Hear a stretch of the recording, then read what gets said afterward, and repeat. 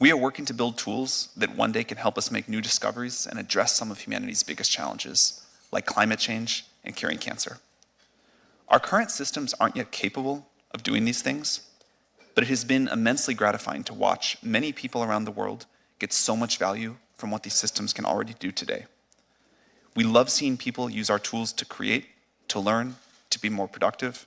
We're very optimistic that there are going to be fantastic jobs in the future and that current jobs can get much better.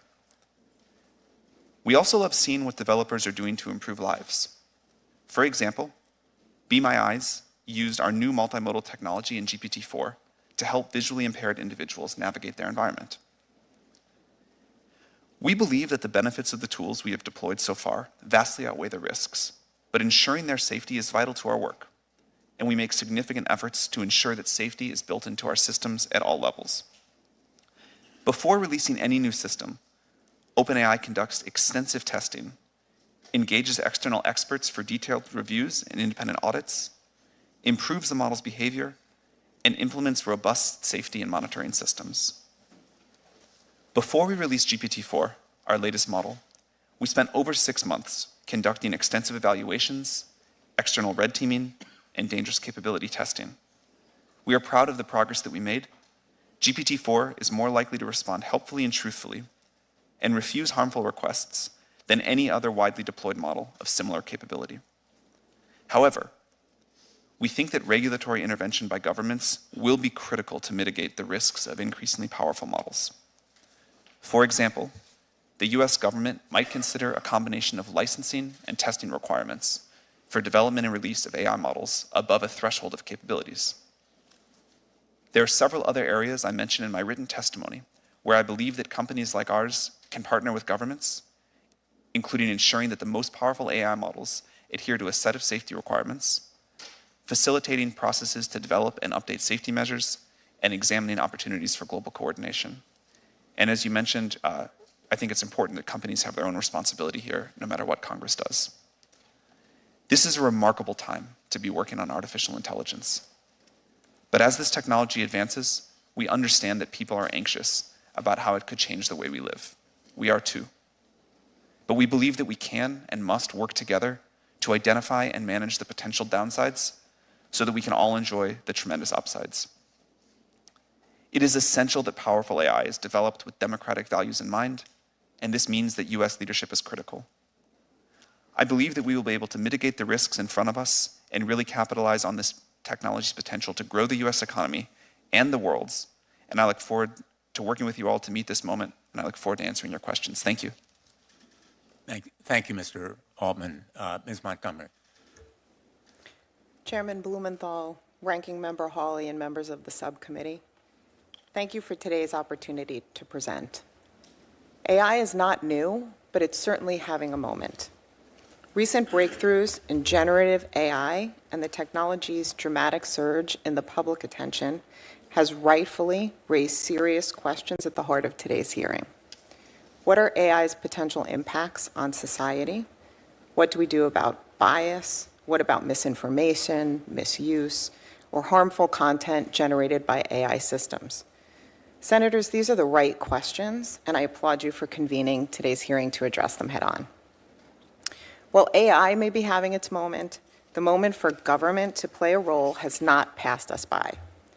This period of focused public attention on AI is precisely the time to define and build the right guardrails to protect people and their interests. But at its core, AI is just a tool, and tools can serve different purposes. To that end, IBM urges Congress to adopt a precision regulation approach to AI. This means establishing rules to govern the deployment of AI in specific use cases, not regulating the technology itself. Such an approach would involve 4 things. First, different rules for different risks. The strongest regulation should be applied to use cases with the greatest risks to people and society. Second, clearly defining risks. There must be clear guidance on AI uses or categories of AI-supported activity that are inherently high risk. This common definition is key to enabling a clear understanding of what regulatory requirements will apply in different use cases and contexts. Third, be transparent So AI shouldn't be hidden. Consumers should know when they're interacting with an AI system and that they have recourse to engage with a real person should they so desire. No person anywhere should be tricked into interacting with an AI system. And finally, showing the impact. For higher risk use cases, companies should be required to conduct impact assessments that show how their systems perform against tests for bias and other ways that they could potentially impact the public, and to attest that they've done so. By following risk-based, use case-specific approach at the core of precision regulation, Congress can mitigate the potential risks of AI without hindering innovation. But businesses also play a critical role in ensuring the responsible deployment of AI. Companies active in developing or using AI must have strong internal governance, including, among other things, designating a lead AI ethics official responsible for an organization's trustworthy AI strategy, standing up an ethics board or a similar function as a centralized clearinghouse for resources to help guide implementation of that strategy. IBM has taken both of these steps, and we continue calling on our industry peers to follow suit. Our AI Ethics Board plays a critical role in overseeing internal AI governance processes, creating reasonable guardrails to ensure we introduce technology into the world in a responsible and safe manner. It provides centralized governance and accountability while still being flexible enough to support decentralized initiatives across IBM's global operations. We do this because we recognize that society grants our license to operate. And with AI, the stakes are simply too high.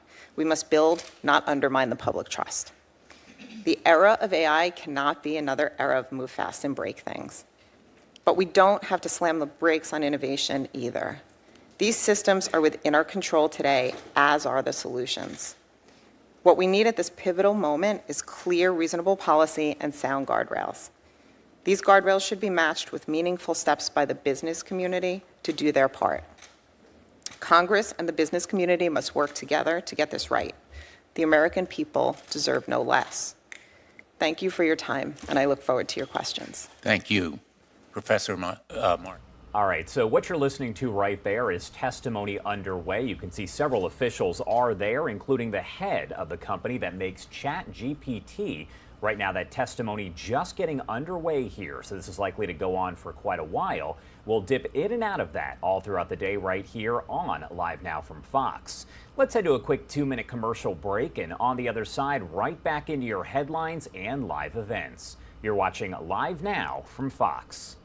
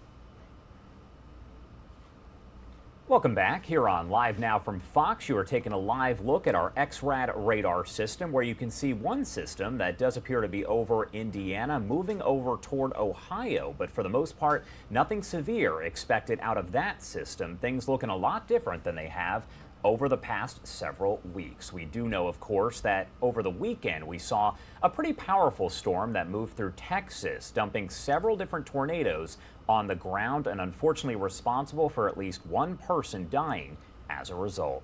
Also want to take a look at the stock board right now, where you can see that we are starting off the day in the red here, down about 0.62%. That is a live look at the Dow, and we'll keep an eye on that all throughout the day.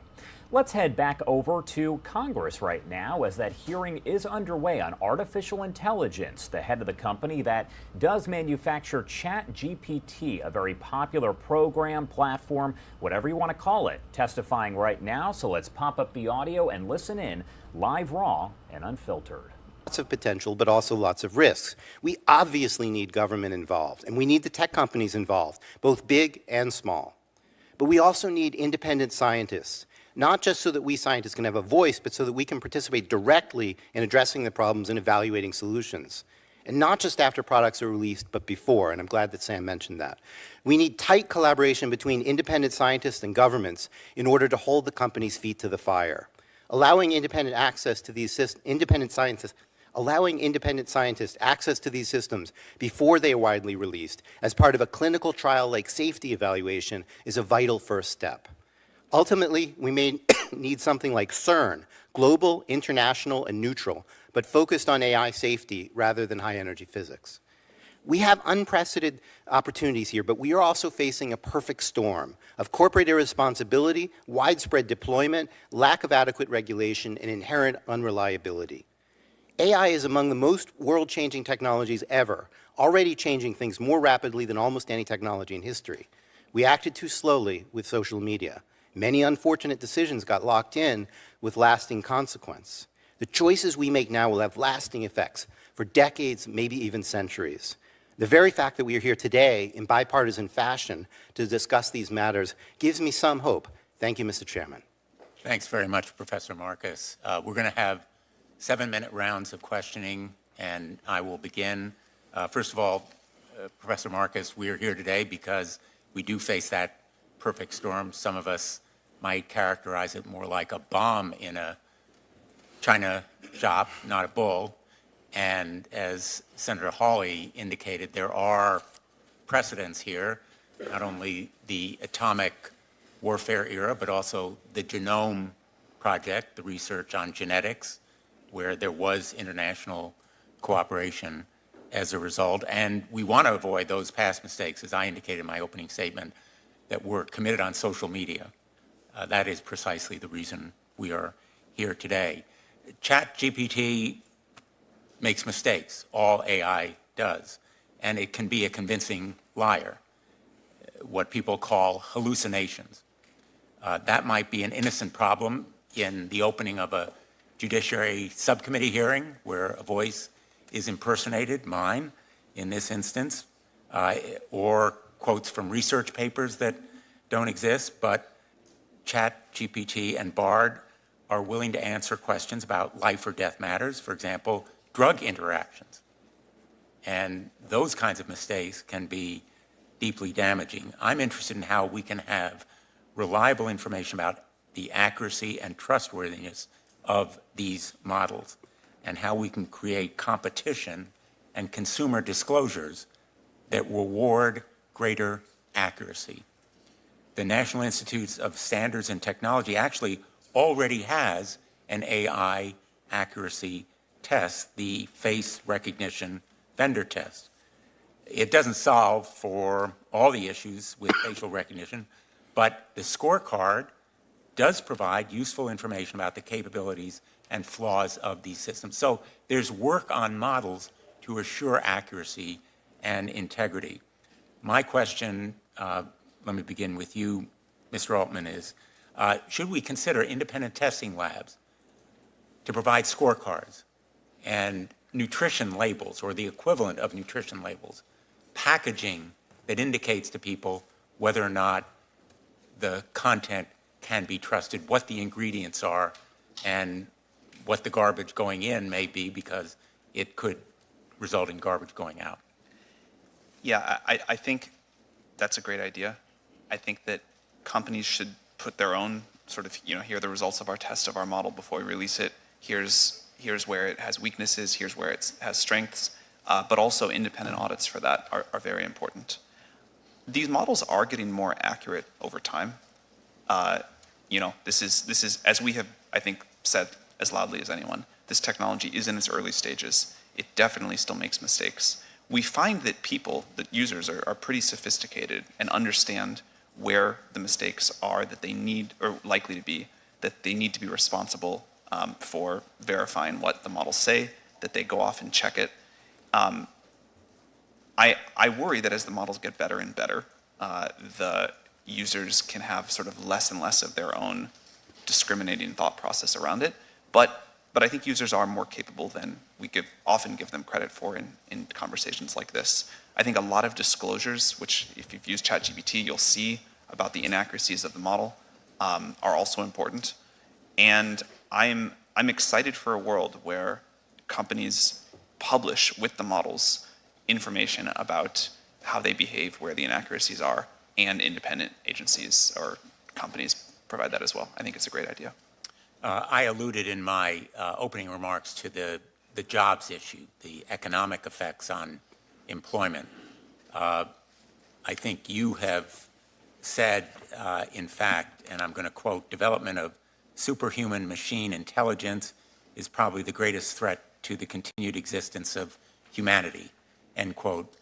You may have had in mind the effect on jobs, which is really my biggest nightmare in the long term. Let me ask you what your biggest nightmare is and whether you share that concern.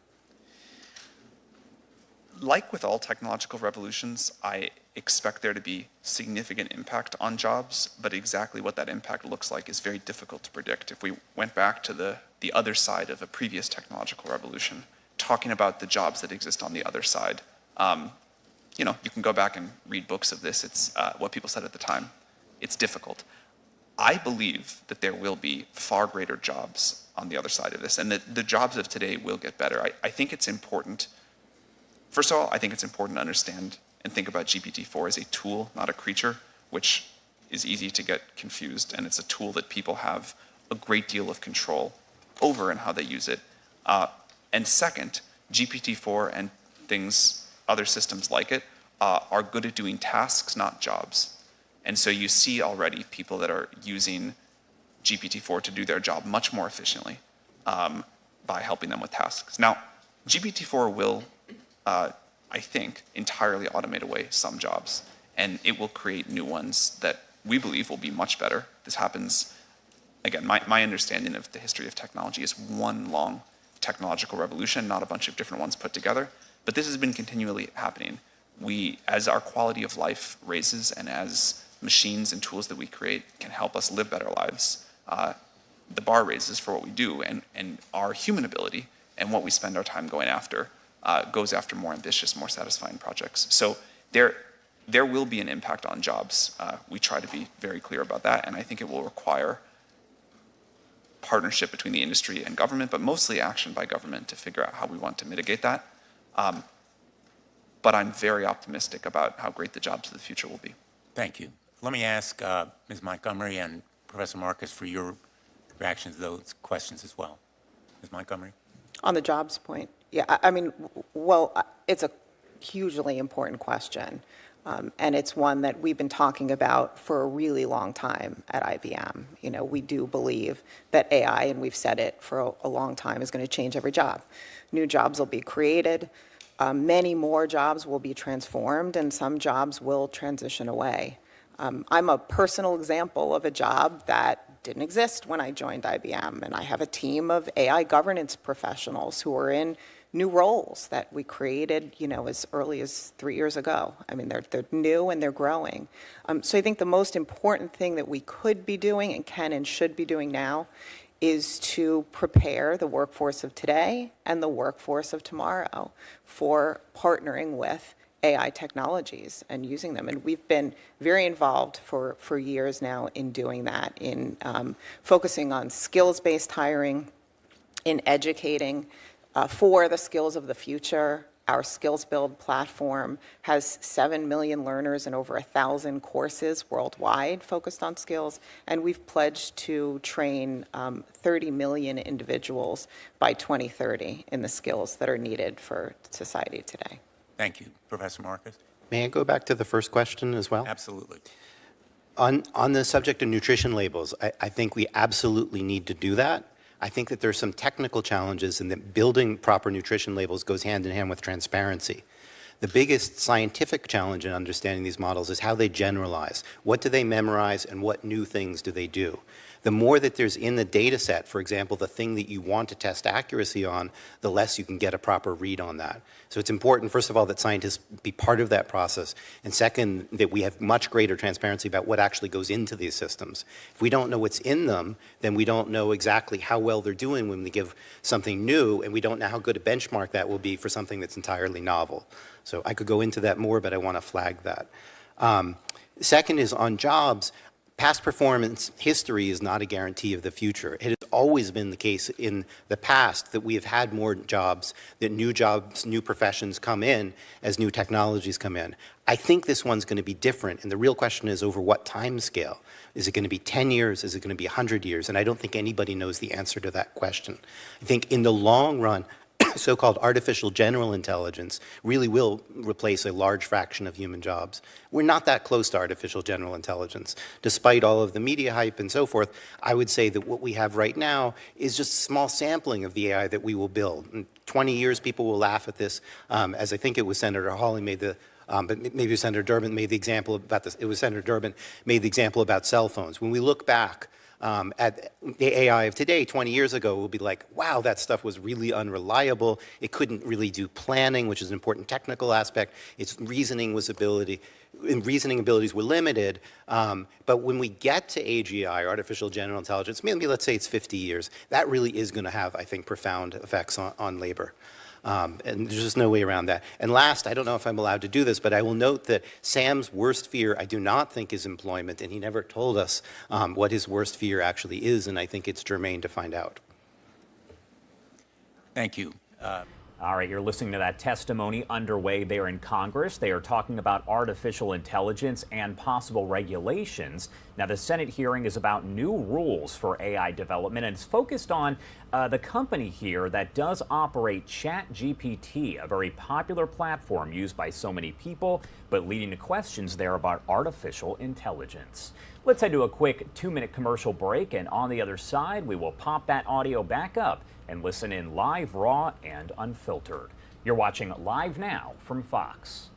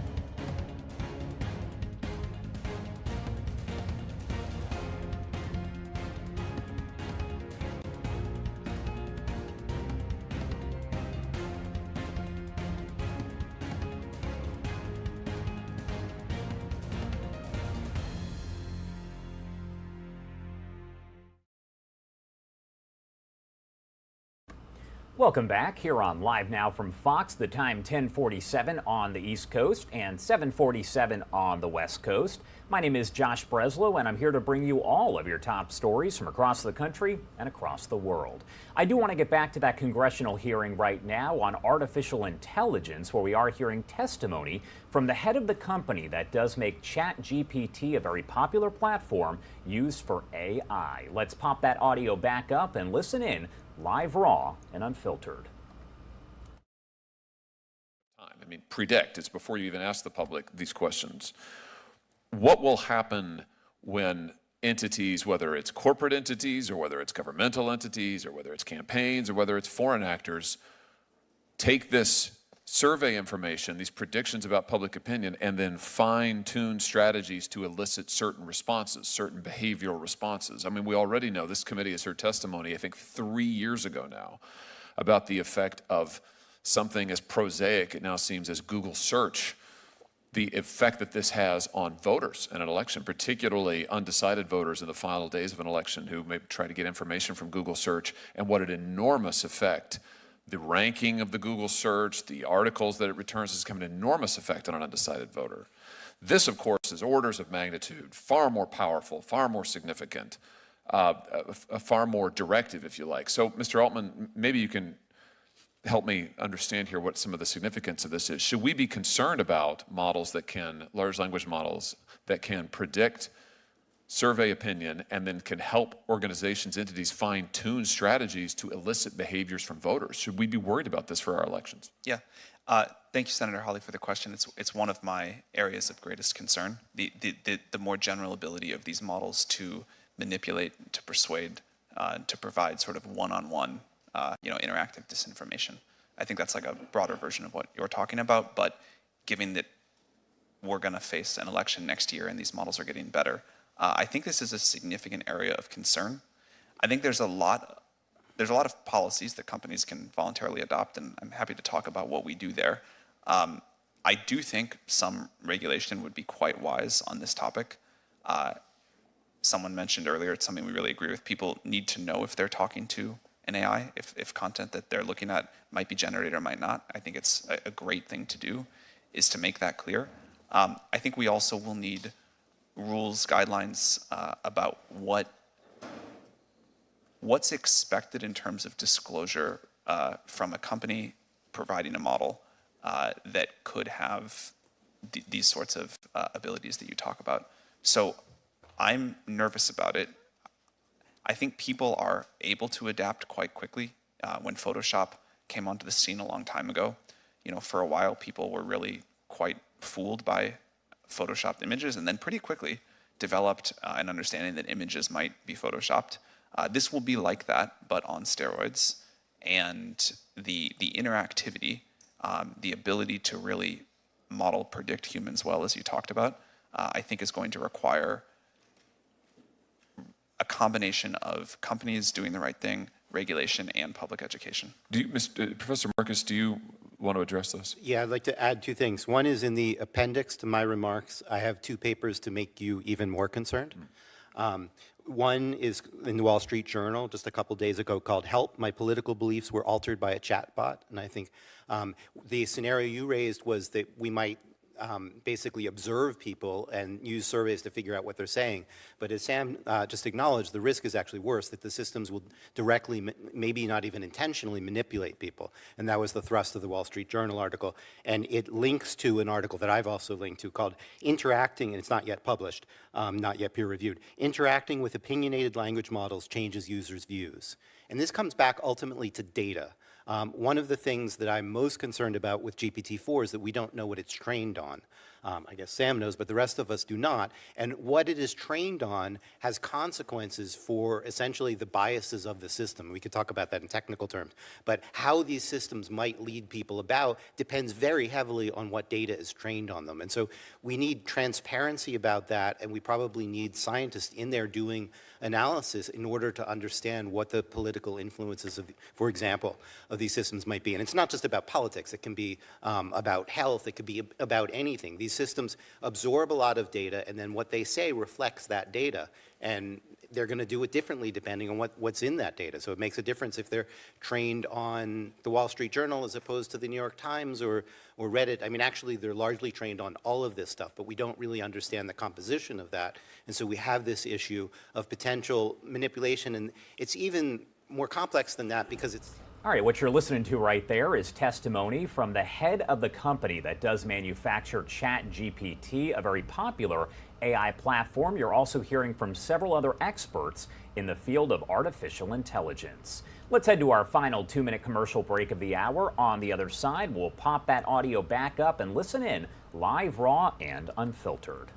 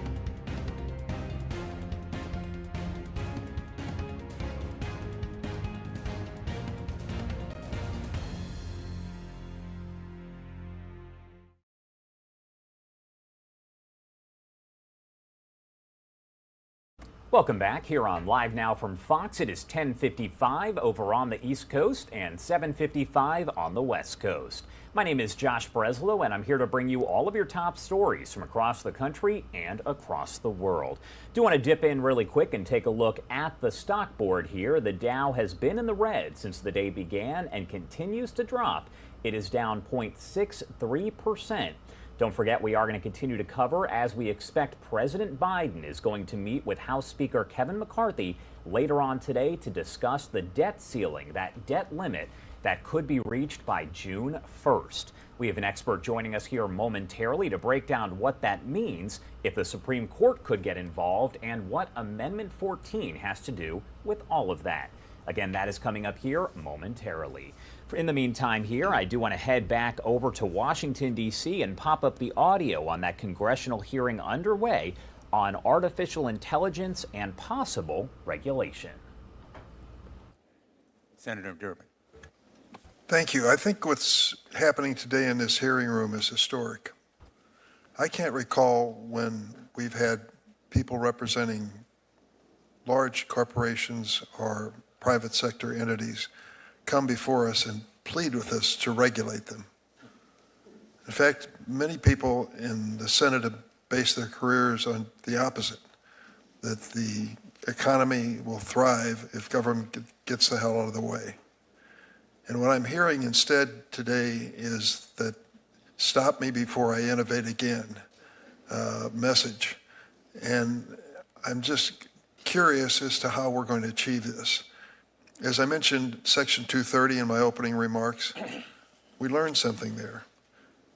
We decided that in Section 230 that we were basically going to absolve the industry from liability for a period of time as it came into being. Well, Mr. Altman, on the podcast earlier this year, you agreed with host Kara Swisher that Section 230 doesn't apply to generative AI, and that developers like OpenAI should not be entitled to full immunity for harms caused by their products. So what have we learned from 230 that applies to your situation with AI? Thank you for the question, Senator. I don't know yet exactly what the right answer here is. I'd love to collaborate with you to figure it out. I do think for a very new technology, we need a new framework. Certainly companies like ours bear a lot of responsibility for the tools that we put out in the world, but tool users do as well. And how we want, and also people that will build on top of it between them and the end consumer, and how we want to come up with a liability framework there is a super important question, and we'd love to work together. The point I want to make is this. When it came to online platforms, the inclination of the government was get out of the way. This is a new industry. Don't overregulate it. In fact, give them some breathing space and see what happens. I'm not sure I'm happy with the outcome as I look at online platforms. Me either. And the harms that they've created. Problems that we've seen demonstrated in this committee. Child exploitation, cyberbullying, online drug sales, and more. I don't want to repeat that mistake again. And what I hear is the opposite suggestion from the private sector. And that is come in the front end of this thing and establish some liability standards, precision regulation. For a major company like IBM to come before this committee and say to the government, please regulate us, can you explain the difference in thinking from the past and now? Yeah, absolutely. So for us, this comes back to the issue of trust and trust in the technology. Trust is our license to operate, as I mentioned in my remarks. And so we firmly believe, and we've been calling for precision regulation of artificial intelligence for years now. This is not a new position. We think that technology needs to be deployed in a responsible and clear way, that we've taken principles around that, trust and transparency, we call them, are principles that were articulated years ago, and build them into practices. That's why we're here advocating for precision regulatory approach. So we think that AI should be regulated at the point of risk, essentially, and that's the point at which technology meets society. Let's take a look at what that might appear to be. Members of Congress are a pretty smart lot of people, maybe not as smart as we think we are many times, and government certainly has a capacity to do amazing things. But when you talk about our ability to respond to the current challenge and perceived challenge of the future, challenges which you all have described in terms which are hard to forget. As you said, Mr. Altman, things can go quite wrong. As you said, Mr. Marcus, democracy is threatened. I mean, the magnitude of the challenge you're giving us is substantial. I'm not sure that we respond quickly and with enough expertise to deal with it. Professor Marcus, you made a reference to CERN, the International Arbiter of Nuclear Research, I suppose. I don't know if that's a fair characterization, but it's a characterization I'll start with. What is it, what agency of this government do you think exists that could respond to the challenge that you've laid down today? We have many agencies that can respond in some ways. For example, the FTC, the FCC. There are many agencies that can, but my view is that we probably need a cabinet-level organization within the United States in order to address this. And my reasoning for that is that the number of risks is large, the amount of information to keep up on is so much. I think we need a lot of technical expertise. I think we need a lot of coordination of these efforts. So there is one model here where we stick to only existing law and try to shape all of what we need to do, and each agency does their own thing. But I think that AI is going to be such a large part of our future and is so complicated and moving so fast. And this does not fully solve your problem about a dynamic world, but it's a step in that direction to have an agency that's full-time job is to do this. I personally have suggested, in fact, that we should want to do this at a global way. I wrote an article in The Economist. I have a link in here, an invited essay for The Economist, suggesting we might want an international And you are listening in live right now as we are dipping into that congressional hearing. This is on artificial intelligence, and we are hearing from the operator there of the popular ChatGPT platform used for AI, and they are discussing the potential there for possible regulations when discussing artificial intelligence. I do want to head to some of the other big stories that we are covering today. Take a look at your screen. Talks between President Biden and congressional leaders resume this afternoon on a solution to the debt ceiling drama. Biden and House Speaker Kevin McCarthy working to strike a budget deal before the U.S. Treasury runs out of cash to keep paying the nation's bills. That could come as soon as June 1st, just a couple weeks away. Robert Hockett is the Edward Cornell Professor of Law at Cornell Law School, and he joins me live to talk more about this. Thank you so much for taking the time to be here today. Hey, Josh, great to be with you. Thanks so much for having me. Of course. So first off, the big question here, is there any end in sight, any negotiation process that could end in a deal? I don't actually think so, Josh. I think it's quite unlikely. I think that the sort of progressive wing of the Democratic Party on the one hand, and the sort of hard right faction in the Republican caucus of the House on the other hand, I think are so far apart on the one hand. And President Biden, I think, is so weary of the debt ceiling being used as a kind of ransom device that my guess is that he simply ends up ignoring the ceiling altogether, and then it gets resolved by the courts. And the big question here is, will the Supreme Court get involved? Could we actually see this go all the way to the Supreme Court? It's possible. There's one basis on which we might expect the court to accept it, and then there's another basis on which we might expect the court to reject it. On the latter, there's a doctrine, it's one of the justiciability doctrines that the court often employs in deciding whether to take a case. And in one of those doctrines is the so-called political question doctrine. So the idea here is that in some cases, a question is so sort of tightly contested or hotly contested politically that the court just decides to sort of stay out of it and accordingly just rejects hearing the case or taking the case. In that event, what would happen would be that Biden's ignoring the ceiling would simply go, in effect, unchallenged. And so the ceiling would be effectively a dead letter. The other possibility, of course, is that the court rejects the question for want of standing. In general, you don't get standing to sue unless you would suffer a material injury in virtue of something that somebody is doing. And it's hard to see how the Republican, the small faction of the Republican caucus in the House would actually be materially injured by any of this. So the court might reject it on that basis. If it were to take it, it would take it on the basis of the urgency of the question on the one hand, right? The possibility of a national default is quite urgent. And if it were to do that, it would probably grant a sort of expedited review, because this is one of those cases where time really is of the essence. And you touched on this here, but why might the Supreme Court want to reject this? Why could this have an impact negatively on the Supreme Court? Yeah, I mean, in general, of course, as you know, the court has come under a great deal of fire of late, owing to a number of controversial decisions on the one hand, and some sort of controversial news items that have come out about some of the justices, in particular Justice Thomas on the other hand. So one could imagine the court being, a little bit extra ready to apply the so-called political question doctrine and say that, well, this is just, not really susceptible to judicial review or to judicial resolution. This is simply going to have to be left to the political process. And we've heard a lot about the 14th Amendment, especially recently as it relates to the debt ceiling debate. Can you break down the 14th Amendment and what it actually is? Yeah, sure. It's pretty directly on point, along with at least 5 other legal provisions out there that aren't getting quite as much attention. But as far as the 14th Amendment is concerned, this is an amendment that was passed after the Civil War. What happened, of course, was that President Lincoln and the Congress of the time increased the national debt 80-fold in order to put down the rebellion by the Confederate States.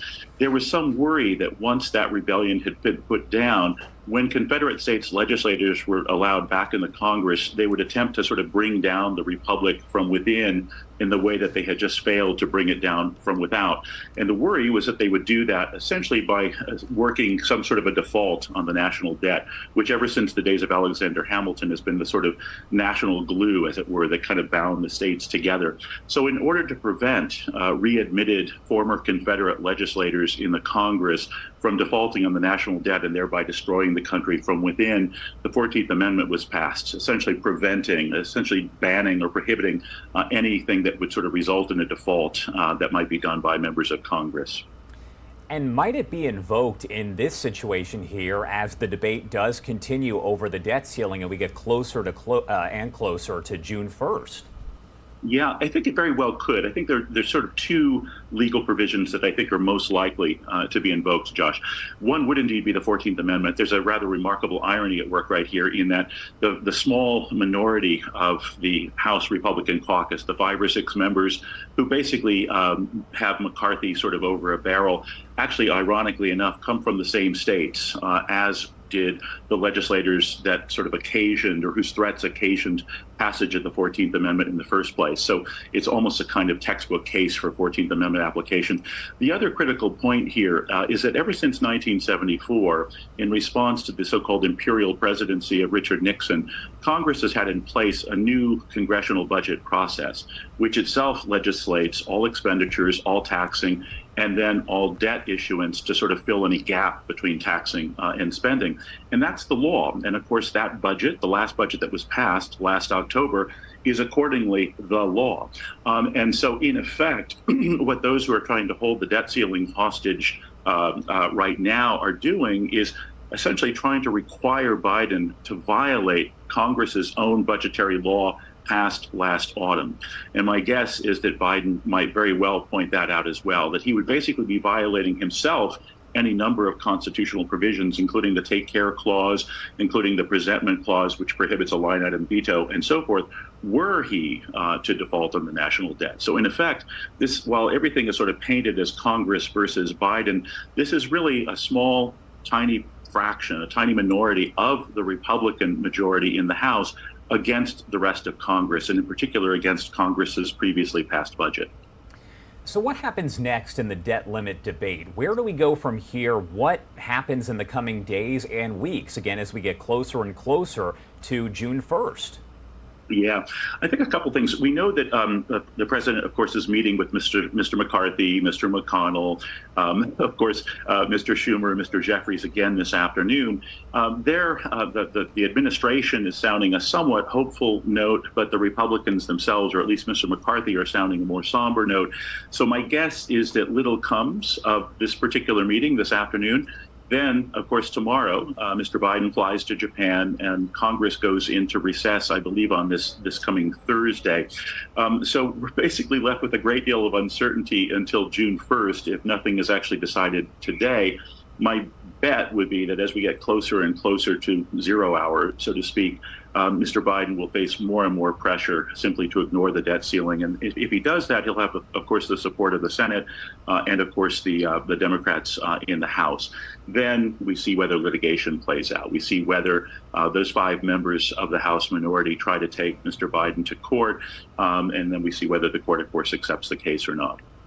And I want to get your opinion on this because U.S. Treasury Secretary Janet Yellen was speaking earlier this morning and saying that if there is no solution to the debt ceiling discussion, quote, it is very conceivable that we'd see a number of financial markets break with worldwide panic, triggering margin calls, runs, and fire sales. What are your thoughts upon hearing that? Oh, she's spot on about that, unfortunately. I wish that she were wrong, but she's quite right. I mean, this is something that the layperson often doesn't realize because this is sort of highbrow, sort of global financial type stuff. But the U.S. Treasuries market is by far the world's largest financial market, right? There are some $25 trillion in U.S. Treasuries outstanding. Those are in people's pension funds. Those are in people's 401ks. Those are in our mutual fund accounts. And of course, that's the case not only for American citizens, but for people worldwide, right? The Treasury security is considered the gold standard when it comes to safe assets. And all financial portfolios have a certain amount of so-called safe assets in them. So first of all, then, you would see all these people deprived of their safe assets. And that's basically ordinary folk, right? Middle-class folk worldwide, and especially here in the U.S. Secondly, a more arcane point that tends to be overlooked because it's so arcane is that Treasury securities are used as benchmarks in valuing all of the various financial securities that are traded on the financial markets. In other words, the so-called capital asset pricing model, or CAPM, and Steve Ross's arbitrage pricing model, ABT, all these other models that are used by the trading houses in algorithmic trading and even in just ordinary trading to price securities rely on the existence of at least one so-called hypothetical risk-free asset. And there's simply only one asset in the entire world that can play that part, and that's the Treasury security, I should say. So in effect, you'd see a real seizing up of financial markets, not just because the value of people's portfolios would suddenly plummet, but also because people wouldn't even be able to use the trading algorithms that they typically use out there in the markets, being deprived of a benchmark as they would be now. Yeah, definitely interesting stuff, and it will be interesting to see how this plays out today and over the next several days and weeks here. Robert, thank you so much for taking the time here to join us and help break it down. Is there anything else that you want to add before I let you go? No, I think the only thing I guess I would add is I would encourage anybody who's interested to take a look at some of the writing out there at some of the journalism. If they Google on my name, for example, in Forbes, they'll find a whole lot of publications on this, because it's helpful, I think, if people know that there are at least 6 legal provisions that are implicated here. 14th Amendment is one of them, a very important one, but it's only one. So I would very much encourage people maybe to Google my name, Google debt ceiling along with that, and they'll find kind of full layouts of all of the legal provisions that are implicated here, and also the financial implications of a failure to get this thing fixed. All right. Thank you again for taking the time here to join us. Sure, Josh. Thank you so much. Great talking with you. Good talking with you. I do actually want to take you to a live look at the stock board right now, where the day did start in the red and stays there right now. The Dow down about 0.65%. Let's head to a quick 2-minute commercial break, and on the other side, we will get right back into your headlines and live events. A lot going on here across the country and across the world. You're watching Live Now from Fox.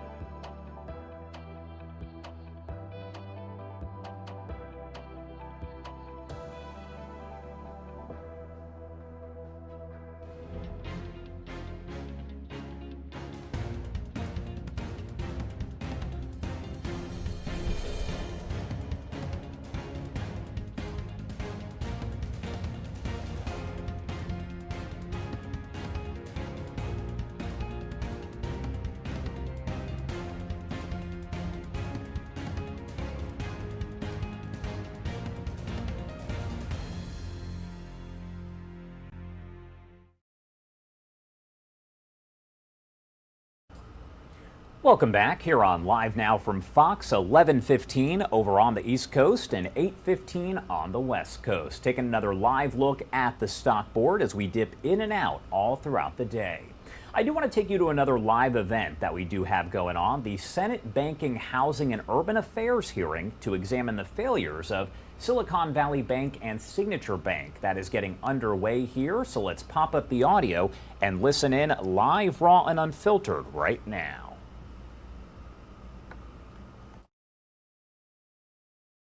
Read from another Financial Times article that really analyzed what happened in 2022. And they start by saying the weakening profitability of SVB in 2022 led SVB to do something they say really dumb. In the first quarter, it unwound $5 billion in AFS hedges, available for sale hedges, to book a $204 million gain. And in the second quarter, it dumped another $6 billion of hedges to lock in a $313 million gain. Mr. Becker, do you question those facts? Senator, the only thing that I don't know the details on. My understanding is when you cash out a hedge, that the benefit of that is actually amortized over the life of that hedge, which could be anywhere from 4, 5, or 6 years. So it wasn't taken into income at that point in time. Right, but I guess you don't contest the facts about what this article just printed, right? Just want to make sure. With the exception of the period of time which that is taken into income. Well, okay. So do you agree with the Financial Times analysis that this was really dumb? Maybe you didn't know it at the time, but looking where you are today, can you agree that that was a really dumb move? Senator, as outlined in my written testimony, the decisions around the hedges were actually overseen by our Asset Liability Committee and our Finance Committee. I have every reason to believe they were making the best decisions they could at that time, not in a short-term basis, but over the long run. And I don't have access to my documents to really confirm that. Well, Mr. Becker, I think the problem we have here is the facts tell a very different story. And what the facts suggest is that in the face of declining profitability and falling share price, you and the bank decided to essentially artificially goose your profits by making these sales, which put the bank in a much more precarious situation with respect to interest rate risk. And it appears from everything I've seen that when the board of directors provided the bonus, one of the things they considered was this short-term bump in the gains from the sales of these more liquid these assets. So the bonus was received in the end as a result of taking the risky behavior that ultimately led to the collapse of SVB, ultimately led to the loss of complete value for shareholders, and ultimately led to the FDIC having to come in to support depositors. So we are in the process in this committee looking at different mechanisms to claw back executive compensation that we think was wrongfully gained in the sense that it wasn't deserved. And you answered the question about how your board found that you deserved. I'm asking you today, knowing everything you know, do you really think that getting a bonus of $1.5 million, given the showing in 2022 and just a short time before the total collapse of the bank, do you believe you deserve that? Senator, to the point you made about focusing on short-term, I respectfully disagree with that. And I believe the board did the best job they could in evaluating the performance that we had in 2022. Well, this is why I think people watching this hearing are just going to be scratching their heads and get angrier and angrier, because this is clearly an example where bonus was not tied to performance, not even at the end of the year, and certainly what the trend showed in terms of total collapse. And this is why people have very little faith in much of our financial system. Thank you, Mr. Chairman. Mr. Becker, please answer the beginning of the first part of Senator Van Hollen's question about whether you believe you deserve that. Senator, from the standpoint of that compensation, that's determined by the board of directors.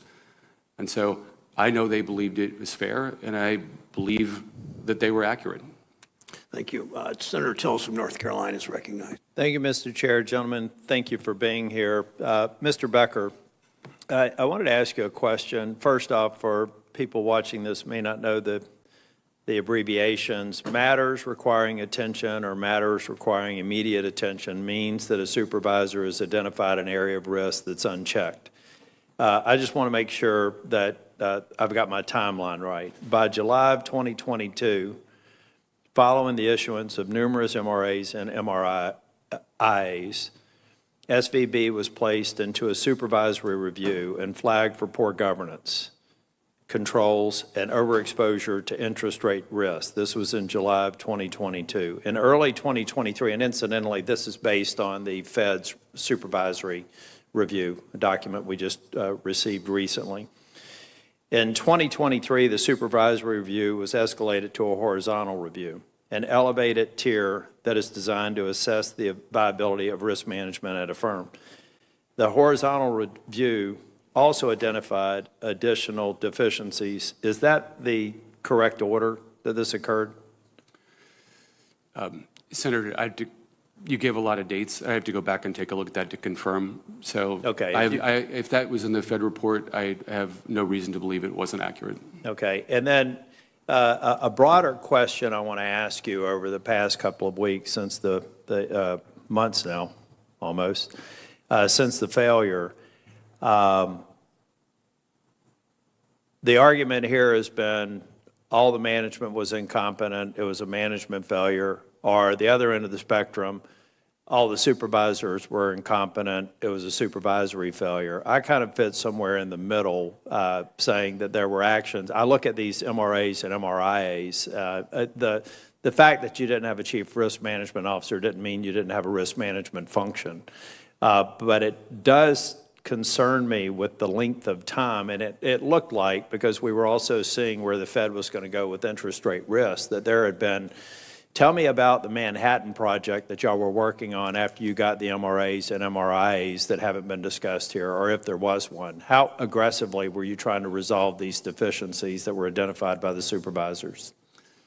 Senator, we were aggressively working on them. And I know in the federal report, they talk about dates when findings were given.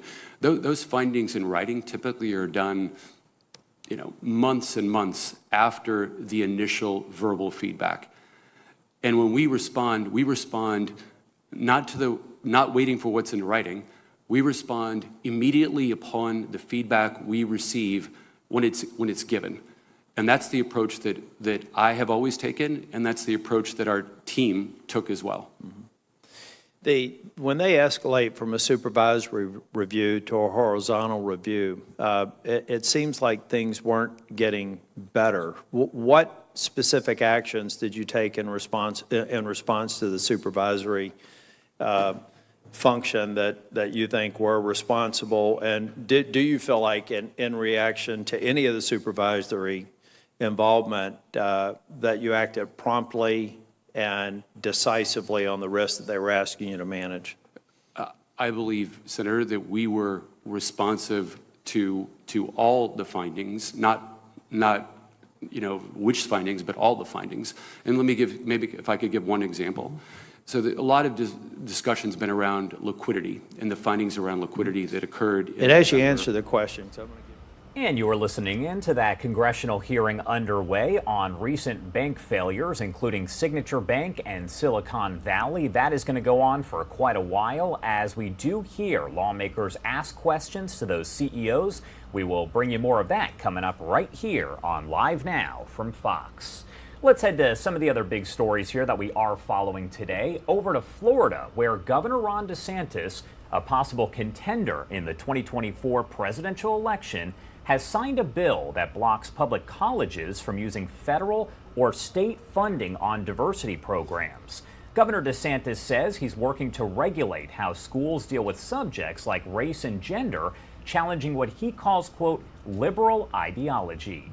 Jonathan Seri with Fox News following the latest here and joins us live with more. Jonathan, as always, thank you so much for being here.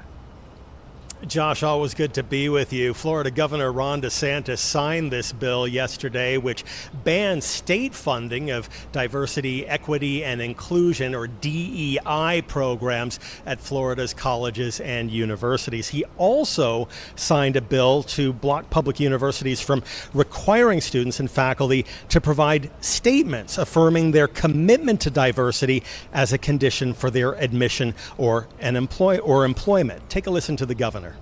And so this bill says the whole experiment with DEI is coming to an end in the state of Florida. We are eliminating the DEI programs. We are going to treat people as individuals. We're not going to treat people as members of groups. And It's also wrong how this has been implemented. Now, the location that the governor chose to sign these bills is significant. He signed them at New College, which is a small, traditionally progressive school in Sarasota. Earlier this year, DeSantis appointed a group of conservatives to New College's Board of Trustees.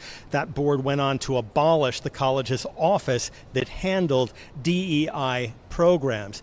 I have a statement I want to show you now from the American Association of University Professors saying, quote, Governor DeSantis' signing of anti-DEI SB 266 today further cements the decline of Florida's higher education system by enshrining into law culture war-inspired censorship that will have a disastrous impact on students, faculty, and the future of education in the state. But Josh DeSantis, who, as you pointed out, is very likely to announce a bid for the White House in the near future, is really doing this as part of his efforts to rally social conservatives who have long accused America's colleges and universities as having a liberal bias and being hostile to conservative ideas. Back to you. All right, Jonathan Sari there with Fox News. As always, thank you so much for taking the time to join us here. My pleasure. All right, taking a live look here. This is out in beautiful New York City. You can see Lady Liberty there in the distance, one of my favorite shots. Also taking a live look at the stock board right now, where we do remain in the red for the Dow, down about 0.62%. Let's head to our second 2-minute commercial break of the hour, and on the other side, right back into your headlines and live events. You're watching Live Now from Fox.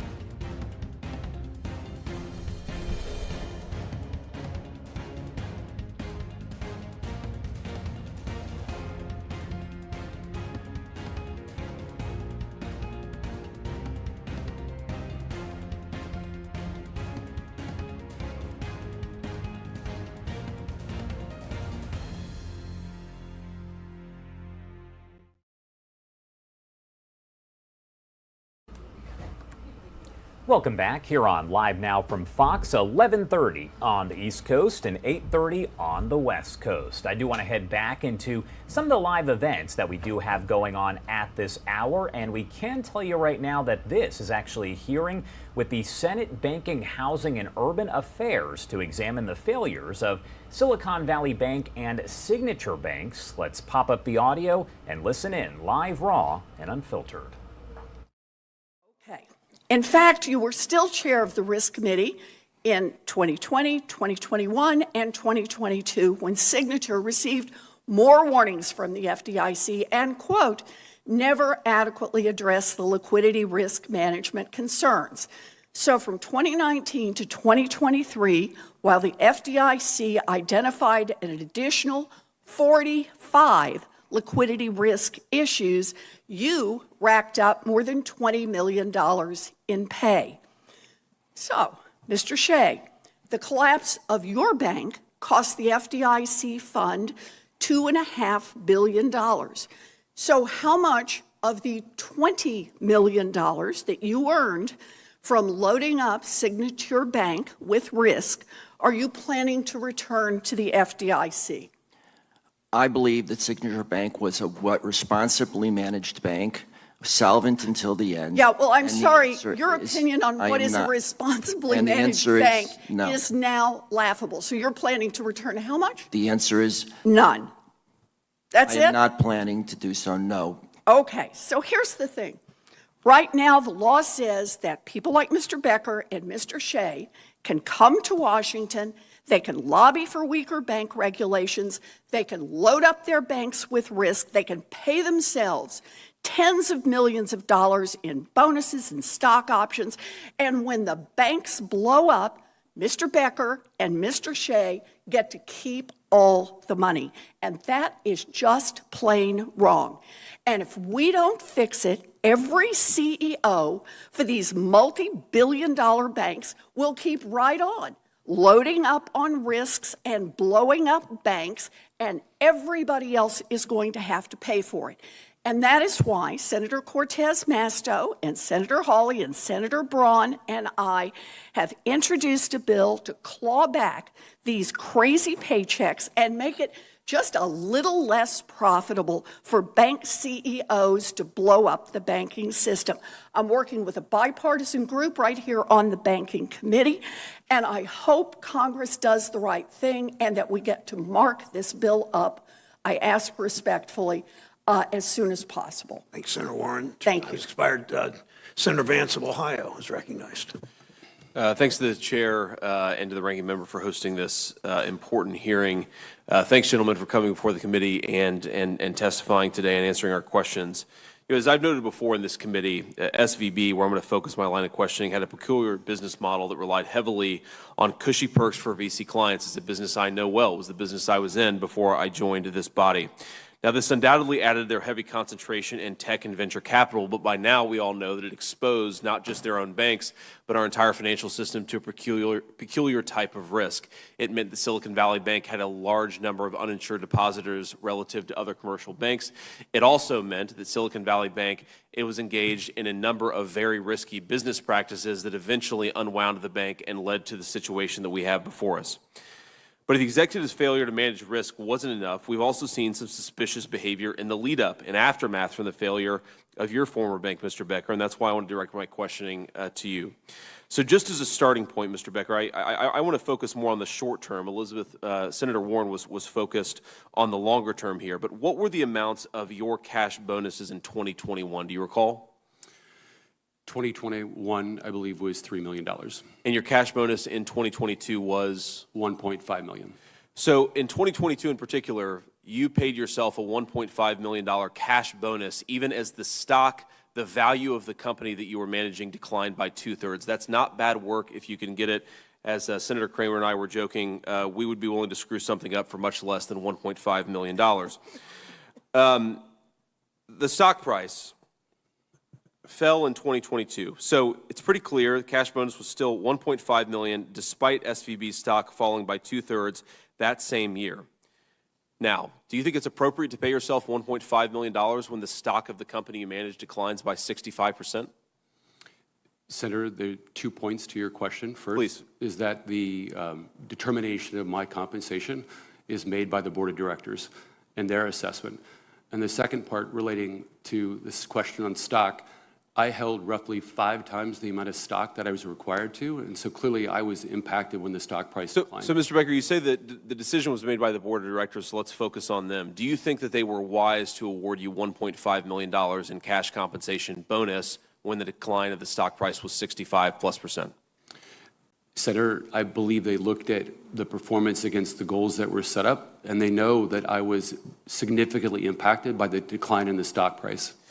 So, Mr. Becker, it's been reported on February 27th, you sold a significant amount of SVB stock.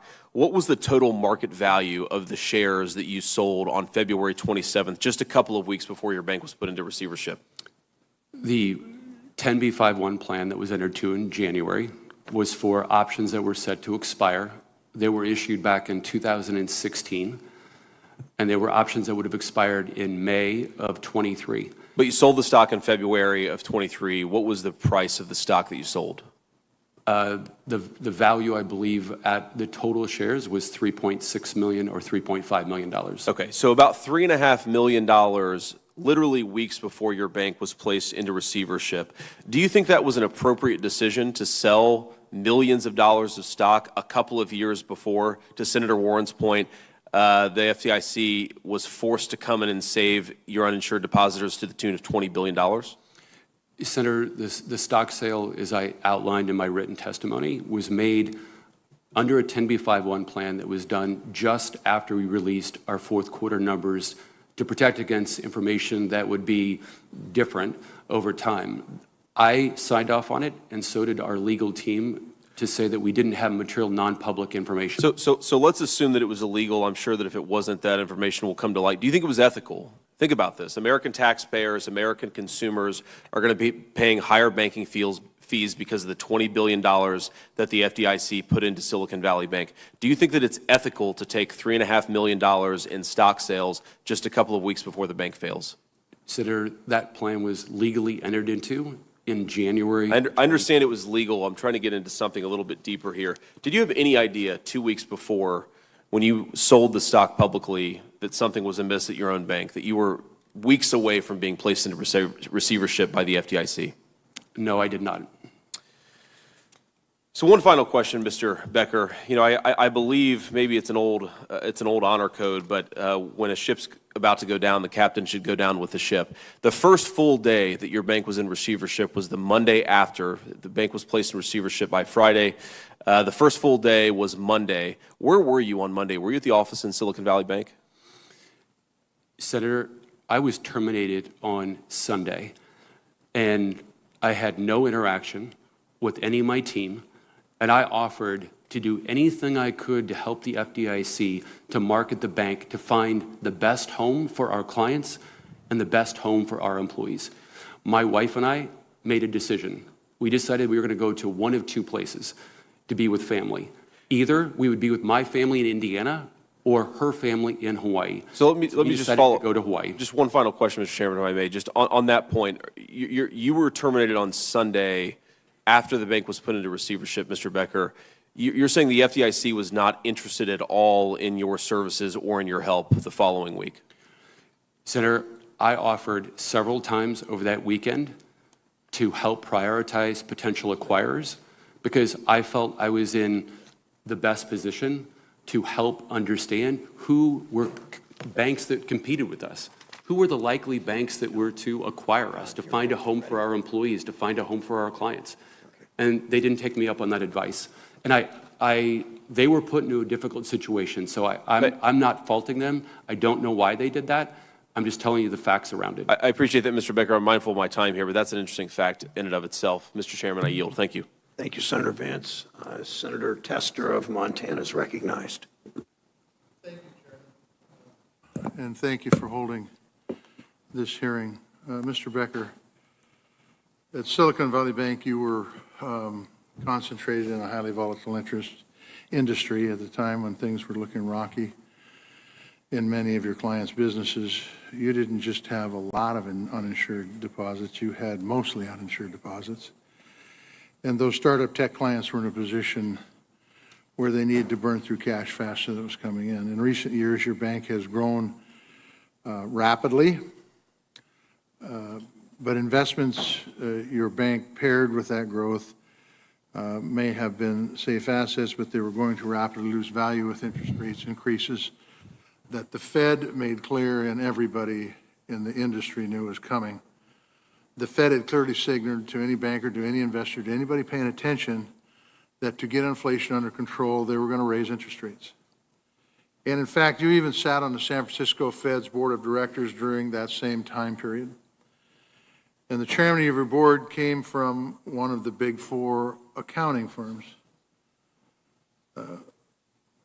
Mr. Becker, if you couldn't see the real risk coming, what were you doing leading this bank? Senator, when the decisions were made to make the investments in the government-backed securities, that was in 2021 mostly, and that's when inflation was stated by the federal government as being transitory. That was the case all the way up until the end of 21, when we had already invested the majority of those securities in government securities. So you're in a situation where your bank increased in value. I will say exponentially. You could debate that, but it increased in value very quickly. You're in a situation where you're a high portion of your deposits weren't insured by the FDIC because they were over the limit.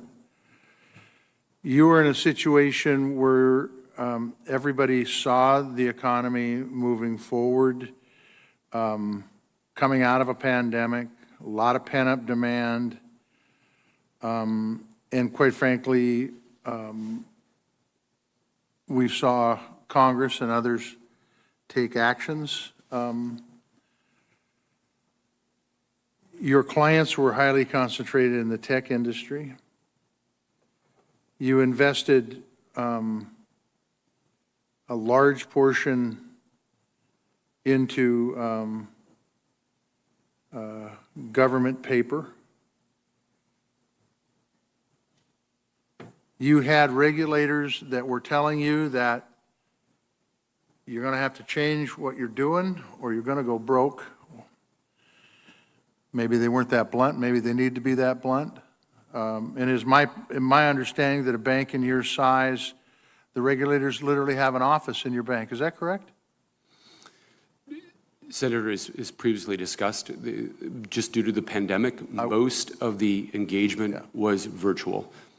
So you're saying... All right, you are listening to that Senate hearing that is underway on recent U.S. bank failures. We're talking about Silicon Valley Bank and Signature Bank. We've been playing that out for you as this is live, raw, and unfiltered. Take a live look here at the stock board. We love to show it to you throughout the day.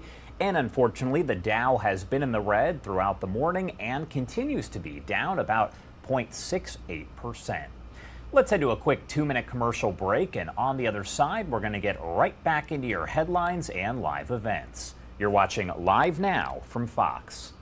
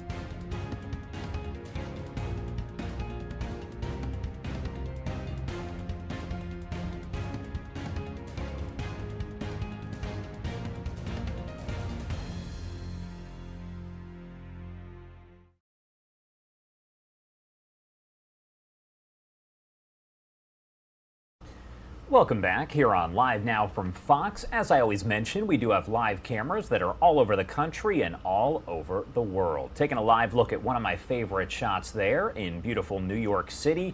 That right there is Lady Liberty in the distance, and you can't really see it because it's kind of small, but there is a boater riding right by Lady Liberty there, again in the distance. One more look at the stock board here as we do continue to be in the red. The Dow down about 0.67%.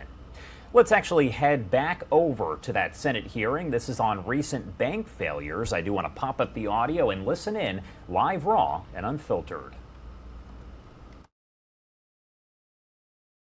Sparked in no small part by the Biden administration's reckless spending over the past 2 years, also were part of this crisis. To put a finer point on it, all of these groups failed to prioritize clear and present risks of this inflationary environment. I remember sitting in this same committee, the Finance Committee and others, and we kept hearing about this transitory nature of inflation when we were screaming that inflation is real, it's coming, and interest rates are going up.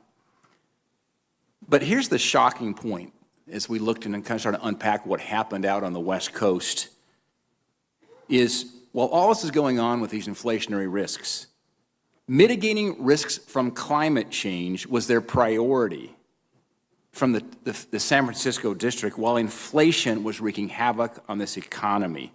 We went back and looked at their guideline bulletins they put out. You compare what the San Francisco Fed published last fall in San Francisco, in New York, in the 12th and the 2nd Fed districts. It was about climate change, was the top risk identified. The Federal Reserve's recent report did not examine whether there was any discrepancy in the quality of supervision across the various districts, but I think that's a very relevant question. Vice Chair Barr's review found that staff at the San Francisco Fed felt there was a shift in culture that contributed to a less assertive supervisory approach. We looked at the 12th district, the San Francisco Fed talked about climate change. It was listed, number one, priority, stacked ranked as the top risk back in October of last year. Compare that to the 5th district, the Richmond district, where they said rising interest rates might be the top risk factor. I mean, I did not come from the banking sector, but we were screaming about that here on Capitol Hill, saying rising interest rates are going to be a major risk factor for consumers in this economy going forward. Vice Chair Barr also simultaneously states that this was the result of tailoring following the passage of S-2155, that landmark bipartisan bill that was enacted into law in 2018. I think this is an overly broad conclusion without a review of whether this is something that occurred across all 12 Fed districts. I'd also like to see the Federal Reserve and the FDIC examine whether any specific individuals were negligent in their duties and should be fired. The executives sitting before this committee today lost their jobs, and I think this was appropriate given the harm caused by mismanagement. We should also hold negligent regulators to the exact same standard. Turning to my questions. Mr. Becker, Chairman Brown mentioned in his opening remarks, and you confirmed that at the time of SVB's failure, the bank had 31 unaddressed safe and soundness supervisory warnings, by the way, triple the average number when you compare to peer banks. Your testimony is full of metrics suggesting that SVB was comparable to its peers. Well, part of that could be true. There's clearly one metric where SVB was an outlier. You stated earlier in this hearing that almost all the deficiencies were addressed. So my question is, you can help us out on this, did you receive confirmation from regulators that these 31 deficiencies were adequately addressed? Written confirmation, verbal confirmation, some kind of confirmation? Senator, to be specific, my comments were about they were being addressed because part of the discussion is about were we responsive to the regulatory feedback that we received, and the answer that I gave is we were responsive to them. They were definitely not remediated. Okay, so they weren't addressed. Okay, so it was in process but not complete. Some of them would have been signed off on by. How many of the 31 would you say would have been signed off? Do you recall?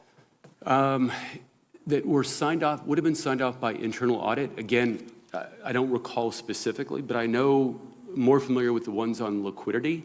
And liquidity, again, to the best of my memory, the vast majority of those were remediated and signed off on by internal audit. Lastly, it's well known that SVB did not have a chief risk officer, the CRO, for the last 8 months of 22. In your testimony, you mentioned that SVB's prior CRO was still available as a consultant until October of 22. All right, what you're listening to right there is Live, Raw, and Unfiltered. That is the Senate Banking Committee as they do discuss those recent U.S. bank failures, including Silicon Valley Bank and Signature Bank. That's been going on now for about 2 hours and will likely continue here. So we'll bring you the latest Live, Raw, and Unfiltered. Let's head to our final 2-minute commercial break of the hour. And on the other side, we'll get back into your live events and top stories. You're watching Live Now from Fox.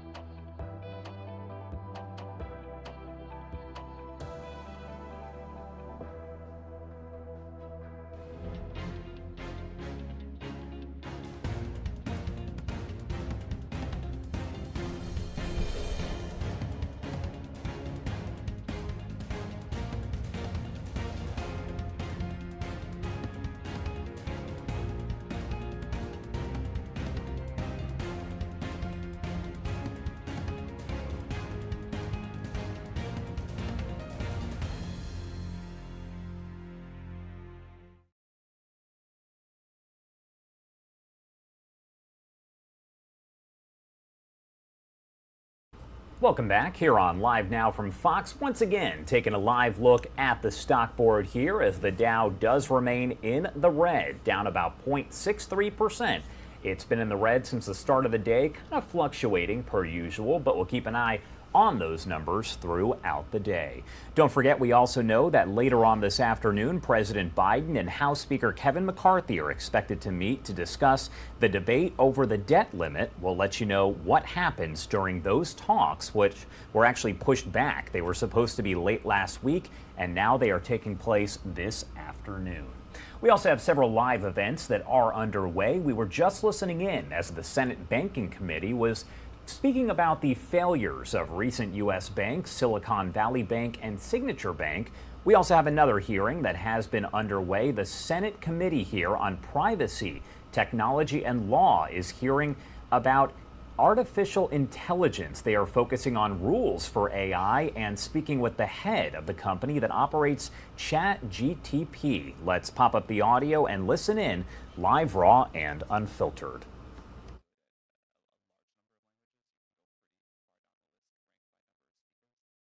And still get good performance. But for these very small languages, we're excited about custom partnerships to include that language into our model run. And the part of the question you asked about values and making sure that cultures are included, we're equally focused on that, excited to work with people who have particular data sets and to work to collect a representative set of values from around the world to draw these wide bounds of what the system can do. I also appreciate what you said about the benefits of these systems and wanting to make sure we get those to as wide of a group as possible. I think these systems will have lots of positive impact on a lot of people, but in particular, historically underrepresented groups in technology, people who have not had as much access to technology around the world, this technology seems like it can be a big lift up. Great. And I know my question was specific to language inclusivity, but glad there's agreement on the broader commitment to diversity and inclusion. And I'll just give a couple more reasons why I think it's so critical. You know, the largest actors in this space can afford the massive amount of data, the computing power, and they have the financial resources necessary to develop complex AI systems. But in this space, we haven't seen, from a workforce standpoint, the racial and gender diversity reflective of the United States of America. And we risk, if we're not thoughtful about it, contributing to the development of tools and approaches that only exacerbate the bias and inequities that exist in our society. So a lot of follow-up work to do there. In my time remaining, I do want to ask one more question. This committee and the public are right to pay attention to the emergence of generative AI. Now, this technology has a different opportunity and risk profile than other AI tools, and these applications have felt very tangible for the public due to the nature of the user interface and the outputs that they produce. But I don't think we should lose sight of the broader AI ecosystem as we consider AI's broader impact on society, as well as the design of appropriate safeguards. So, Ms. Montgomery, in your testimony, as you noted, AI is not new. Can you highlight some of the different applications that the public and policymakers should also keep in mind as we consider possible regulations? Yeah, I mean, I think the generative AI systems that are available today are creating new issues that need to be studied.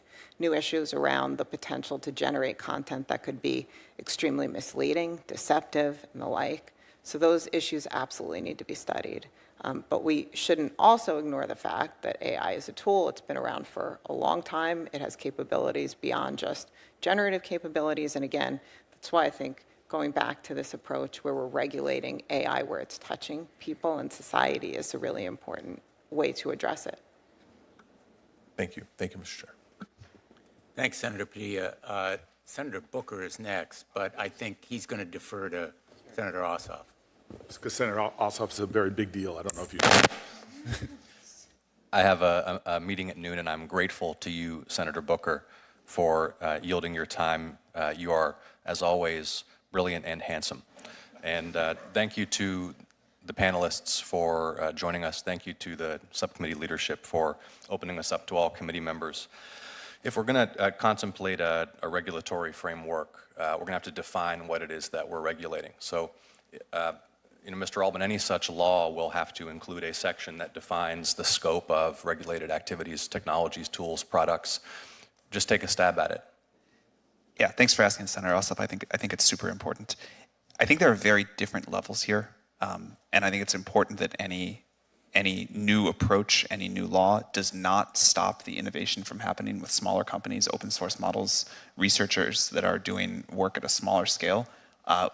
That's a wonderful part of this ecosystem and of America, and we don't want to slow that down. There still may need to be some rules there, but I think we could draw a line at systems that need to be licensed in a very intense way. The easiest way to do it, I'm not sure if it's the best, but the easiest would be to talk about the amount of compute that goes into such a model. So we could, define a threshold of compute, and it'll have to change. It could go up or down. It could down as we discover more efficient algorithms that says above this amount of compute, you are in this regime. What I would prefer, it's harder to do, but I think more accurate, is to define some capability thresholds and say a model that can do things X, Y, and Z, up to you all to decide, that's now in this licensing regime, but models that are less capable, we don't want to stop our open source community, we don't want to stop individual researchers, we don't want to stop new startups, can proceed, with a different framework. Thank you. As concisely as you can, please state which capabilities you'd propose we consider for the purposes of this definition. I would love, rather than to do that off the cuff, to follow up with your office with like a well, perhaps opine things. Opine, understanding that you're just responding and you're not making law. All right. In the spirit of just opining, I think a model that can persuade, manipulate, influence a person's behavior or a person's beliefs, that would be a good threshold. I think a model that could help create novel biological agents would be a great threshold. Okay. Things like that. I want to talk about the predictive capabilities of the technology, and we're going to have to think about a lot of very complicated constitutional questions that arise from it. With massive data sets, the integrity and accuracy with which such technology can predict future human behavior is potentially pretty significant at the individual level, correct? I think we don't know the answer to that for sure, but let's say it can at least have some impact there. Okay, so we may be confronted by situations where, for example, a law enforcement agency deploying such technology seeks some kind of judicial consent to execute a search or to take some other police action on the basis of a modeled prediction about some individual's behavior. But that's very different from the kind of evidentiary predicate that normally police would take to a judge in order to get a warrant. Talk me through how you're thinking about that issue. Yeah, I think it's very important that we continue to understand that these are tools that humans use to make human judgments and that we don't take away human judgment. I don't think that people should be prosecuted based off of the output of an AI system, for example. We have no national privacy law. Europe has rolled one out to mixed reviews. Do you think we need one? I think it'd be good. And what would be the qualities or purposes of such a law that you think would make the most sense based on your experience? Again, this is very far out of my area of expertise. I think there's many, many people that are privacy experts that could weigh in on what a law needs. I'd still like you to weigh in. I mean, I think a minimum is that users should be able to sort of opt out from having their data used by companies like ours or the social media companies. It should be easy to delete your data. I think but the thing that I think is important from my perspective running an AI company is that if you don't want your data used for training these systems, you have the right to do that. So let's think about how that would be practically implemented. I mean, as I understand it, your tool and certainly similar tools, one of the inputs will be scraping, for lack of a better word, data off of the open web, right, as a low-cost way of gathering information. And there's a vast amount of information out there about all of us. How would such a restriction on the access or use or analysis of such data be practically implemented? So I was speaking about something a little bit different, which is the data that someone generates, the questions they ask our system, things that they input there, training on that. Data that's on the public web that's accessible, even if we don't train on that, the models can certainly link out to it. So that was not what I was referring to. I think that there's ways to have your data, or there should be more ways to have your data taken down from the public web, but certainly models with web browsing capabilities will be able to search the web and link out to it. When you think about implementing a safety or a regulatory regime to constrain such software and to mitigate some risk, is your view that the federal government would make laws such that certain capabilities or functionalities themselves are forbidden in potential? In other words, one cannot deploy or execute code capable of X? Yes. Or is it the act itself X only when actually executed? Well, I think both. I'm a believer in defense in depth. I think that there should be limits on what a deployed model is capable of and then what it actually does too. How are you thinking about how kids use your product? You have to be 18 or up or have your parents' permission at 13 and up to use a product, but we understand that people get around those safeguards all the time, and so what we try to do is just design a safe product. And there are decisions that we make that we would allow if we knew only adults were using it, that we just don't allow in the product because we know children will use it some way or other too. In particular, given how much these systems are being used in education, we want to be aware that that's happening. I think and Senator Blumenthal has done extensive work investigating this. What we've seen repeatedly is that companies whose revenues depend upon volume of use, screen time, intensity of use, design these systems in order to maximize the engagement of all users, including children, with perverse results in many cases. And what I would humbly advise you is that you get way ahead of this issue. the safety for children of your product.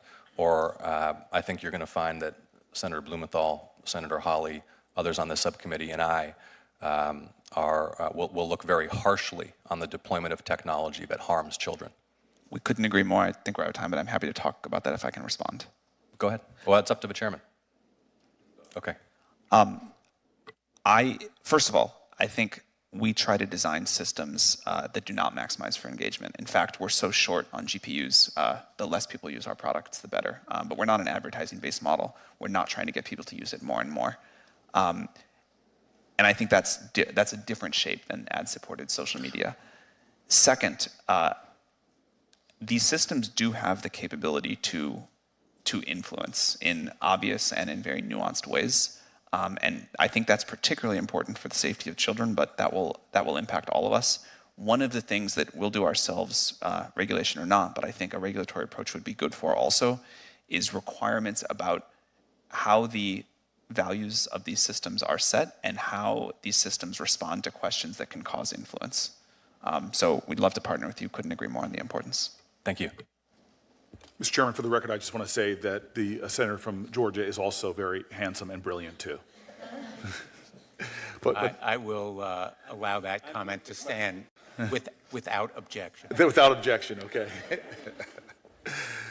Mr. Chairman and Ranking Member, you are now recognized. Thank you very much. Thank you. It's nice that we finally got down to the bald guys down here at the end. I just want to thank you both. This has been one of the best hearings I've had this Congress, and just a testimony to you two and seeing the challenges and the opportunities that AI presents. So I appreciate you both. I want to just jump in, I think very broadly, and then I'll get a little more narrow. All right, so you are listening to that Senate hearing on regulations for artificial intelligence that does continue to be underway there in D.C.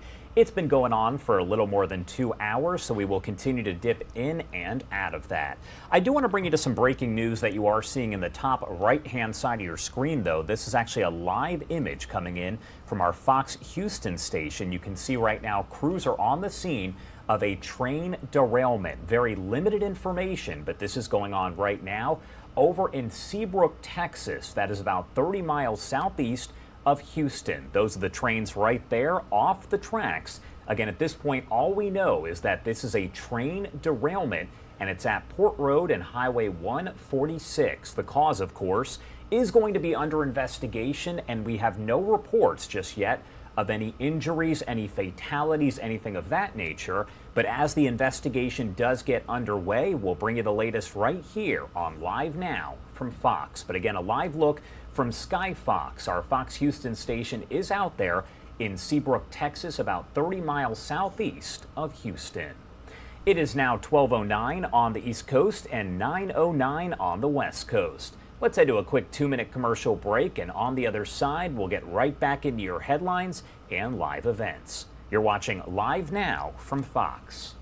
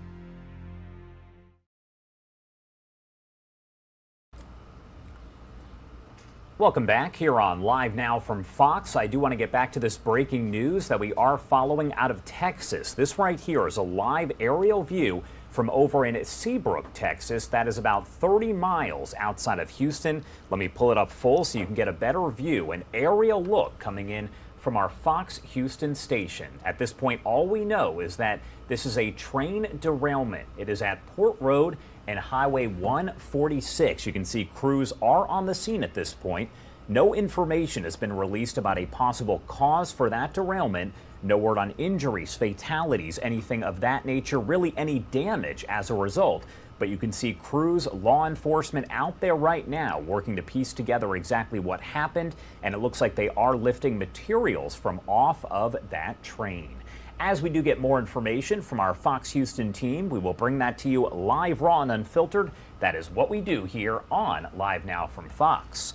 Also want to take a look at the stock board right now as the Dow does remain in the red, down about 0.59%. Don't forget, President Biden and House Speaker Kevin McCarthy are expected to meet again today to discuss the drama over the debt limit. Not clear if there will be a solution here, but we'll keep you updated right here on Live Now from Fox. Let's head back over to the Senate, where they are discussing possible regulations for artificial intelligence. I want to pop up the audio and listen in, live, raw, and unfiltered.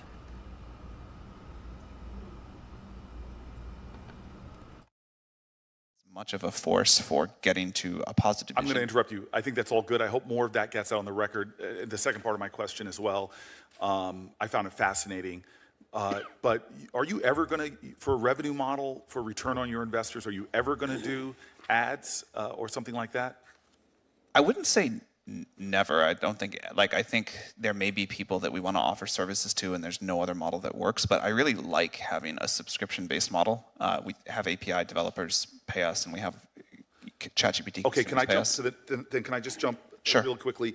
One of my biggest concerns about this space is what I've already seen in the space of Web 2, Web 3, is this massive corporate concentration. It is really terrifying to see how few companies now control and affect the lives of so many of us, and these companies are getting bigger and more powerful.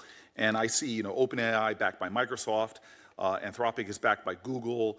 Google has its own in-house product, we know, Bar. So I'm really worried about that. And I'm wondering if, Sam, you can give me a quick acknowledgement. Are you worried about the corporate concentration in this space and what effect it might have and the associated risks, perhaps, with market concentration in AI? And then, Mr.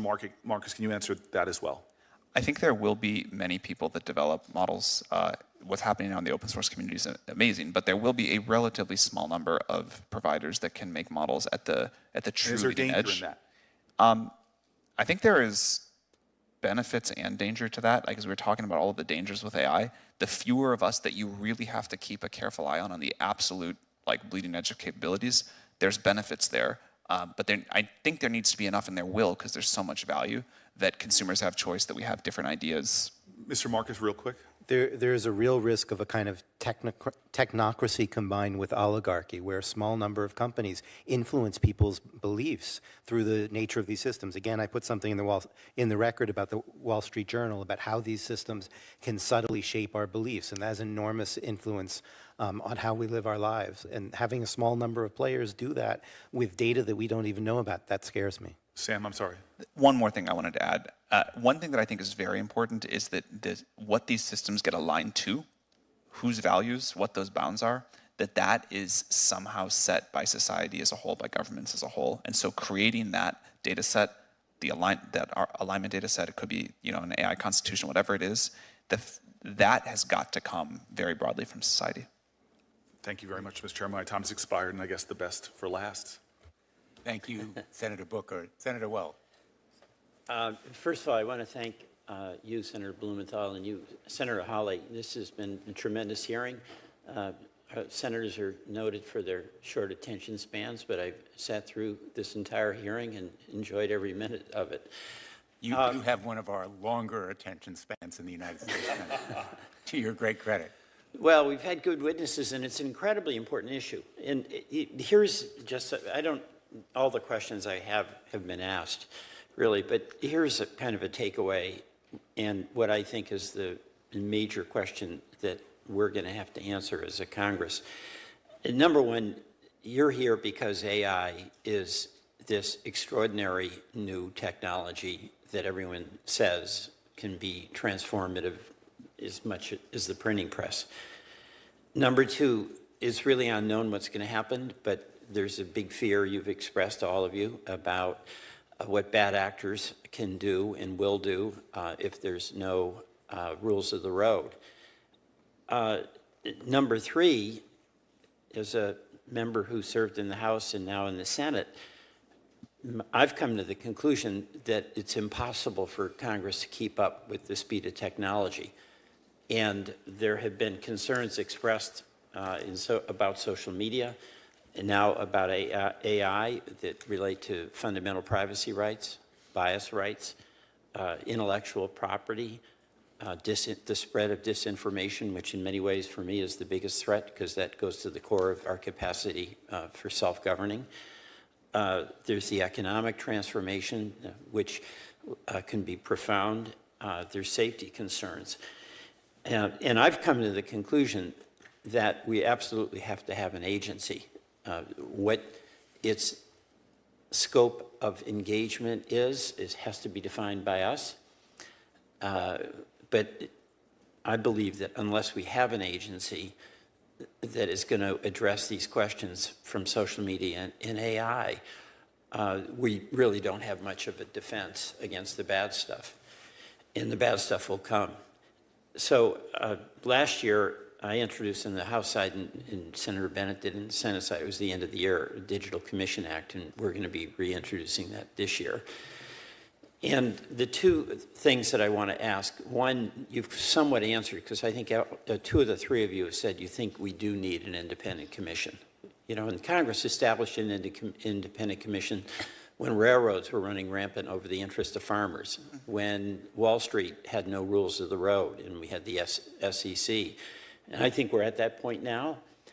But what the commission does would have to be defined and circumscribed. But also, there's always a question about the use of regulatory authority and the recognition that it can be used for good. J.D. Vance actually mentioned that when we were considering his and Senator Brown's bill about railroads in that event in East Palestine, regulation for the public health. But there's also a legitimate concern about regulation getting in the way of things, being too cumbersome, and being a negative influence. So, two of the three of you have said you think we do need an agency. What are some of the perils of an agency that we would have to be mindful of in order to make certain that its goals of protecting many of those interests I just mentioned, privacy, bias, intellectual property, disinformation, would be the winners and not the losers? And I'll start with you, Mr. Altman. Thank you, Senator. One, I think America has got to continue to lead.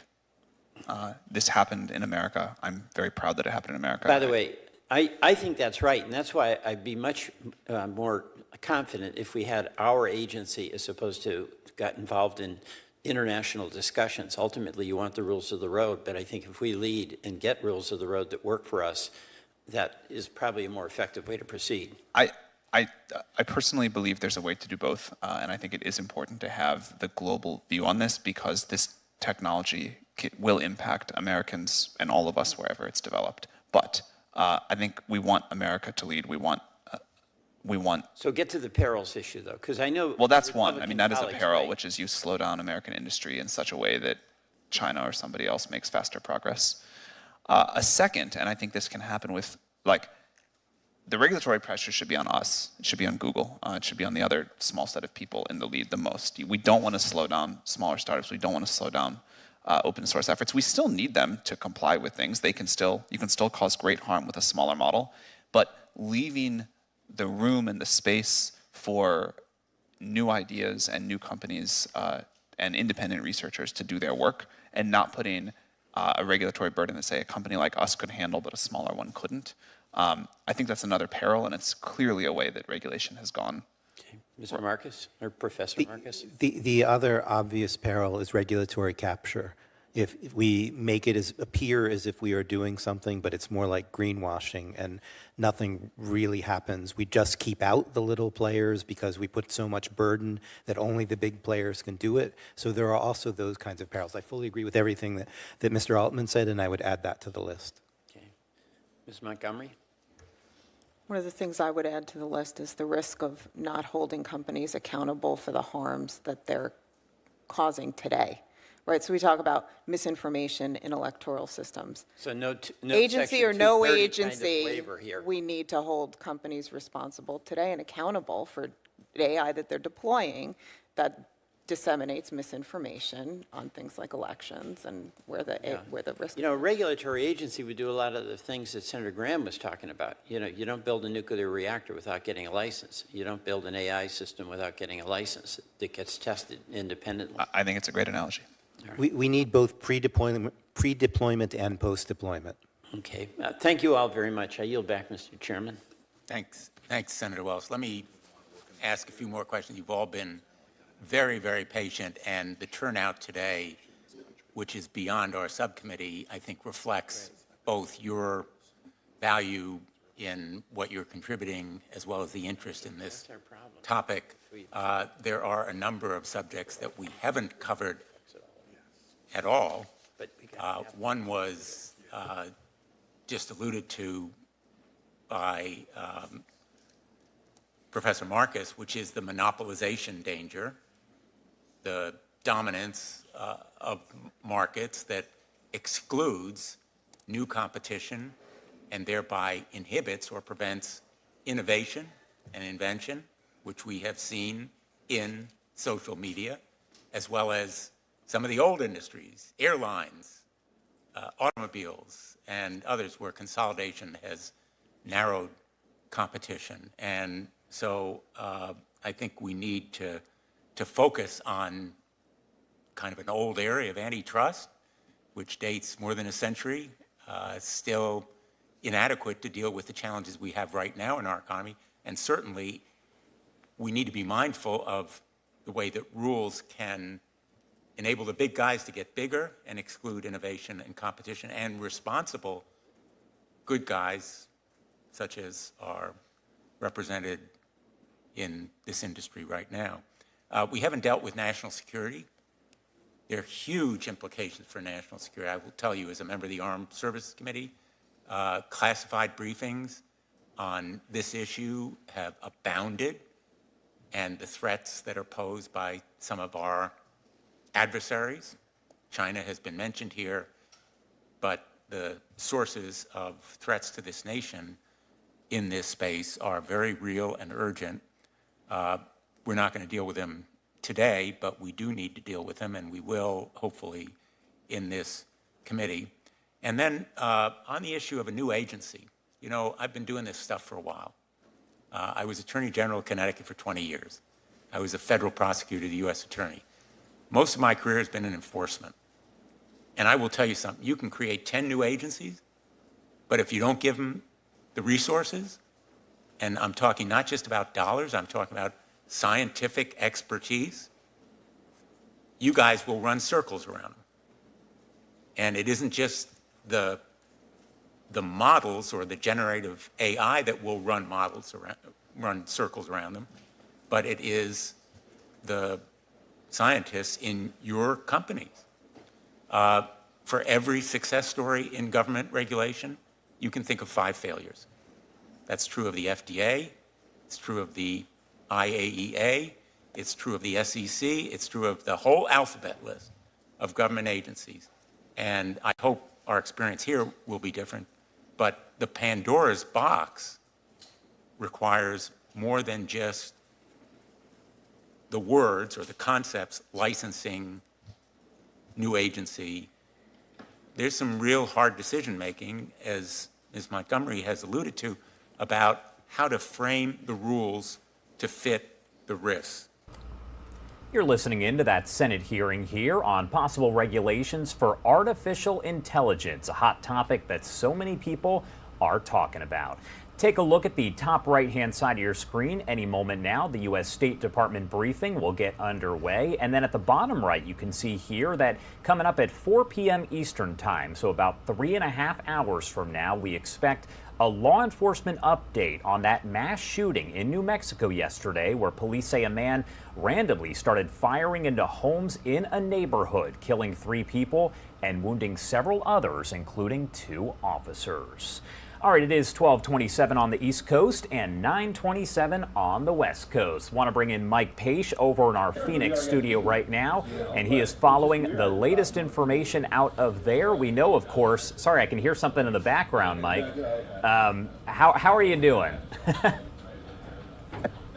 Yeah, Josh, always a lot going on here, and we coming up here in just moments, we'll continue to preview the big meeting that is happening at the White House today, 3 p.m. Eastern. That is where President Biden and Speaker of the House Kevin McCarthy coming back, as well as other congressional leaders, to try to iron something out on this debt ceiling as the concerns continue to grow. We are getting closer to that June 1st deadline there, where we are at risk of default there, so we'll be keeping an eye on that. Then, of course, take you out to New Mexico in the 4 p.m. Eastern hour to get that latest update on the mass shooting that happened yesterday. So a lot leading up to these big events, and we'll be bringing everyone the top stories and headlines from across the country coming up in just moments, Josh. Yeah, a lot going on this morning, and it sounds like into the afternoon. Mike Page will be in the hot seat momentarily. Let's head to a quick 2-minute commercial break, and right after that, he'll have all your headlines, top stories, and live events.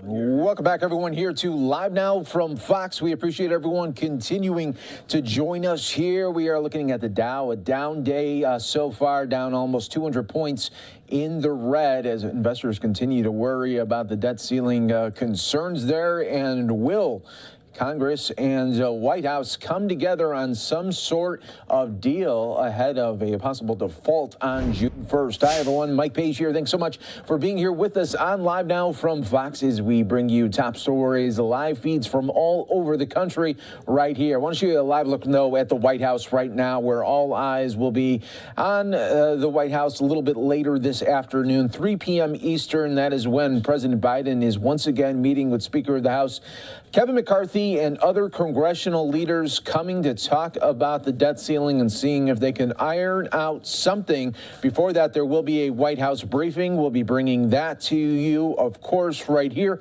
on Live Now from Fox. Let's just kind of show you the different types of feeds that we have throughout the day that we will be getting.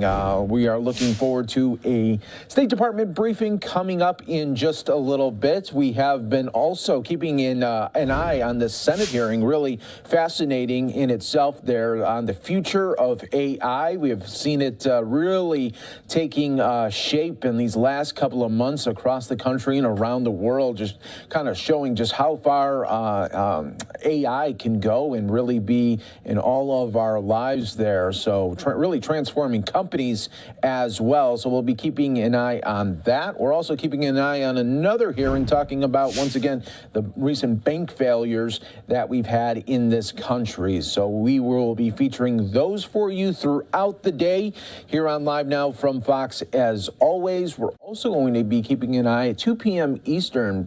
There will be a Senate hearing, budget hearing on the Pentagon, but we want to hear the latest there. We'll be probably getting some updates on just how big the attacks on Russia to Ukraine were today. Several missiles were brought down by Ukraine defense systems, but this is one of the biggest strikes that Russia tried to bring to the capital of Kyiv, and we'll be waiting to hear more updates throughout the day on that right here on Live Now from Fox. But I do want to go out to a live event that we are featuring for you right here on Live Now, going out to New York City, getting an update on an investigation that is ongoing here with gang members in a shootout, all caught on tape, and we are going to bring that to your attention right here on Live Now from Fox.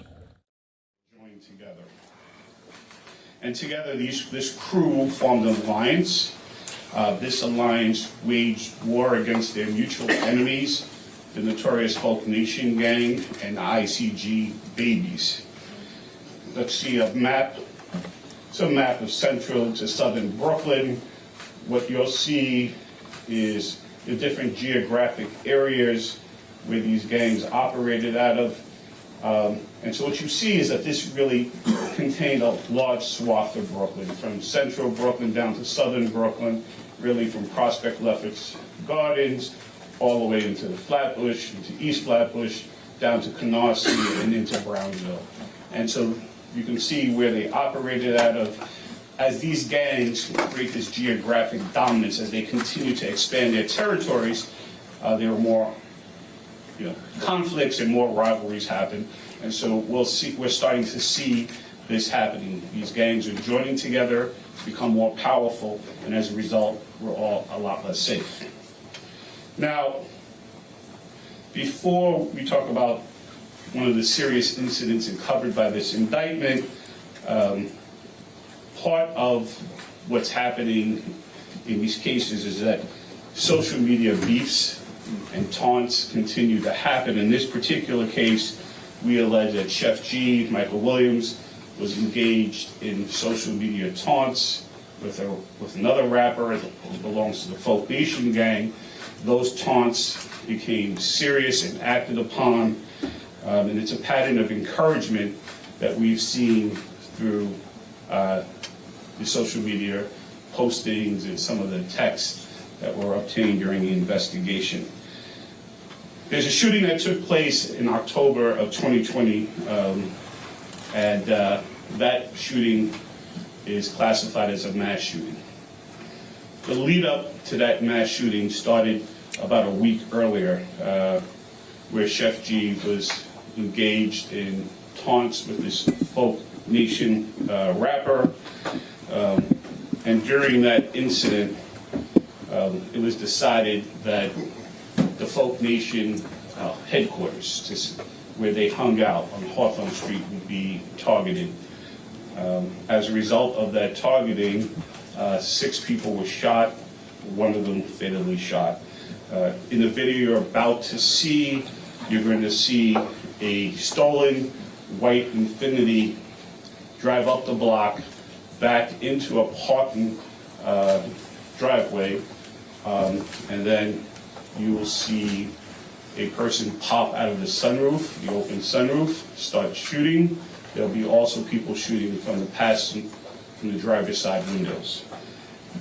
In total, we estimate over 30 shots were fired. You'll see there are a number of people across the street that they're shooting at, including men and women. And then you'll see something that will show you how dangerous and coordinated these attacks are. You'll see a second vehicle that's also stolen. It was an SUV that was used as a blocker vehicle to block the police or block anyone from following the shooting car. And you'll see that the blocker vehicle, as the shooting begins, blocks the intersection and allows the shooting car to escape, driving the wrong way up a one-way street onto traffic where it's been sort of cordoned off for them to escape. One of the people identified and charged with the murder in this case is that man, Commandre de Katu. He is a member of the A-Tray gang, and if you see prominently on his neck, he has the symbol of his gang, an 8 and a 3. Let's play this video. Okay, that is the vehicle. You'll see the vehicle now reverse into this driveway. We're going to see this from 2 different angles.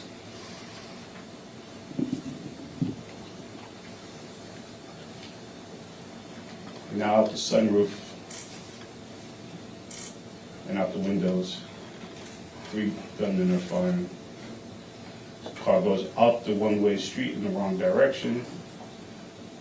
Right, here's another angle. By the way, this car was stolen and the license plates were changed.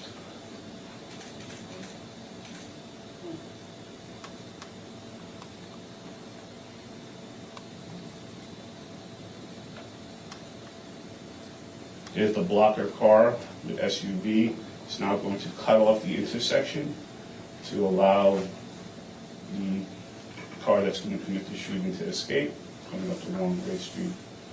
Then it immediately follows.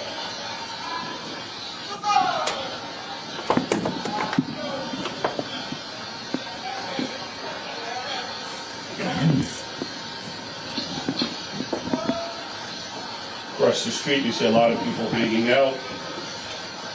The shooting vehicle is going to be all the way to the far left of the video. You won't be able to see that clearly, but you'll see the people running.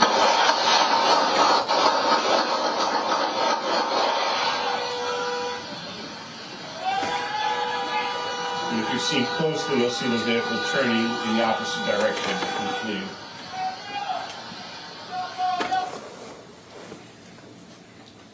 If you're watching, you'll be able to see a man who gets shot right there fall to the ground.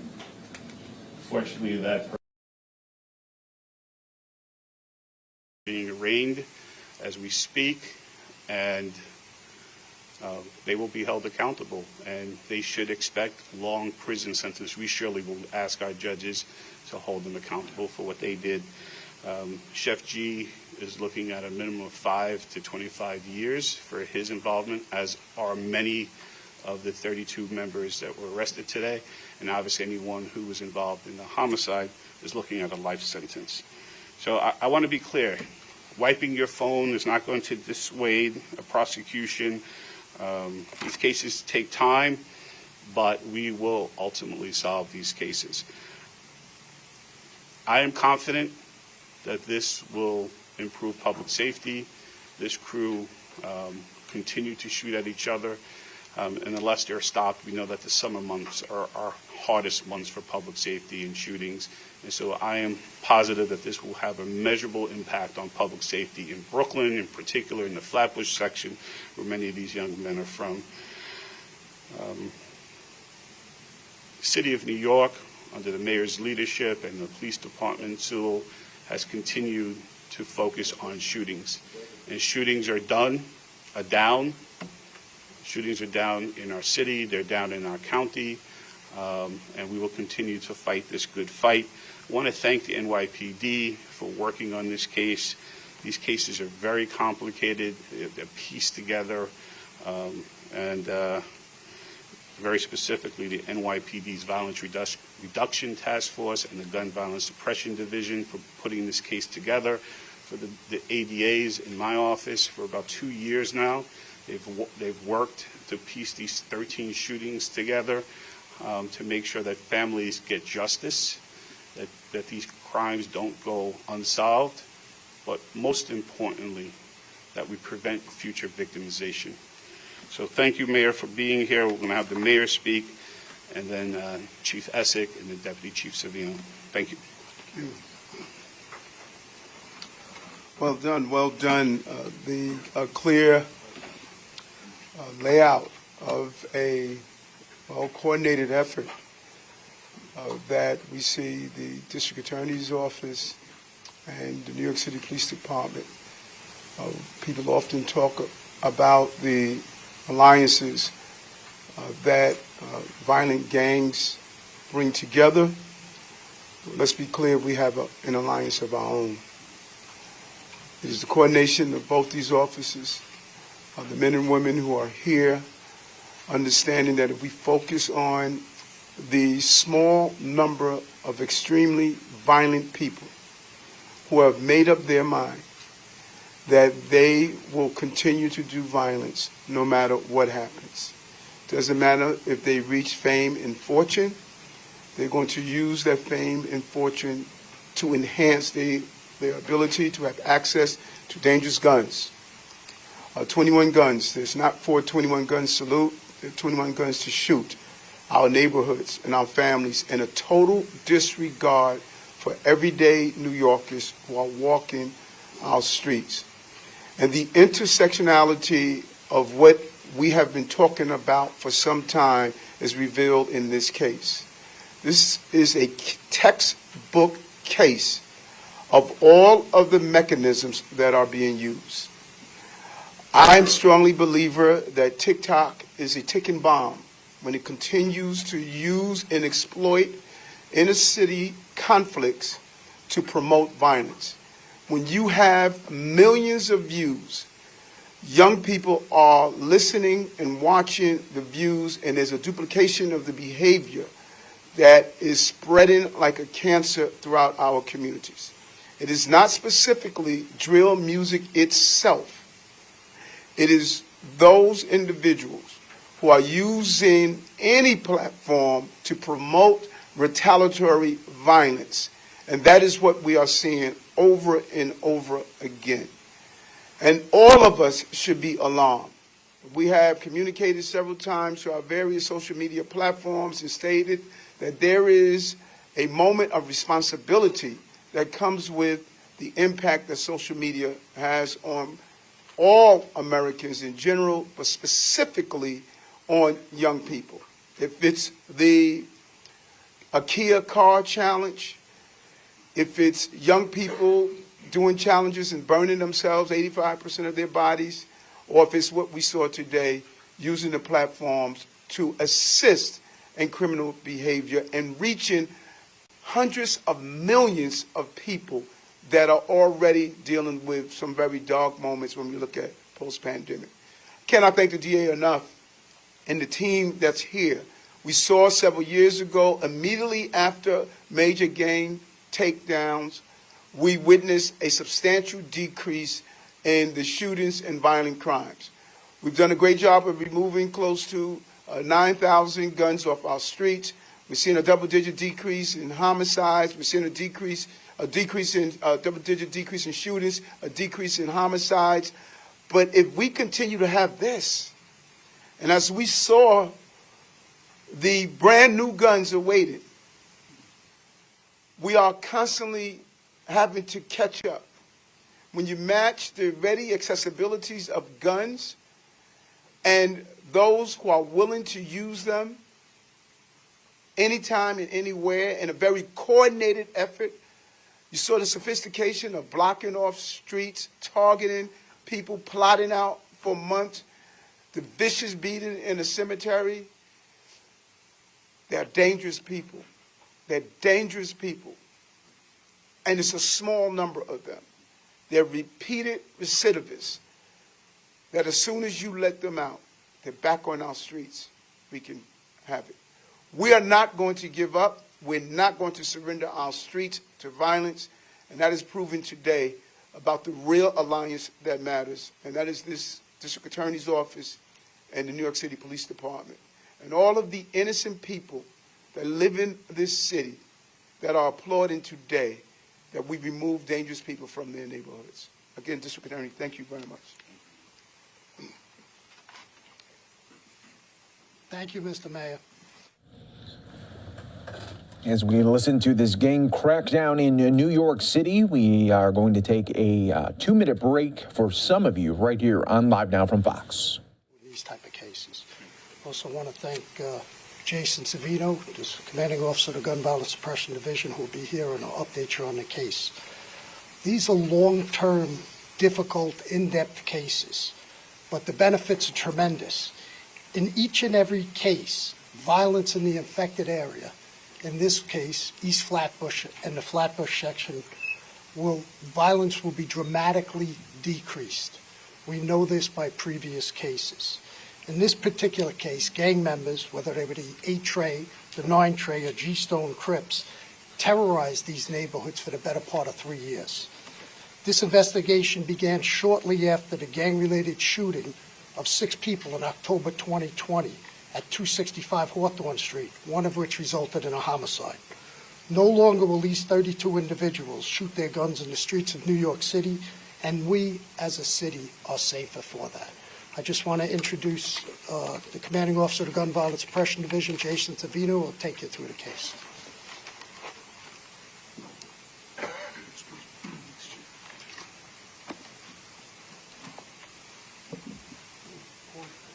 Thank you, and certainly thank you to everybody out there. You know, when I had a vantage point just watching everybody and the reactions that we see to these videos, that's what it's all about. We want to make our streets safe, and we thank everybody for your coverage. So, good afternoon. Our members at Gun Violence Suppression Division, along with our partners standing before you, we share a mission and obligation to decrease and attempt to eliminate completely gun violence, to bring justice and protection to our beautiful members of this city, to do everything possible to keep our members safe.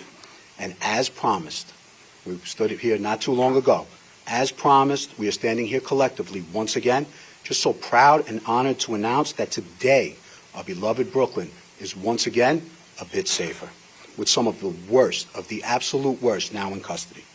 But just before I go into the investigation, I just want to just extend extreme gratitude to our case detectives. We wouldn't be here without them. Detective, newly promoted Sergeant Joe Calabrese, Christopher Kelly. These 2 individuals just work so tremendously, along with our partners, which I'll circle back to. But these detectives just showcased absolutely exceptional drive, dedication, and determination towards one goal, and why we took this job, keeping our public safe.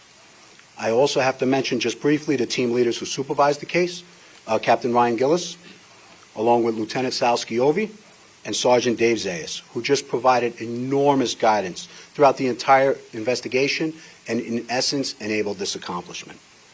And I have to just note that we're just so blessed with an entire team at Gun Violence Suppression Division. We consider and treat the members of our community much like family. We take it personal, and we will certainly fulfill our mission. So this takedown, and we have some more in the hopper, shows our team will remain absolutely relentless in combating this irrational gun violence. Let's get right into the case.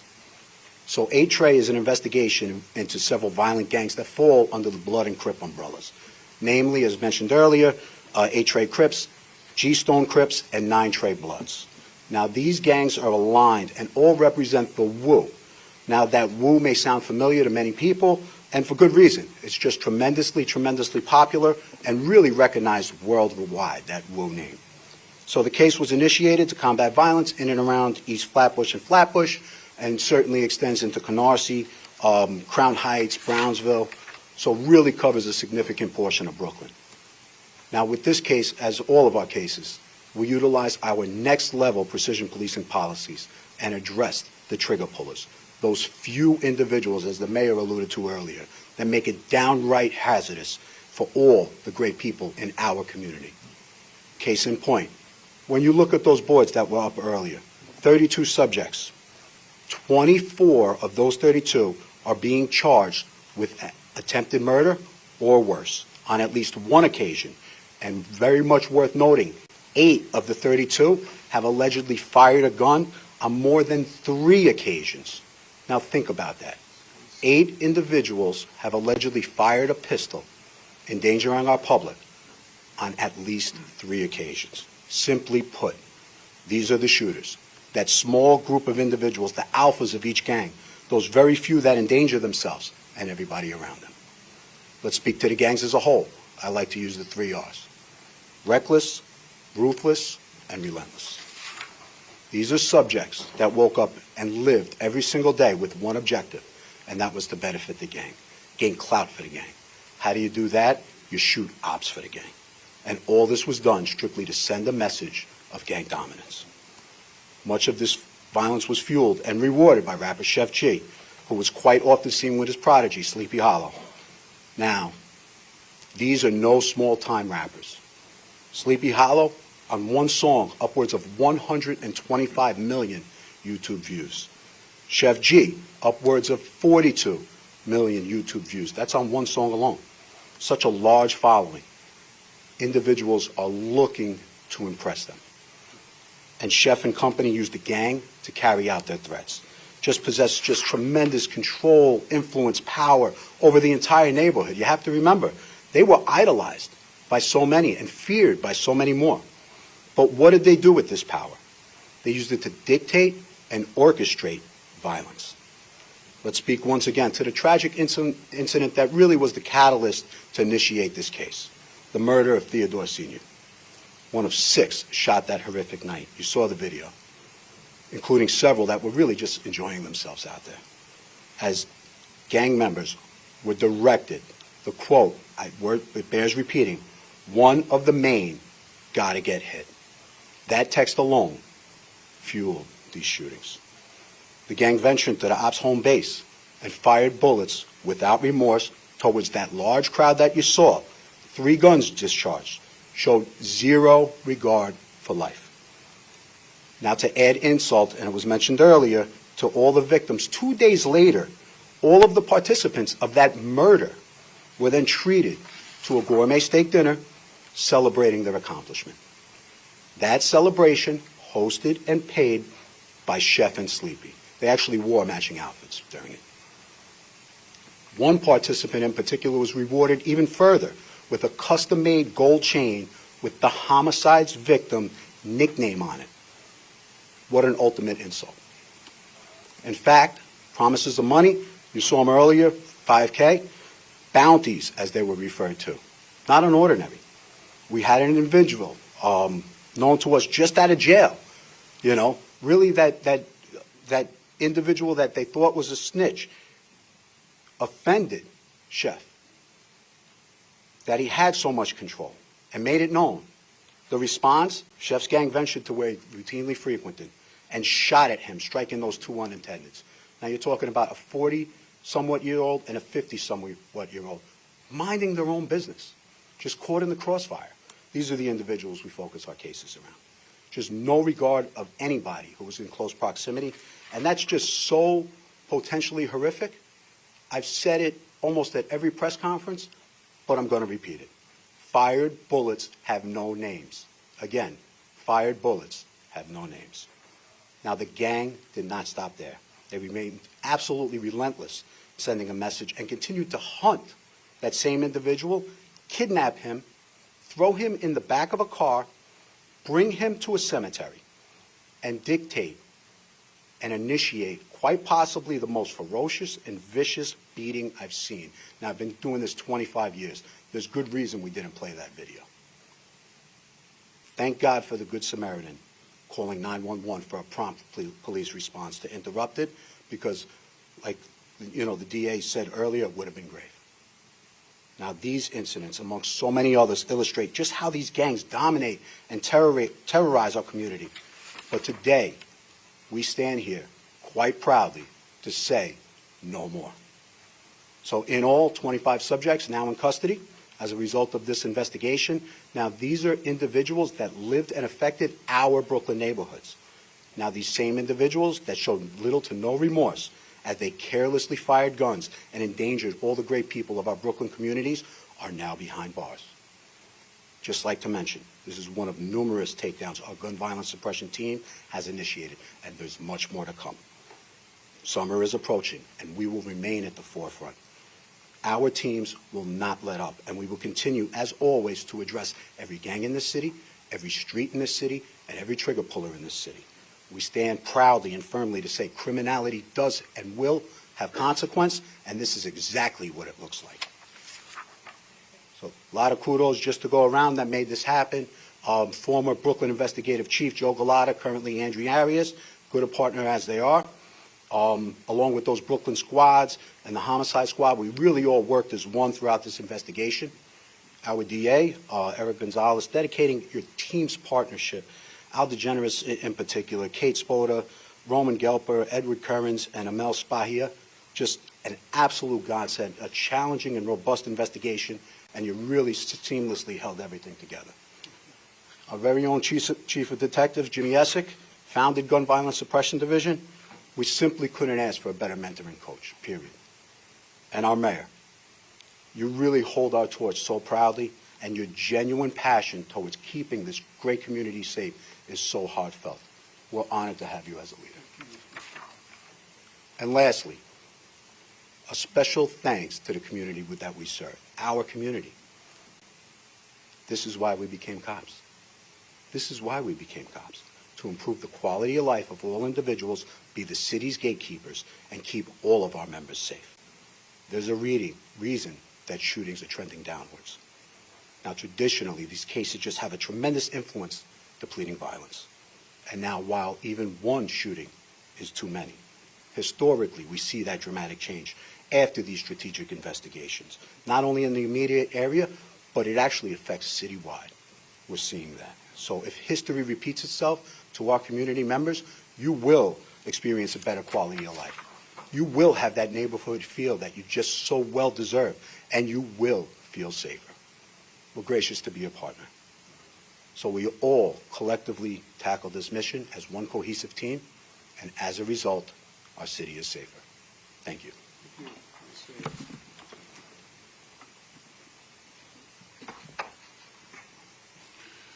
Are there any on-topic questions? Yes, sir. Can you explain for us, articulate for us, how specifically orchestrating that violence benefited Chef? Here's a guy who's really right, didn't have to do this. He had tons of money.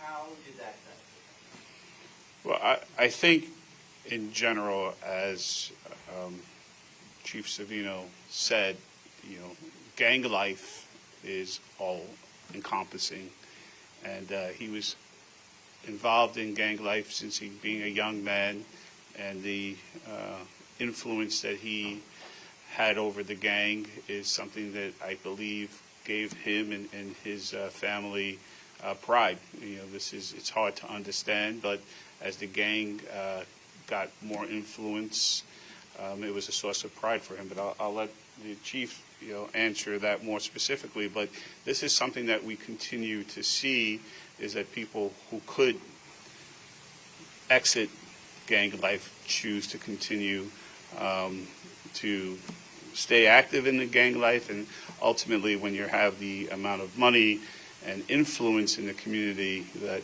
these rappers had, they actually make the gang more powerful. You're watching Live Now from Fox, everyone. Major crackdown there in New York City as 32 gang members arrested. Even seeing some video during the investigation there of shootings with gang members there. And we also heard from the mayor of New York City talking about how he believes that social media is a root cause sometimes of these gang members wanting to try to get clout by looking and posting posting what they are doing, criminality there in the city of New York. Hi, everyone. Mike Page here. Thanks so much again for being here with us on Live Now from Fox as we continue to bring you the top stories, live feeds, and breaking news when it happens, all right here on Live Now from Fox. So what we will do now is go on to another live feed that we have for you, this time out in Arizona. This is Governor Katie Hobbs talking about scams in the state, having to do also with sober living scams, taking advantage of vulnerable people. Let's listen right here on Live Now from Fox. Housing and access to treatment at a group living home or rehab facility. People are then left in these facilities without proper access to health care and treatment services. Instead, they're allowed and sometimes encouraged to continue using drugs and alcohol. Often, they're not allowed to leave the facility or contact relatives. Meanwhile, the providers fraudulently bill Medicaid for addiction treatment and other healthcare services. While we are still working to assess the scope of people affected, it may be in the thousands. However, due to suspected ghost billing by these fraudulent entities, the exact scope of the problem still remains unclear. Prior to my administration, Access had taken a piecemeal approach to targeting these fraudulent providers. The prior administration did this on a case-by-case basis, never implementing the systemic overhauls necessary to root out this problem, and failing to deliver true accountability. Unfortunately, this approach led to fraudulent providers continuing to exploit tribal communities for their own financial gain. I have heard stories of the pain and suffering that these exploited individuals have gone through. Desperate people struggling with addiction, picked up off the street and dropped in a home with drugs, alcohol, and no treatment available. People cut off from their families and trapped in a cycle of dependency because of a fraudulent medical provider. People with nowhere to go and nobody to turn to, isolated by these organizations. People have had to escape out of windows and jump over fences in the middle of the night just to access a phone to reach the outside world. Under my administration, this will change. I am proud of the swift action that Access Director Carmen Heredia has taken to investigate these financial wrongdoings and develop a comprehensive, holistic plan to stop them. Working hand in hand with the Attorney General's Office, law enforcement, Access, tribal leaders, and community partners, we are going to prosecute existing bad actors, ensure that wraparound services are delivered to the people affected by provider closures, and enact systemic reforms in the access billing system to root out this kind of fraudulent billing moving forward. To start, I have instructed Access to make several operational changes, including a third-party forensic audit of all claims since 2019 and an examination of ADHS licensing measures, new reporting systems for claims that cause concern, and additional fraud prevention measures to better secure our Medicaid system. We have no reason to believe that Access members are involved in this fraud, and we will not entertain any policies that will make it harder for people to participate in Medicaid. To the individuals and families affected by these suspensions, my heart is broken by the pain that you have been forced to endure. The state of Arizona believes you. We stand with you, and we are committed to working with you to solve this problem and get people home safe. We have created a dedicated member hotline for you to report missing loved ones, flag fraudulent facilities, and be connected to behavioral health specialists. If you are affected by these closures or need to report a missing loved one, call 211 to be connected to the proper resources. And I have to acknowledge the MMIP task force and its predecessor, the MMIP study committee, for the work that they've done. Thank you for your work helping bring to light these fraudulent providers and the stories of those who have been affected by them. I look forward to our continued partnership in addressing this crisis. And finally, I want to stress that this is just the first step in a process of eradicating this abuse. the abuse, fraud, and corruption by these opportunistic providers. As I stated, the fraud we have identified has been ingrained in the system for years without proper action being taken. It will be a fight, but one that my administration and I are fully committed to. We will take the actions necessary to bring an end not just to the fraudulent activity, but also to the humanitarian crisis that it has created. And again, thank you to everyone for joining us on this. I know you're here because you're just as committed as we are. And now I'll hand it off to Attorney General Mays. Thank you, Governor Hobbs and Director Heredia, and thank you all for being here today.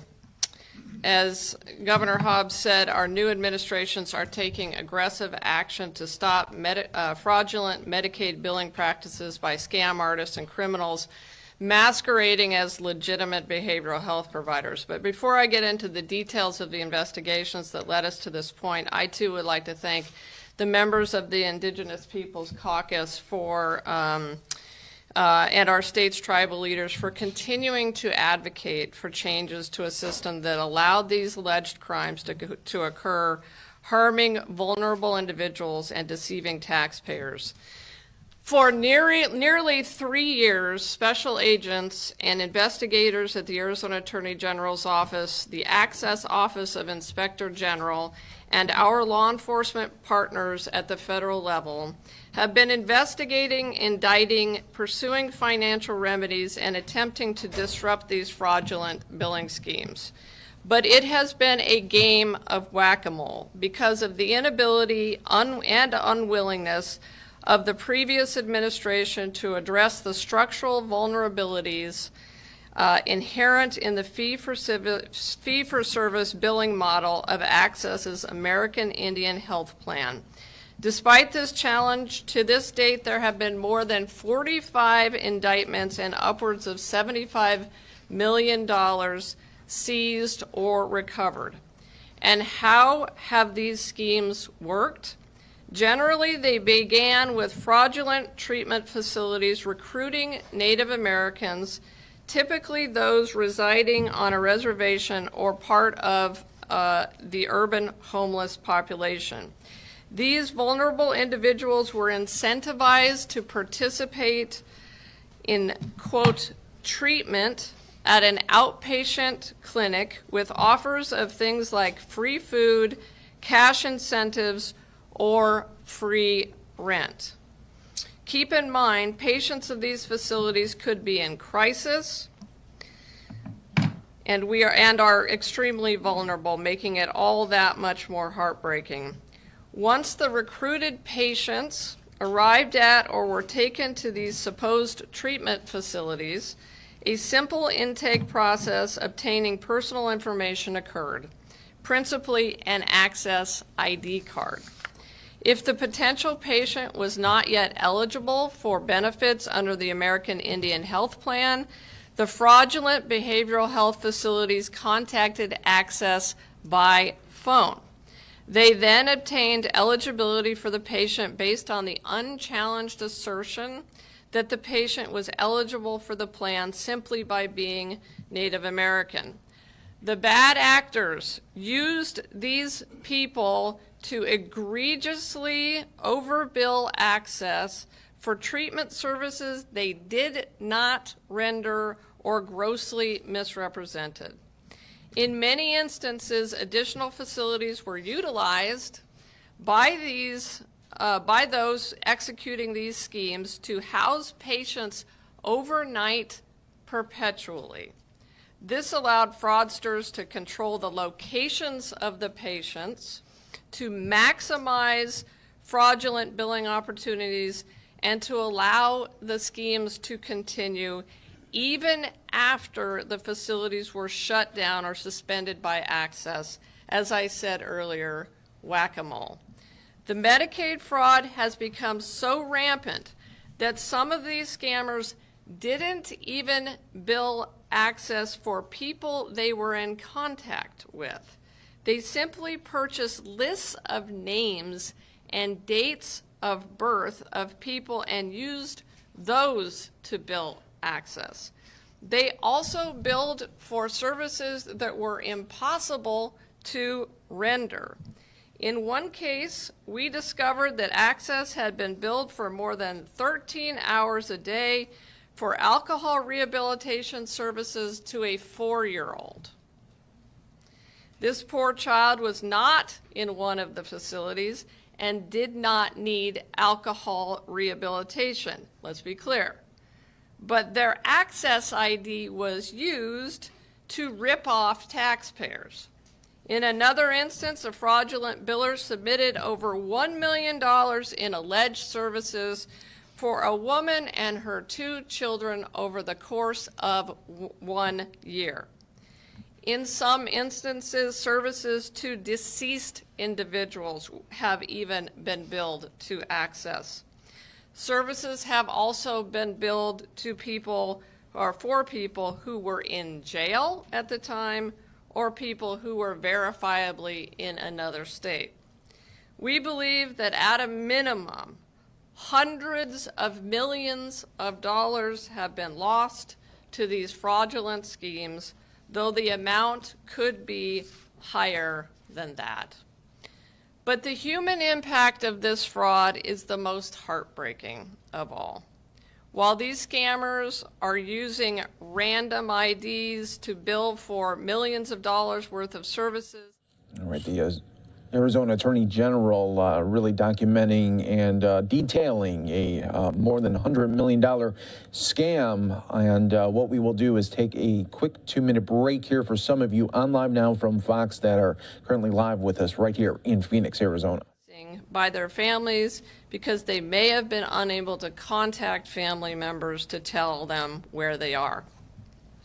The bottom line is this: this never should have been allowed to happen. The previous administrations were asleep at the switch, asleep at the wheel. The Ducey administration was at best negligent, while they allowed scam artists and fraudsters to take advantage of the antiquated, outdated systems and incompetent management of Access. In the wake of their ineffectiveness, some of the most vulnerable individuals in our state were harmed and taxpayers paid for it. Unfortunately, former Attorney General Brnovich did not provide the people that served under him with the leadership they needed either. He and Governor Ducey should have done what Governor Hobbs and I are doing today, taking aggressive action to shut down the money supply to these fraudulent actors and working to ensure that we root out fraud and abuse in our state's Medicaid program. This was a stunning failure of government. There is no other way to say it. But it ends now. Over the past month, Access has implemented and in some cases is in the process of implementing new controls and procedures that the attorneys and special agents at the Attorney General's office have long been recommending that Access implement. For 3 years, my agents and my lawyers have been pleading with Access to implement these reforms and controls to no avail. Most pertinently, we have shut off the flow of cash to fraudulent billers that have allowed thousands of Native Americans and others to be victimized and exploited. My office will insistently encourage improvements so we put this problem and all criminals out of business in Arizona. To be clear, I am keenly aware that fraud schemes will evolve and can take myriad forms. This is why I have directed our HCFA section, Healthcare Fraud and Abuse section, to meet with Access on a regular basis and to provide me with frequent updates with respect to fee-for-service data and key perceived billing irregularities. And our efforts, and this is a crucial point, our efforts will strengthen the legitimate behavioral health treatment centers doing things the right way. Our actions will dramatically protect more of our Medicaid dollars from being stolen by illicit enterprises. The Attorney General's Office, the U.S. Attorney's Office, which is represented here today, and our local and federal law enforcement partners will continue our investigations and prosecute those guilty of crimes to the fullest extent of the law. We stand ready to work with Access on all credible allegations of fraud going forward, and we are currently working on over 100 cases in various stages. These cases are complex and require extensive investigation and prosecutorial work and resources. But make no mistake, we are conducting thorough criminal investigations, and we will aggressively prosecute these cases. As we move forward, we are coordinating with tribal law enforcement and leaders on these efforts, as well as the Department of Child Safety. I have also been in coordination with the Attorney General of the Navajo Nation, Ethel Branch. I would like her to actually come up and join us. Ethel, are you here? Because she has some words to say about the Navajo Nation's response. Please stand next to the President. I am extraordinarily grateful for the painstaking work to address these issues by law enforcement, particularly the attorneys, agents, and investigators of the Arizona Attorney General's Office. They are here with me today. I also want to thank all Native American advocacy groups, those who have done the right thing, called to report crimes, sent referrals and concern, and have legitimately taken care of those who need it most. Those actions and all those who partnered with our office have provided critical information that has assisted and continues to assist in these investigations. And I want to personally thank Senator Teresa Tathley Teresa, where are you, Senator? For her advocacy on this issue. She has been extremely helpful to me and to my team over the past several months. And finally, I want to thank Governor Hobbs and her leadership and for appointing Director Heredia. I am confident she will continue to skillfully implement these new procedures and help put these criminal organizations out of business. And now I want to turn it over actually to Ethel and to the President to say a few remarks as well.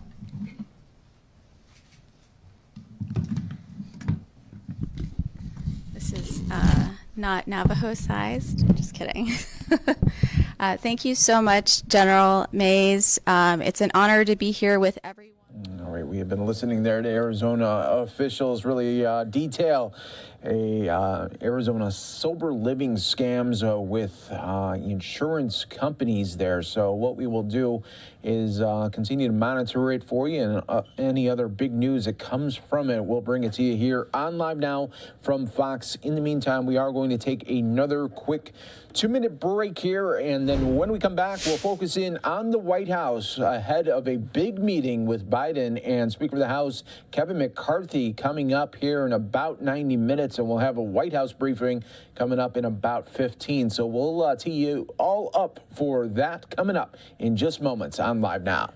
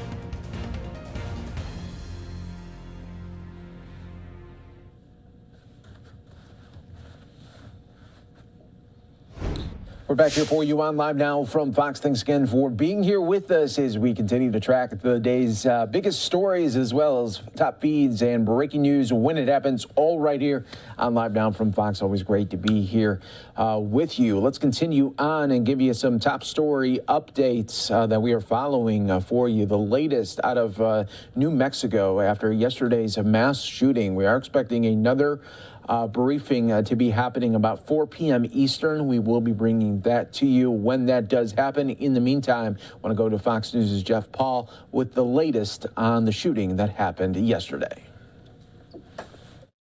Heard a pop, pop, pop, a short pause, and then pop, pop, pop, pop, pop, pop. A gunman opening fire on the streets of Farmington in northwest New Mexico Monday morning. Police say the 18-year-old suspect roamed the neighborhood, firing at cars and homes, killing multiple people. Several others were injured, including 2 police officers. My dogs were outside, and then I heard a loud bang, so I went outside to see what was going on, and then I just heard multiple rounds start going off. Police responded to what they say was a chaotic scene just after 11 a.m. local time. They shot and killed the suspect within minutes of encountering him. Authorities say he was armed with at least 3 weapons, including an AR-15 style rifle. Investigators are now looking for a motive, but they say the teen appeared to target victims at random. We are actively looking at several blocks of this crime scene to determine what actually happened while we were responding to this scene because of the numerous phone calls that we did receive. A vigil for the victims was held on Monday night in the city of about 50,000 people. Is set. Microphone's already up there for Speaker of the House Kevin McCarthy and other congressional leaders if they choose to do so before or after the big meeting with President Biden that is expected at 3 p.m.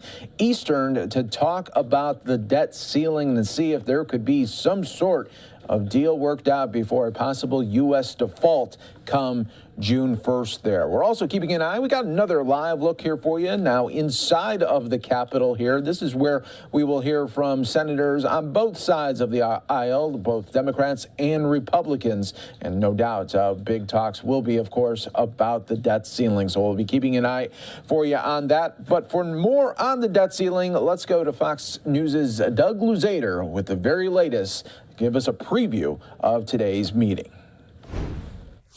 Well, tax hikes versus spending cuts. That's part of the debate now. And at this point, there's not even agreement on whether to be optimistic about where this all stands. Mr. President, have you scheduled a meeting with the Speaker yet for tomorrow, Wednesday? Yes. About all the president would do yesterday was confirm that he is meeting, today actually, with congressional leaders at the White House. Just like the meeting last week, they'll try to reach a deal on raising the debt ceiling to avert a crisis. And over the weekend, he said he was hopeful. I remain optimistic because I'm a congenital optimist. But Republican Speaker of the House Kevin McCarthy isn't so sure, and he says Congress is running out of time. Are you confident that it will happen by the end of the week, Speaker McCarthy? Not based upon what they're offering right now, no. Both sides are talking about reducing the deficit as part of a deal. But the president is pressing for tax hikes, and Republicans want spending cuts. I believe that if we get the president and the speaker in a room, both talking about the importance of this issue, they could get a deal done by tomorrow dinner time.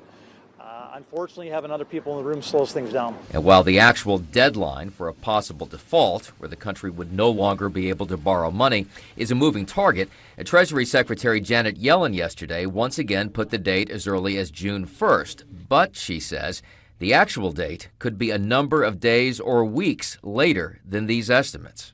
And that creates even more uncertainty for these negotiations that continue today at the White House. In Washington, Doug Luzader, Fox News.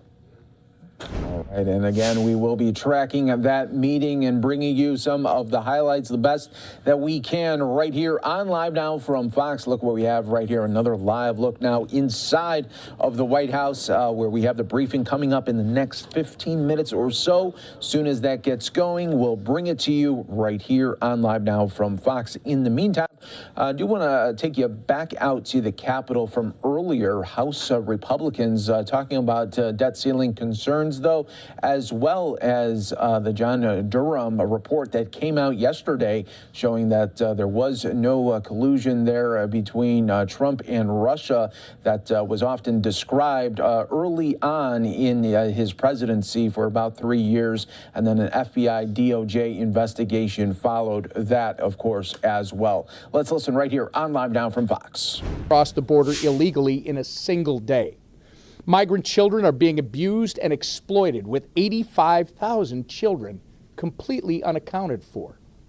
And the Department of Public Safety has seized more than 300 million lethal doses of fentanyl. That's enough to kill every man, woman, and child in the United States. To call this anything but a crisis is either an outright lie or a blatant incompetence. House Republicans have provided the blueprint to secure our border and get Biden's inhumane crisis under control. The blood is on the Biden administration's hands if they continue to bury their heads in the sand while our communities get overrun by their open border policies. This border crisis did not come about haphazardly. It happened by design when President Biden fired off a laundry list of executive orders on day one of his presidency to halt construction of the border wall and roll back Trump-era immigration policies that were working. Chuck Schumer and the Biden White House need to pass the Secure the Border Act immediately or be ready to be held accountable for failing to address this crisis head on. And with that, again, in honor of National Police Week, someone that is very familiar with the importance of the men and women in blue, our leader, Steve Scalise. Well, thank you, Whip. And as we all celebrate National Police Week, we're bringing a number of bills to the floor this week to back our men and women in law enforcement who keep our community safe, who keep us safe. I know that every day. I pay tribute to them every day. I pray for our men and women in law enforcement that they're able not only to do their job safely, but able to return home to their families safely each evening. Unfortunately, not all do. Last night we had a piece of legislation on the floor to pay tribute to the more than 200 law enforcement officers who were killed in the line of duty last year. And again, the first step of a number of pieces of legislation. But it is alarming that multiple Democrats voted against that piece of legislation to pay tribute to law enforcement officers who died in the line of duty.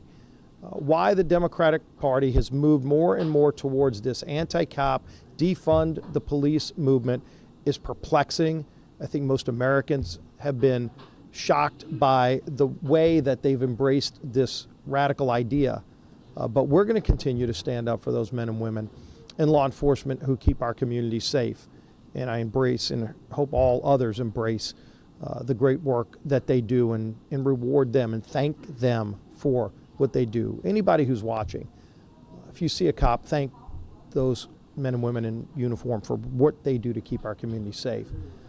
We also are very alarmed by this dramatically increased flow of people coming across our border illegally. We warned this was going to happen.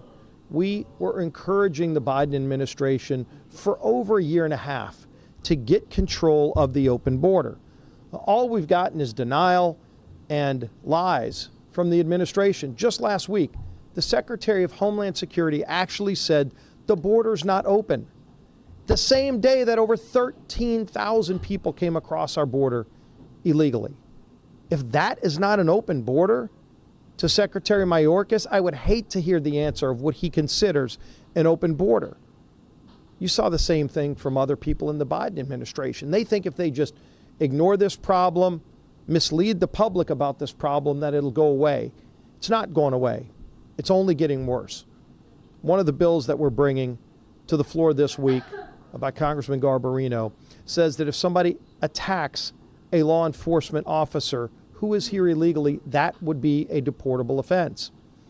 We just saw the disgrace, as Mike Lawler talked about, that the Biden administration actually prioritized people that are here illegally over military veterans. I did not hear a peep from anybody in the Biden administration when those reports started coming out and then were confirmed, that in some case, American taxpayer dollars were used to kick veterans out of a hotel to replace them with people here illegally.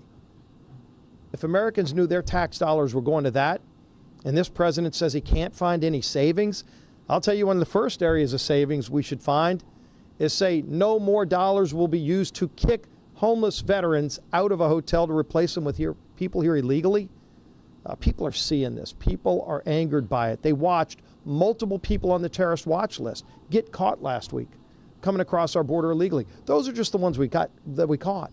How many others have come across who are on the terrorist watch list? People coming to do us harm, people bringing drugs like fentanyl. Today, again, another 300 young people will die from fentanyl and other drug overdoses because of the illegal drugs coming over our open southern border. This has to end.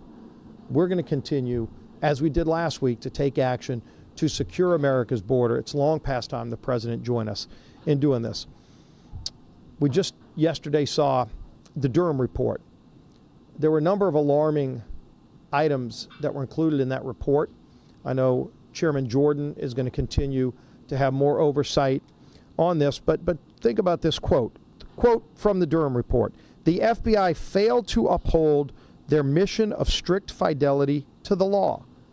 They actually identified an FBI agent who knowingly made misrepresentations to the FISA court to spy on an American citizen. Where's the accountability for this? Who is being held accountable? These are the questions that we're going to continue to ask. And then finally, as the debt ceiling conversations, I'm not even sure if their negotiations continue.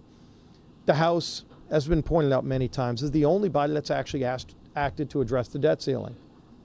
We took action to address not only the debt ceiling, but the spending problem that got us here in the first place. We have a number of items in that package that show the President, the Senate, how we can fix the problem that keeps bringing us to this brink where the credit card of the nation gets maxed out and there's potential default that President Biden flirts with because he went into hiding for about 100 days refusing to negotiate.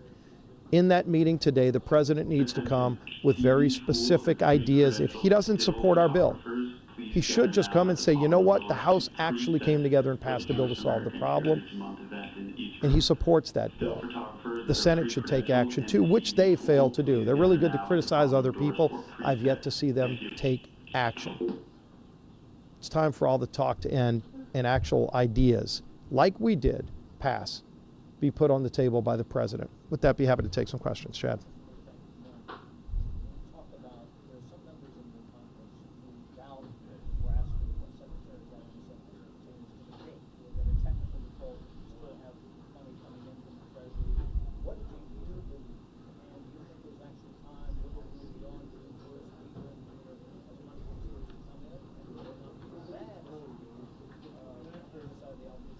Well, I think most of our members, and I don't know of any of them who have said that the Secretary doesn't determine what the date is based on the data that's coming in. The question that we've raised is, why are they waiting till the midnight hour? Why is the president's known about this date too? I'm sure Janet Yellen probably gives the president a lot of input, maybe even before she gives us input on what that X date might be. But why did the president wait until we're only days away from that X date, when he could have been negotiating back in February and March, when Speaker McCarthy was reaching out to the president saying, let's have follow-up discussions after their first meeting in February? Why did he wait 100 days? Why are we waiting and now we're up to the midnight hour? So we know the date is there, but the president's known the date's there too. That's why we acted weeks ago.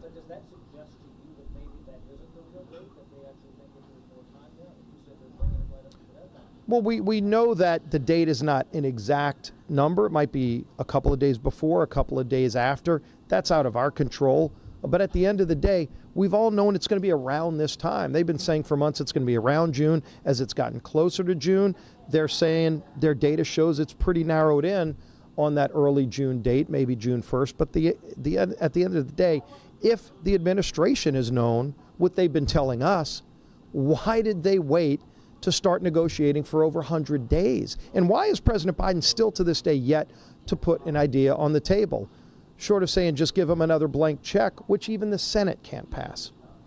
Given the nature of negotiations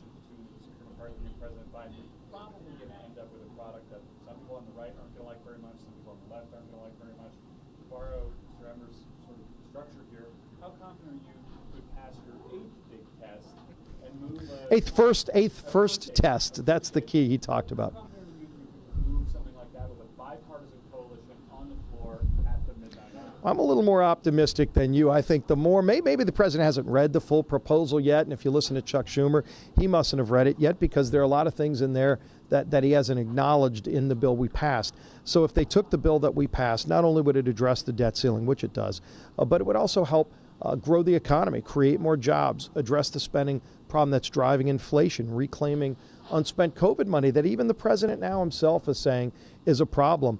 Put basic work requirements in place for people who are able-bodied adults who are not even looking for work. That's something that Joe Biden as a senator actually voted for. So again, these are all ideas that have broad appeal not only amongst the public, but some of these are things that Joe Biden himself voted for.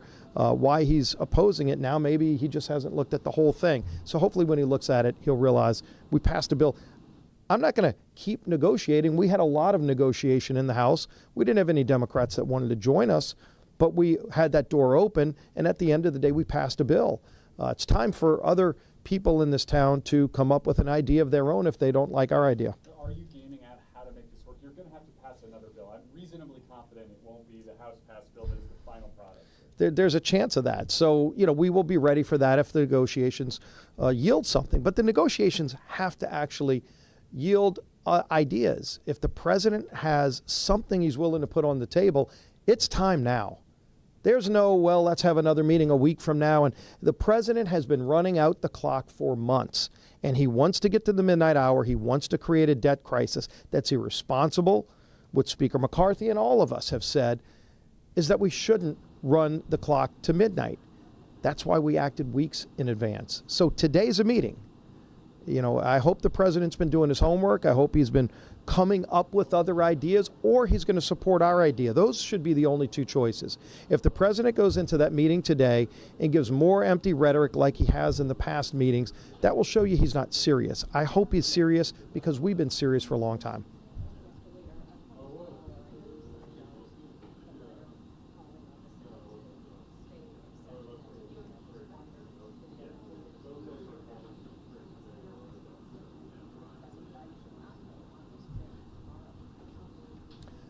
Well, the American people want an American president who's focused on American problems. And we've got a serious crisis on a number of fronts in America. It's not just a debt crisis. There's a border crisis. There's an inflation crisis. There's a confidence crisis in the Biden administration. And so I would hope that he focuses on all that, and hopefully he can do both. Hopefully he resolves the debt crisis issue today. You would think if he knows he's leaving the country, then finish these talks before he leaves. He can do that. I would encourage him strongly to do that. So, we took action. We addressed the problem in the House. I want to see some other people in Washington take it as seriously. The Senate needs to start doing their work as well. We did our work. The Senate needs to.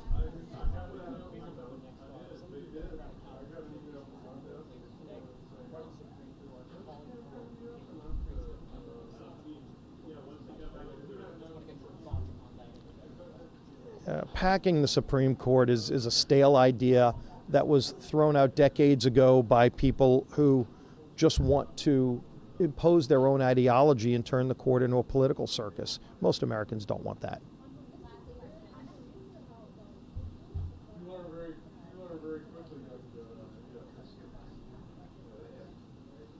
We passed a bill that does all of those things and a lot more. A lot of really good things. And again, the economic growth shouldn't be lost in this.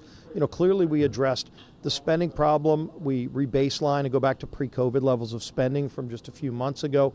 But we also included growth provisions, the Lower Energy Costs Act, the RAINS Act, things that will actually help create jobs and reduce inflation. Inflation is a major tax on low-income families that is crushing hard-working Americans right now.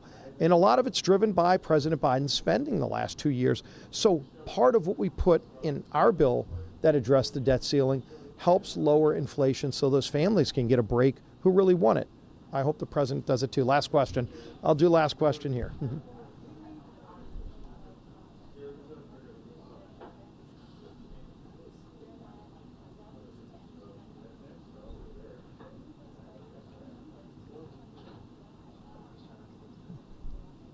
Well, what you've seen from a number of colleagues, and frankly it's bolstered by the Durham report, is that there are some agents at the FBI who acted outside the lines. Again, I will read a quote from the Durham report. These aren't House Republicans. This is the Durham report conducted from within law enforcement. The FBI, quote, the FBI failed to uphold their mission of strict fidelity to the law. They also point out that an FBI agent knowingly made misrepresentations to the FISA court. It's a violation of law. Who's being held accountable? And so the concerns are, we support men and women in law enforcement. Nobody supports dirty cops. And if there's dirty cops, they need to be rooted out. And we want to start seeing that level of accountability. And the Durham report shows you a roadmap of where some of that accountability needs to be administered. They need to do their job cleaning house as well. Thank you.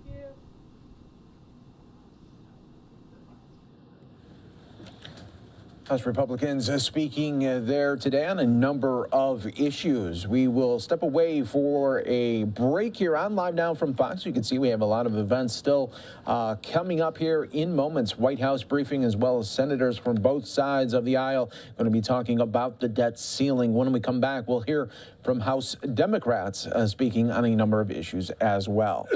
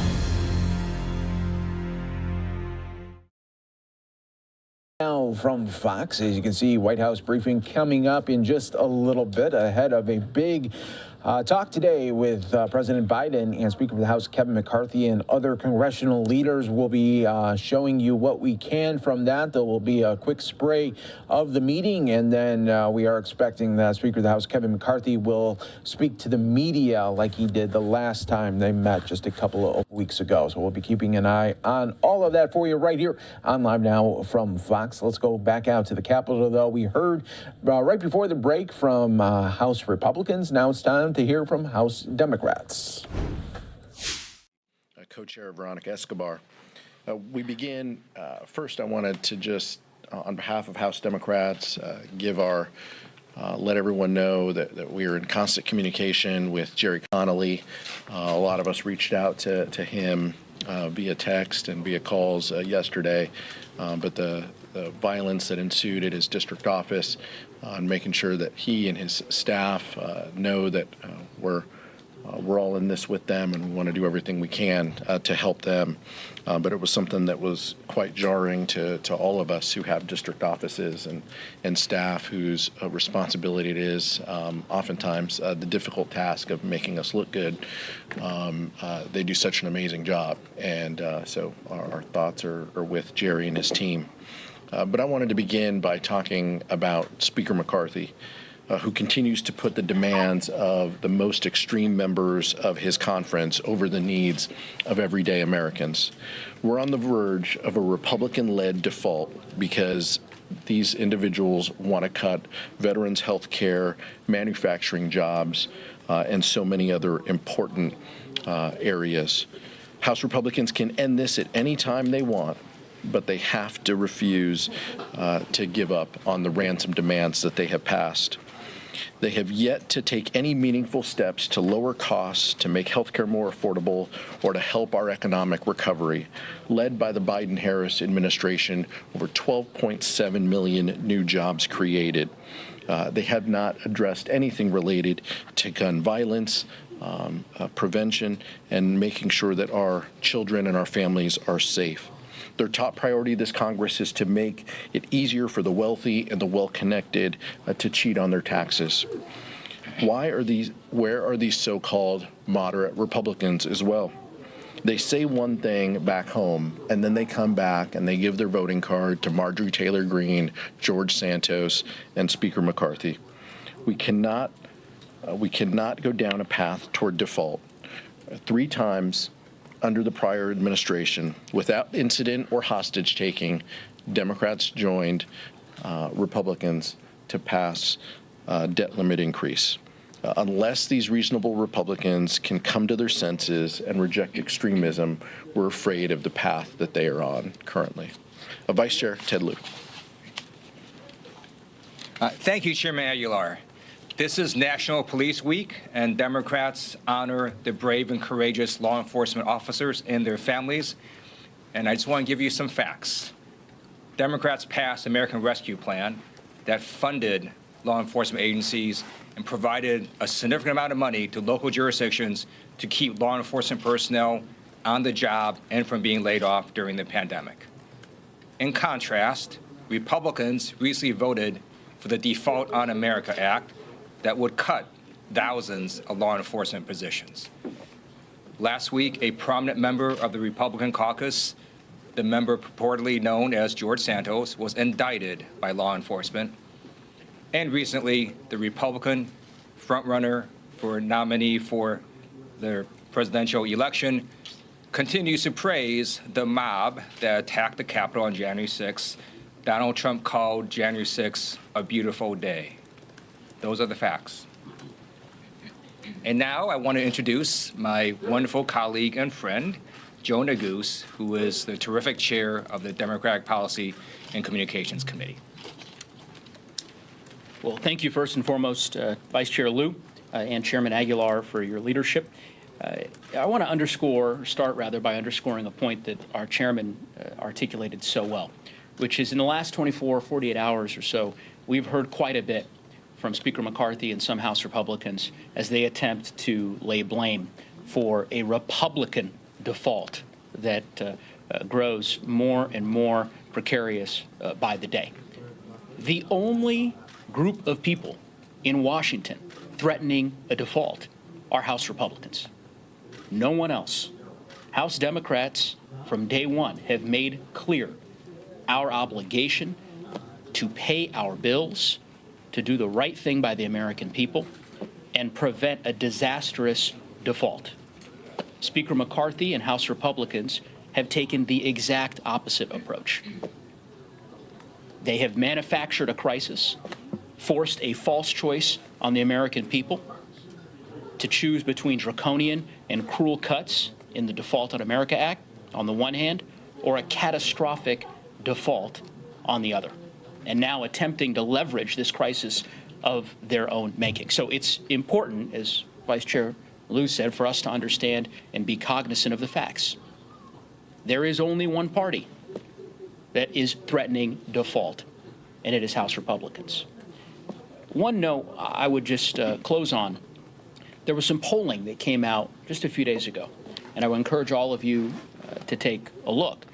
It shows what we all know to be true, which is that the Default on America Act is deeply unpopular with the American public. 58% of Americans, when they find out what is in that disastrous bill, oppose it. That includes, by the way, 32% of Republicans, 1/3 of Republicans across the country.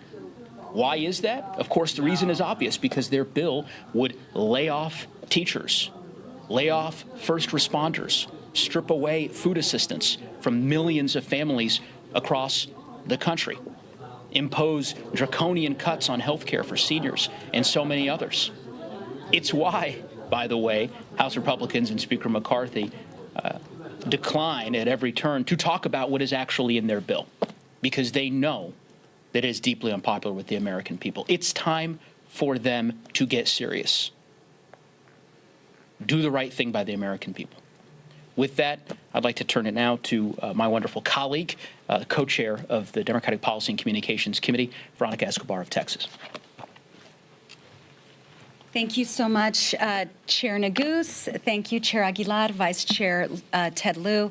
As many of you all know, I represent the beautiful community of El Paso, Texas, which has been in the news for some time now because of the number of migrants fleeing their homeland who've been arriving at our nation's front door. First, some context. We know that this is not just an issue that El Paso is facing. It's not just an issue, in fact, that our country is facing. We are seeing a Western Hemispheric refugee crisis of historic proportions.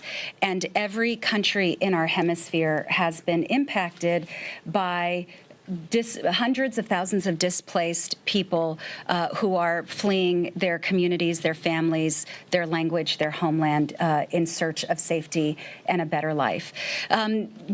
First, let me share with you what's happening in El Paso. Our apprehensions and encounters have dropped dramatically and significantly. The challenge that we are facing right now as a community comes from a ruling by a Republican judge, a Trump judge, who is essentially halting a policy that has been in place for a number of administrations, and that is once migrants are processed, once their criminal records checks are complete, and they have sponsors, they have been paroled into the country to await their asylum hearing with their sponsor. But this Trump judge, suddenly outraged by a policy that the Trump administration engaged in, has put a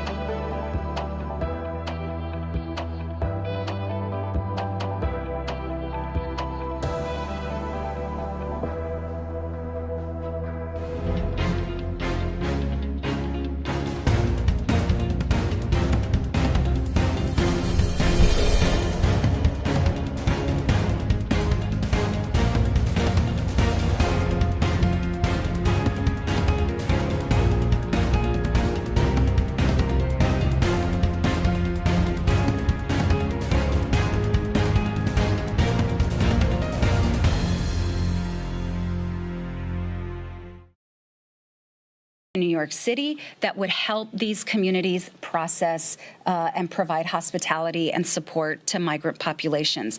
They also, in this bill, also was more funding for immigration judges. So House Republicans, almost to a person, voted against those investments, and some of those same Republicans parachute into communities like mine, take their selfies at the wall, and hold press conferences denouncing the administration's lack of resources. So they cannot have it both ways. I would encourage everyone to hold them to account. It's not what they say, it's what they do. And speaking of what they do, last week they passed a draconian border bill, which, by the way, would make illegal the NGO support that communities across the country rely on for migrant populations. So we are at a moment where it's long past time for Republicans to work with us in a bipartisan manner to truly address the challenge that has gone unaddressed for decades, mostly because of Republican intransigence, but we stand ready to work with them for real and comprehensive bipartisan solutions. Thank you, and I turn it back to our chairman. Thank you. Thank you, Veronica. A question, Mariana? You all have talked about a discharge petition before. I think tomorrow is the day that you can start collecting those signatures. A lot of that hinges on today's meeting and how it goes. I want to ask you, what are the parameters that you all in leadership are actually thinking about? Okay, things are going well. We don't need to deploy this. I know it's already like Plan Z for you all, the last ditch option. But what if something doesn't happen today? What is that barometer for telling Democrats, we should prepare for this backup final option? Well, I think it is a break glass option, but we don't quite. We're going to wait until the outcome of the conversations that the leader has, that the Democratic leader has with the White House before we ask our colleagues to do anything. But as you mentioned, the discharge is people are able potentially to sign it tomorrow. That is not any instruction that we have given our colleagues at this point. We want to see how these conversations go, but we appreciate the work that Mark Desaulnier and Jim McGovern, as well as the Democratic leader, Democratic whip, to ensure that this is an option. Look, we've said this from the very beginning. Avoiding a Republican default is the goal. And as soon as Speaker McCarthy can tune out the most extreme members of his caucus and he feels free to have a conversation with us, we're willing to engage in that discussion. There should be no hostage taking, and we should not threaten the full faith and credit of the United States government. We need to do everything we can to avoid default. House Democrats have acted that way. That has been our posture, and that's why we created the ability to have this option down the line. We'll see if we need to implement it. We'll give the negotiators and the folks in the room the space to do that, and then we'll see the outcome from there. Yeah, I was wondering, how concerned are you personally about a default? And Republicans are saying, look, they passed their plan now to the White House and McCarthy. What's your reaction to those claims? I think that it's Democrats will Yeah, I mean, I think it's crazy that Republicans call this a plan, that they're willing to hang their hat on this is a plan when most of their members are walking away from the specifics of this, cutting 22%. Of so many vital programs, and when we call them out on it, on cuts to veterans, they say no, we don't mean that. I'd refer you to the letter that OMB Director Shalonda Young put out yesterday too. So taking the latest Republican comments at their face value, that they're going to protect defense and homeland and veterans, it means a 30% cut to NIH, Meals on Wheels. So many vital programs that are utilized in our communities. We think it's nuts. But my posture, and I'll ask my colleagues if they care to chime in too. But I'm incredibly scared with where we are, and this Republican-led default has us all scared. We want to make sure that we don't get anywhere near that. But at this point, Speaker McCarthy needs to tune out the most extreme members of his conference and work with us.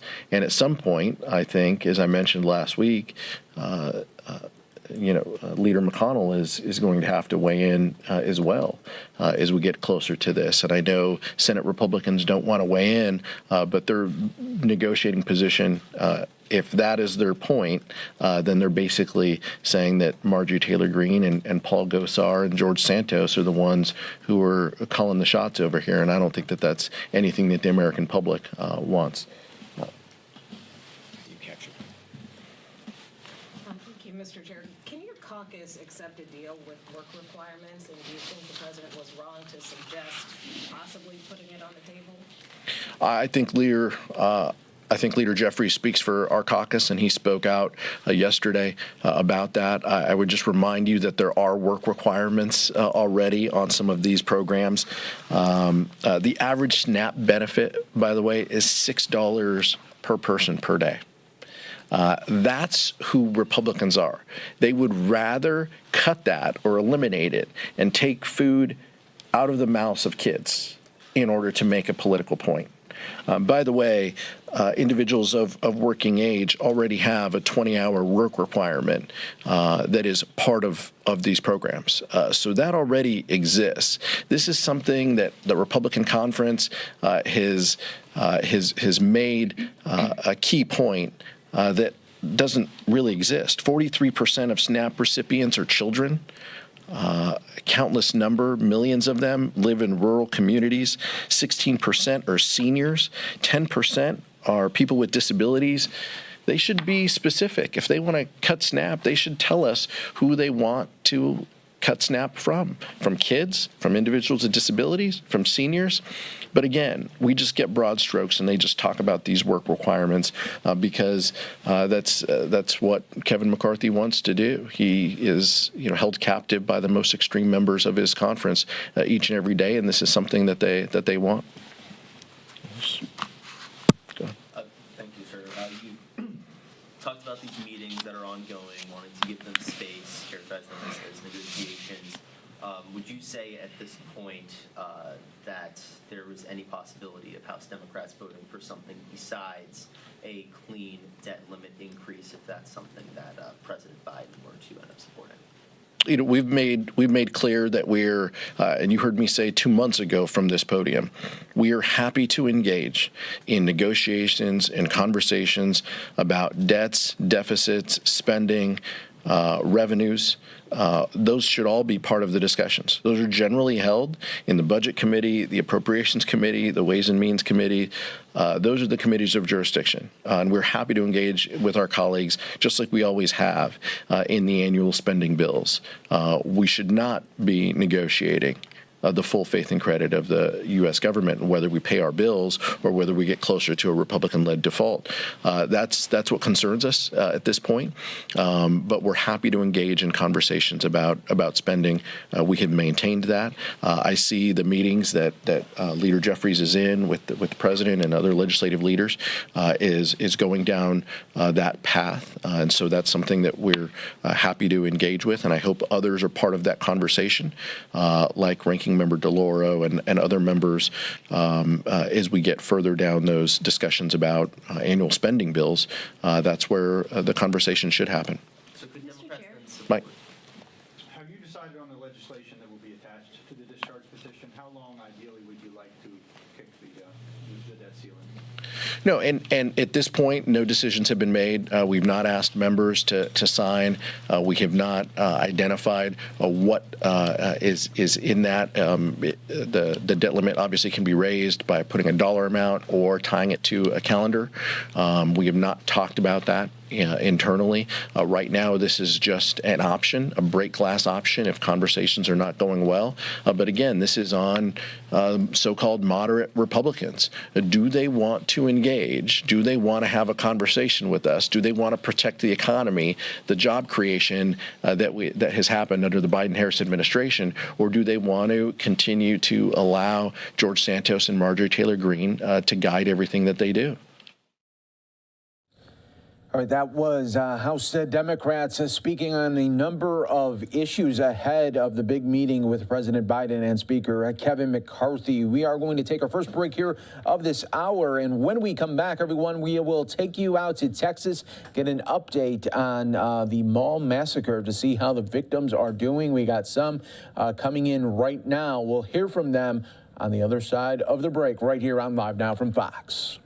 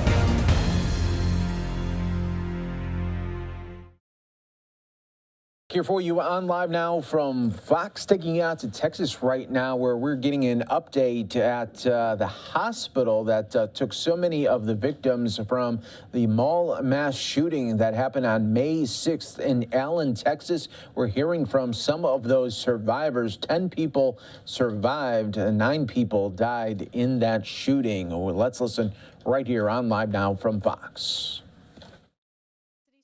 On the end is Medical City McKinney, Chief Nursing Officer. She happened to be at the mall less than 30 minutes prior to the shooting and was amongst the first to respond here at the hospital. And Dr. Elizabeth Kim is our trauma medical director who cared for most of the injured, including Mr. Walker. So we're going to start with some brief statements, and then we'll open it up for questions and answers, and we'll probably stop pretty close to 30 minutes exactly. So let's start with Dr. Kim. Hi, I want to thank you guys so much for being here today. My name is Dr. Elizabeth Kim. I'm the Trauma Medical Director here at Medical City McKinney. I have been the TMD here since 2017, and I have seen us basically grow from a small... Hold on. Do we need to move the mic up a little bit closer? Can you guys hear? Sorry. Okay. Is that better? Yes, ma'am. So you want me to start over? Yes, please. Okay. Hi, my name is Dr. Elizabeth Kim. I am the Trauma Medical Director at Medical City McKinney, and I just want to thank you guys for coming here today. I have been the TMD since 2017, and I've had the privilege to see our trauma program grow from a small community hospital to the comprehensive Level 2 trauma center that we are today. We work closely with EMS. Okay, I was actually out at Allen EMS not too long ago, and we work with our first responders just so that, we can provide the best care for our patients. We were immediately notified about the event by Allen, and we began mobilizing. I was actually at a wedding for one of our trauma nurse practitioners when this occurred. I was at the reception, and once I heard, I immediately left her reception to come here. So on my way, I spoke to the CMO, Dr. Julka, and we began continuing to coordinate care for our patients. So, while I was driving in, it was about a 20-minute drive. My mobilizing the operating room. We had already mobilized all my partners. We actually had 5 trauma surgeons that responded in that very short period of time. We got multiple anesthesiologists. You know, we began mobilizing blood, and I did all of that in those 20 minutes while I was driving in. Once I arrived, you know, I could really see that the training and the drills that we had done in our trauma center just to provide good care for our patients was very apparent.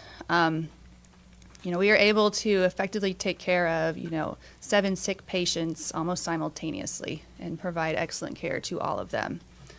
You know, as the TMD, when I first walked in the ER door, you know, I walked down the hallways to, you know, see what patients that we had. You know, I evaluated the majority of the patients, including Mr. Walker here. And you know, I ensured that we had the appropriate services for all of our patients. As more of my trauma partners began arriving, you know, I directed them to go help, you know, in the OR or in the ER, and just so that we can continuously provide care for our patients. Now I'm going to talk a little bit about your injuries, okay, Mr. Walker? So, you know, the first time we met, like I said, was in the emergency room, and you know, your smile, you had a smile there that I saw when I came in that room, and it really was one of the bright parts of that day. I just want to let you know, okay? You were calm, and you know, you were an inspiration for me. Thank you. So when I walked, you know, and I remember that when I was there that day. So, you know, he had multiple bullet fragments, you know, around his head, his neck, his chest, his arm, you know, and at that point, it wasn't something that immediately needed the operating room. He was, you know, he was someone that was a candidate to go straight to CT, so we could see how deep those bullet wounds went. And when we were, you know, looking at those, there were several bullet fragments that we were extremely worried about, okay? One of them went to, basically it's the pericardium, it's the closest layer of the heart, and it's right next to the heart. On the CAT scan, you know, it looked like his heart was okay, and it wasn't something that needed emergent surgery, you know, and we actually had our thoracic surgeon, you know, take a look at your imaging as well that day. But we ended up doing an echocardiogram to ensure that, you know, you didn't have any fluid that was starting to build up. The other bullet fragments that we were extremely worried about were the ones in your shoulder. You had bullet fragments below your clavicle bone, and that's where some of the main blood vessels go to the arm, and, you know, they can cause significant bleeding and injury. And so the vascular surgeons were helping us as well. They were there that day, and they evaluated your imaging as well. And luckily, your artery looked fine. You know, because of the damage surrounding the vein, we were very worried about you developing blood clots, and so that's why we've had you, you know, on medication to help prevent that.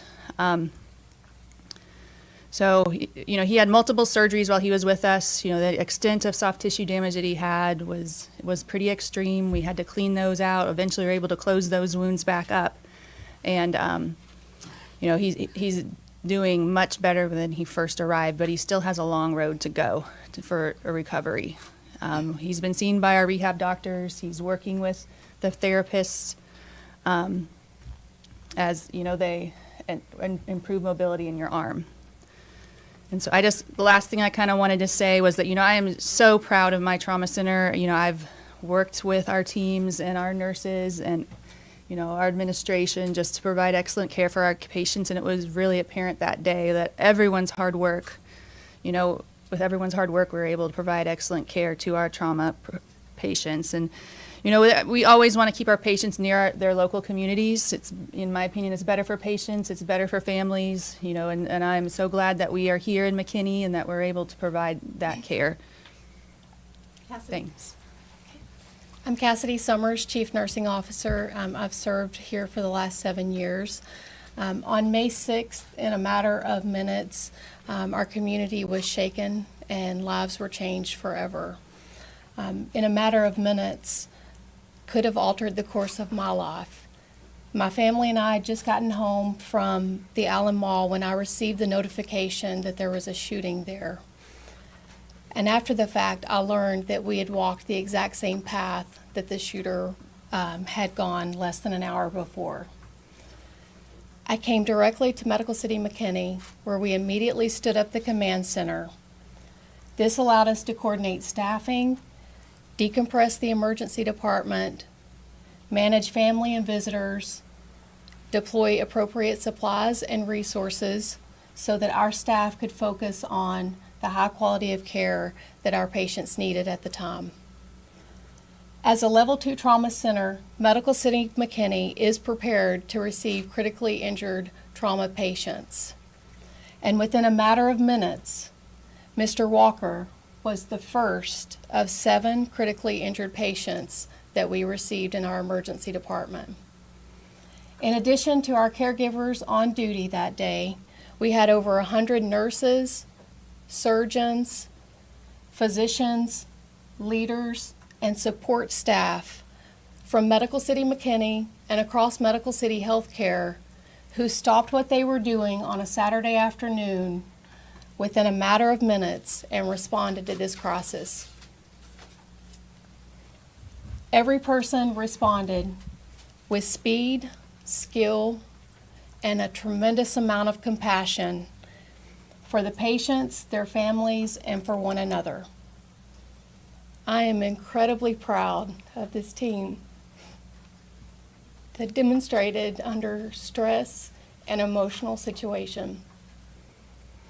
And more importantly, I am honored to be sitting here with Mr. Walker today under much, much happier circumstances. It's in minutes like these when we are able to see our patients recover and heal that gives us a sense of unity, hope, and strength to show up and provide care for our community. Thank you. Mr. Walker?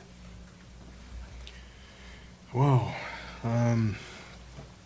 thanks everyone for showing up. Glad to be here. I am. I'll hold it. Just bring it close to you. Don't try to hold it. Okay. Okay. All right. Yeah. Well, thank you. Thank you for having me. An enormous thanks and praise to the Most High God that protected me through this process. And when I say process, it's a process that's going to continue to be ongoing. As soon as I entered this hospital, medical professionals expressed the highest level of love for me. I had the mindset that, you know what, when I come here, the energy I'm going to give out, I expect back. So I continued glorifying my Lord. I continued thanking people in advance for using their expertise to repair my body, my spirit, my hope. And, you know, that mindset, I think, got me through. Met some incredible people along the way. Too many names to express, and my memory's not that good. But from the technician to the person cleaning the hospital to the doctor, nursing lead, they all came in confident and gave me hope through this process. And hopefully I can keep in touch with a few of them to continuously give me hope through the process. I think this event was just evidence of evil not winning, you know.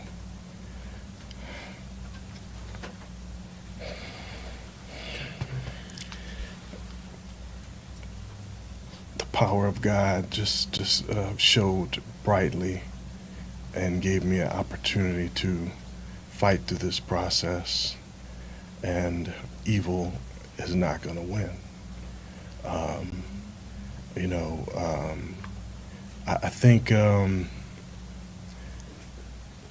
my faith is strong, as most people have evidenced that in this in the hospital. I have nothing to say about the shooting or the shooter or anything like that. It's all love. I believe you give love, you get love. And that's why I'm here today. You give love, you get love. I'm grateful to be able to continue my healing process with hopefully Medical City or other doctors or other branches of medical help. I'm just grateful to be here, grateful to see my daughter again, great to see my supportive team, my fraternity brothers, Alpha Phi Alpha Fraternity Incorporated, locally, nationally, administration of the hospital, family, friends. It's just incredible what we could do if we unify and come together for a great cause, put our minds together. Prayer, man, the prayer is just incredible. I mean, people are praying all over the country, UK, Arizona. I'm getting all kinds of feedback of people praying for me. I just want to say I'm grateful, I'm thankful, and I love everyone. Thank you.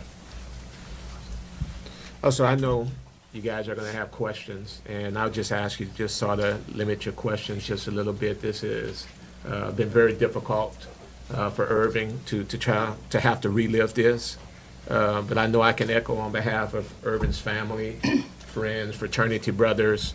One of the most difficult things for us is getting him away from Medical City. I mean, because I think the way they have treated him here, I think it's been fantastic. He calls you guys his dream team, and I think that means a lot to Irving. You guys are going to hear his story.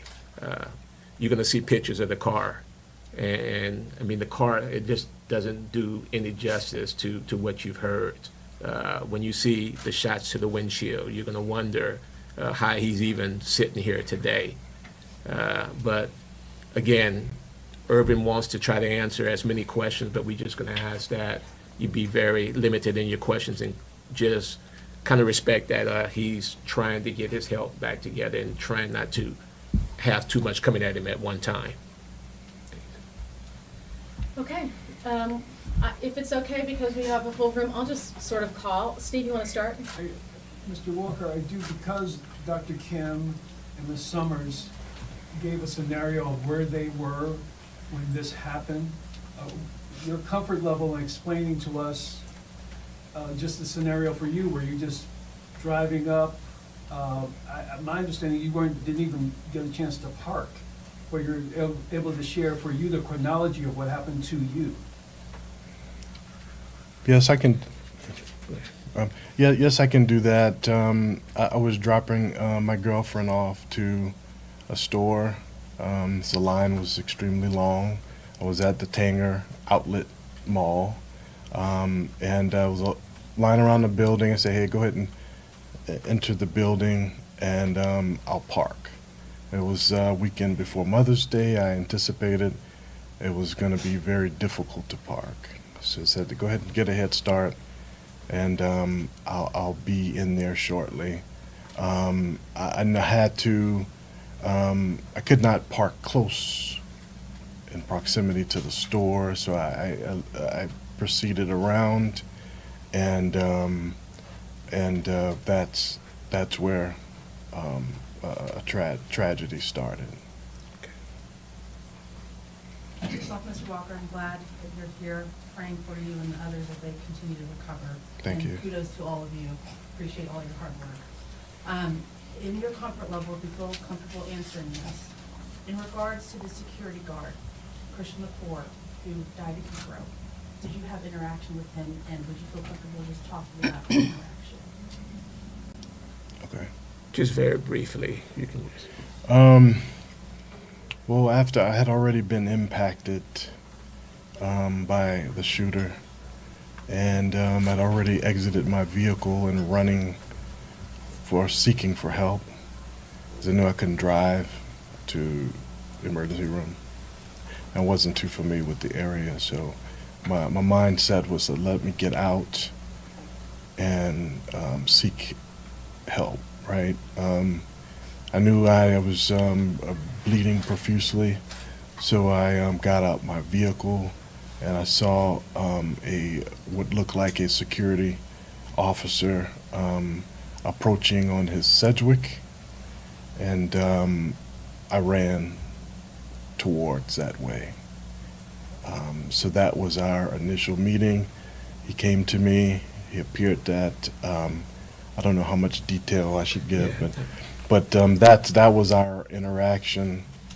You know, and he proceeded to tell me to have a seat, because I was walking and running. I was running, and then I started jogging, then I started walking fast because I knew the urgency of my matter, to a seat, right? And he was behind me, and I don't have much to say after that. The tragedy occurred. Next question. Yes. It's been beautiful hearing you discuss your strong faith. If you're comfortable with it, could you tell us about the way that you prayed while you were at the mall, if you're open to that? Yes, I do remember. I know that in this, never been shot before, so it was in, I guess, what most people would call shock at the moment.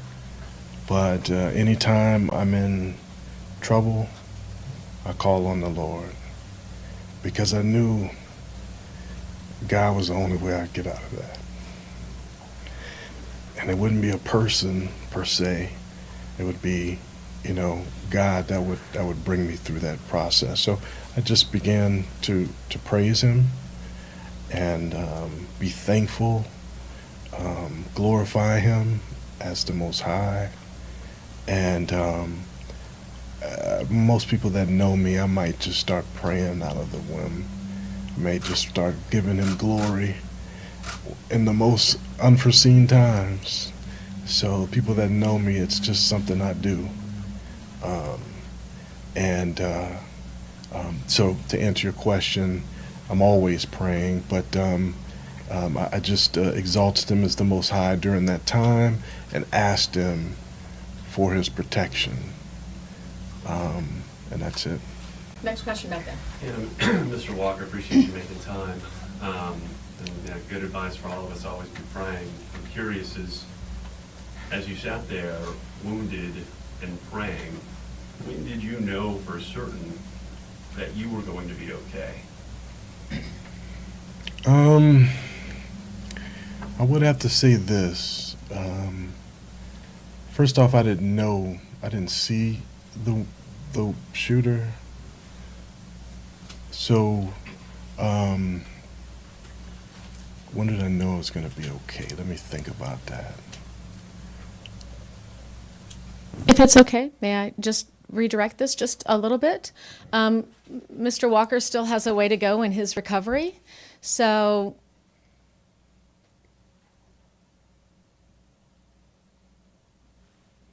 maybe you talk about where you go from here? Yes. You want me to go? Maybe we don't know yet where you're going from here. Okay, how about this? Doctor, I know that we talked a little bit about the impact of the car that he was in. Can you talk about the impact of that? Is that okay? Can I be more specific on the question regarding Dr. Kim? Because you use the term bullet fragments. Was he shot, or is his injury sustained from glass flying? Give me some indication of the severity of his injuries. I think probably all of the above. I mean, he had multiple wounds, too many to even count. You know, on his head, on his, shoulder, neck, chest, all of those places. And some of those bullet tracks were so extensive, we actually had to open them up and clean everything out underneath. And so from here, you're asking where is he going from here? We're going to rehab hopefully the next day or so. Just, because he's still in the early process of healing. He still has wounds that have nowhere close to being fully healed. Then he's going to have to work on, we worry about contractures, range of motion, in his shoulder, you know, the muscle and the skin and the soft tissue damage that he sustained. So he's, like I said, got a lot of, he's doing great. I'm so proud of how you're doing right now. But, you know, we're still in the beginning process of healing from this injury. And just to further answer his question that he had when Irvin knew he was going to be okay, I mean, one of the things that Irvin said when he saw his family, his daughter, all his fraternity brothers, everybody that was here pulling for him, supporting him, and knowing, you know, that he was in good hands, he really felt comfortable knowing that he was going to be able to make his way through this. He didn't have an option in this. You know, his friends, college friends who's been around him for years, were always around him, pushing him, didn't give him an opportunity to really think about what actually happened. So I think with all of that happening, it gave Irvin the comfort, because he knew we weren't going to come here, and they weren't going to come here and allow him not to get better. Yes, ma'am. I have a question for Ms. Summers and also Dr. Kim, if you would like to answer it. When you're both trained to handle trauma, this was close, especially the fact that you had been at the mall with your family 30 minutes, an hour beforehand.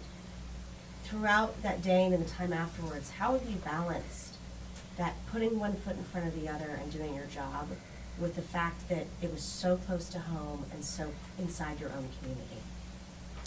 I mean, for me, living in the present moment and making sure that I'm present and available to support the staff and give them what they need so that they can give the care for our patients is really what my focus and priority was. Of course, I think about it and, you know, try to process that, but we have resources within our company that has helped with mental health, as well as we have a behavioral health unit here with trained professionals that were available immediately for our staff, for our leadership team, for our physicians. So that has really helped us all to process this. Yes, sir. Some of you will be seeing a 2-minute break right here on Live Now from Fox as we listen to the survivor and his doctors talk about the amazing, amazing survival of this shooting. The general public doesn't really understand what damage can be caused by a rifle bullet. Would you just be able to briefly describe?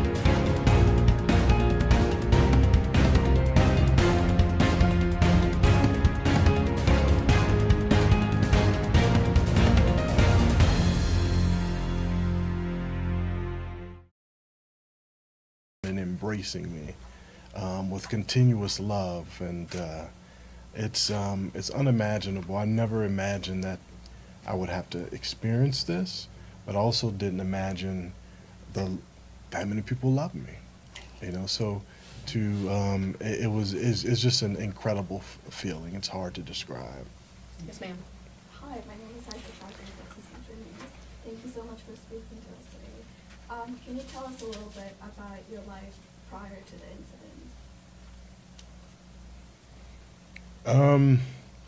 I work in the insurance field, so I work full time, and I was in the midst of servicing those that had catastrophes in the insurance field, and that is my work of life, is helping those that have had catastrophic moments in their life and hoping bringing their claims to resolve. Right. Mr. Walker, how have you processed in your recovery? You showcase your gratitude and your thankfulness for your recovery, but as they've already mentioned, they have 7 other people. There are so many other people who have been victimized by this. How have you been dealing with knowing that there were people who were harmed in this manner? I expressed that to my team, my family and friends. My deepest condolences. I've also had part of my team reach out to some of their families to share those condolences, and you know, it's a horrible situation. You know, it hurts to see people have to suffer and see their family or their kids pass away. So it's a tragic time. Yes. And Steve, and I hadn't even shared this with Irving because I know Irving's been so concerned about, you know, all the victims.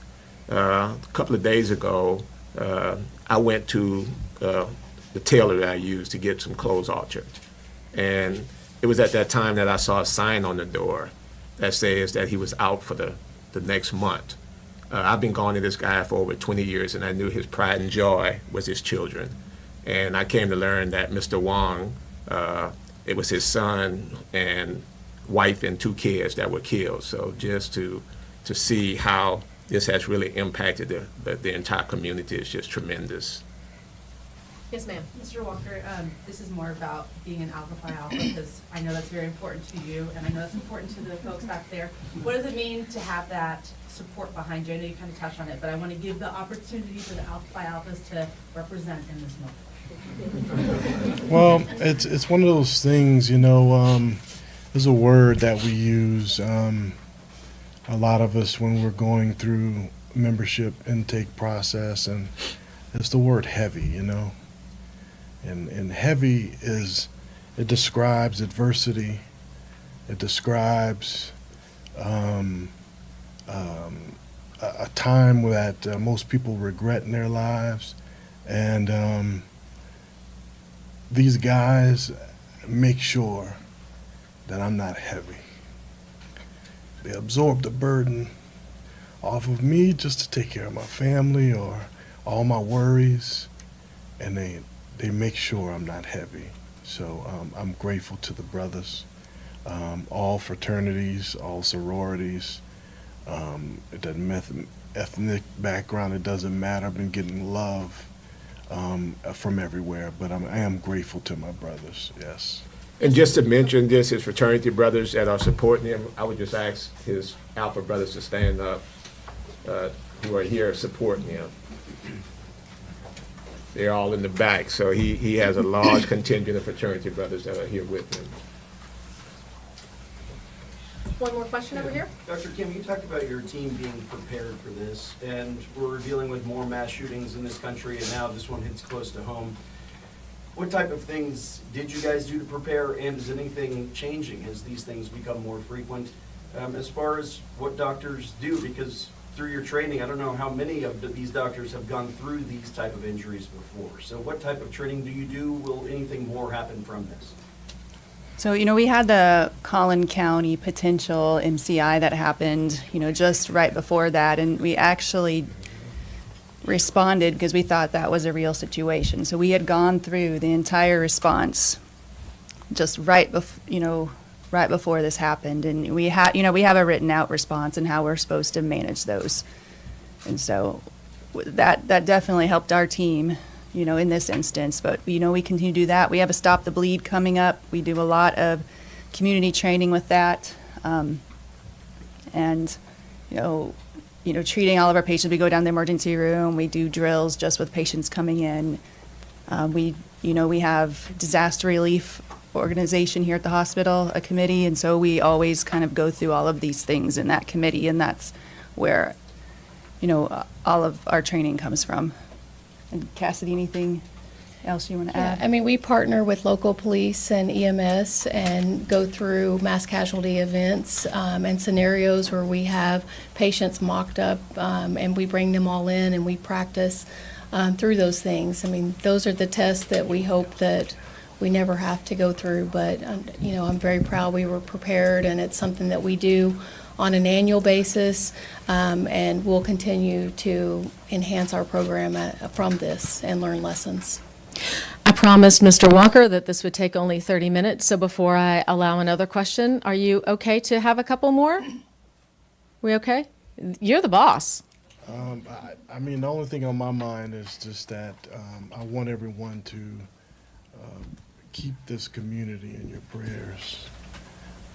There's people that are far and long are impacted by this, and we just want you guys to keep them lifted.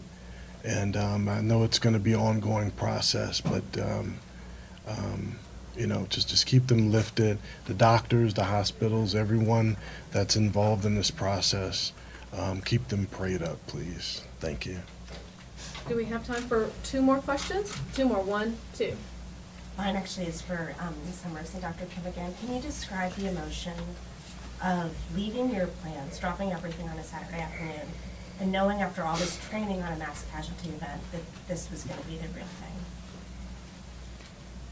I think when I first got that call, my first thought is we need to prepare. So, we need to get ready. We need to make sure all of our resources are being mobilized. And that's something I'm trained for, as in trauma surgery, we just start taking care of the patients with what we see, and we ensure that we have all of the resources that we need to take care of those. And then afterwards, you kind of sit down and start to decompress. And sometimes that's, the time where I need my family, I need my support system to just help me through that situation.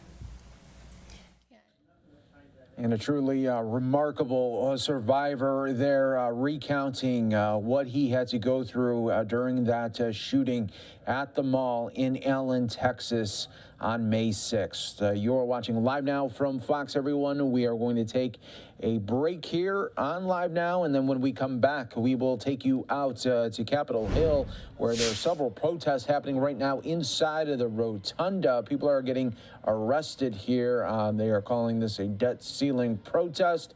We will have the White House briefing on deck as well, but live look right now inside the rotunda as protesters being arrested right now. We'll have more on this coming up in just moments on Live Now from Fox.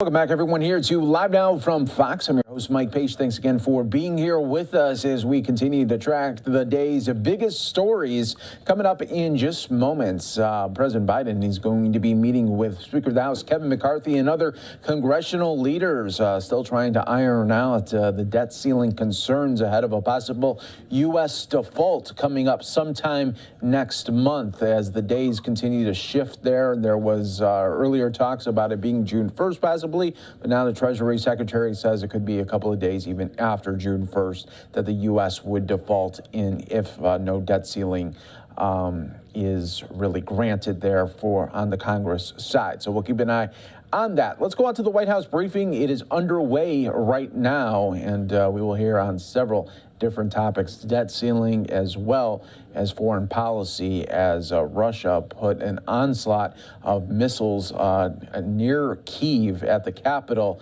in Ukraine, as many of their defense systems were underwhelmed. And we'll hear a little bit more on that coming up here on Live Now from Fox. As you know, we're going to do a trip preview for the president's upcoming ACONUS trip. The admiral's here to do that preview, so I'm just going to invite him straight away. How y'all doing today? Okay, I think as you know, tomorrow President Biden will be heading to Hiroshima, Japan to participate in the G7. Since the president took office, revitalizing our alliances and partnerships and reestablishing America's leadership around the world has been one of his top priorities. Thanks in no small part to his hard work during the G7, you will see that our allies and partners are more united than ever. Over the last 15 months, the G7 has stood in solidarity with Ukraine following Russia's invasion, rallying the world to support Ukraine and cutting Putin off from the key technologies and financing around the globe. That solidarity with Ukraine is even stronger now than it was last year, and you'll see concrete action to further isolate Russia and weaken its ability to wage its brutal war. Of course, this display of unity will extend to other key economic and security issues as well. G7 leaders will demonstrate that we share a common approach to the challenges posed by the PRC, an approach that is grounded in common values. And we will also rally the world. We will also rally around the need for bold action to accelerate the clean energy transition, including by making President Biden's economic agenda a blueprint for G7 action to address the climate crisis and create good jobs. Finally, we will present an affirmative agenda to take further action to support developing countries around the world. That means we're going to showcase how we are scaling President Biden and the G7's flagship infrastructure initiative, the Partnership for Global Infrastructure and Investment, otherwise called PGII, which has attracted major investors to better respond to the global demand for high-quality infrastructure financing. And we will reaffirm our commitment to help institutions like the World Bank evolve, so that they can more effectively address global challenges that directly affect its core mission of poverty reduction, including climate change. Now, the president will also have an opportunity to meet with Prime Minister Kishida on the margins, where they will discuss ways to further strengthen our mutual security, economic, multilateral cooperation, and of course, look for ways to continue to improve our alliance with Japan. And he will also have the opportunity to meet with the leaders of the other members of the Quad, Prime Minister Modi of India and Prime Minister Albanese of Australia as well. So a very packed agenda here for the G7. President's looking forward to getting out there and having those discussions, and again showing how united the G7 really is around a common range of security challenges and opportunities. Go ahead, Steve. Question there. You mentioned the president's going to meet the Quad leaders in Japan. Does that reflect the change to the back half of the trip? Is he not going to go to Australia anymore? That would have had the opportunity to meet with Prime Minister Modi and Prime Minister Albanese anyway at the G7. I don't have any additional changes or additional schedule items to speak to today. We're thinking through the rest of the trip right now. And then, so the rest of the trip is now up in the air because of the negotiations. What I can speak to is the G7 and going to Hiroshima. The president's looking forward to that. We're taking a look at the rest of the trip. And this is a substantive question there. Can you speak a little bit about the implications of the debt limit showdown here at home on the president's credibility on the global stage? How can he rally the world if he can't rally lawmakers here in Washington? That's something as simple as, and fundamental as the full faith and credit of the United States. What message does that send abroad?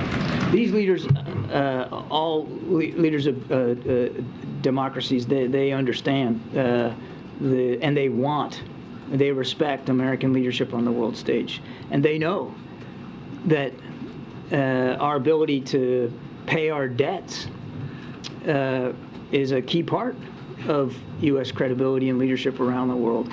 And so they understand that the president also has to focus on making sure that we don't default and on having these conversations with congressional leaders, and he'll be able to do that and have his team do that while we're at the G7. But these leaders of all around the world understand how important American credibility and leadership is, and that's why they understand how important it is that the president stay on top of this issue. We wouldn't even be having this discussion about the effect of the debt ceiling debate on the trip if Congress would do its job and raise the debt ceiling the way they've always done.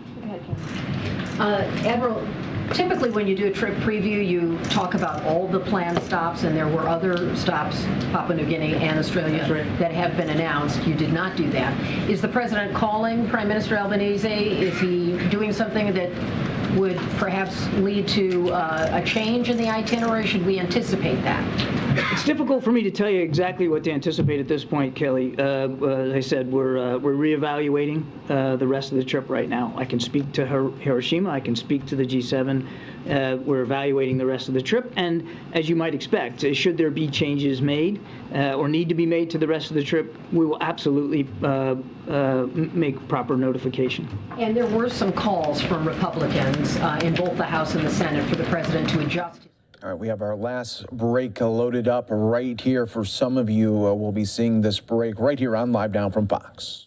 No, you should assume that, first of all, we're going to the G7, and we're looking forward to that. It's an important forum for a lot of important issues that I just detailed. And given where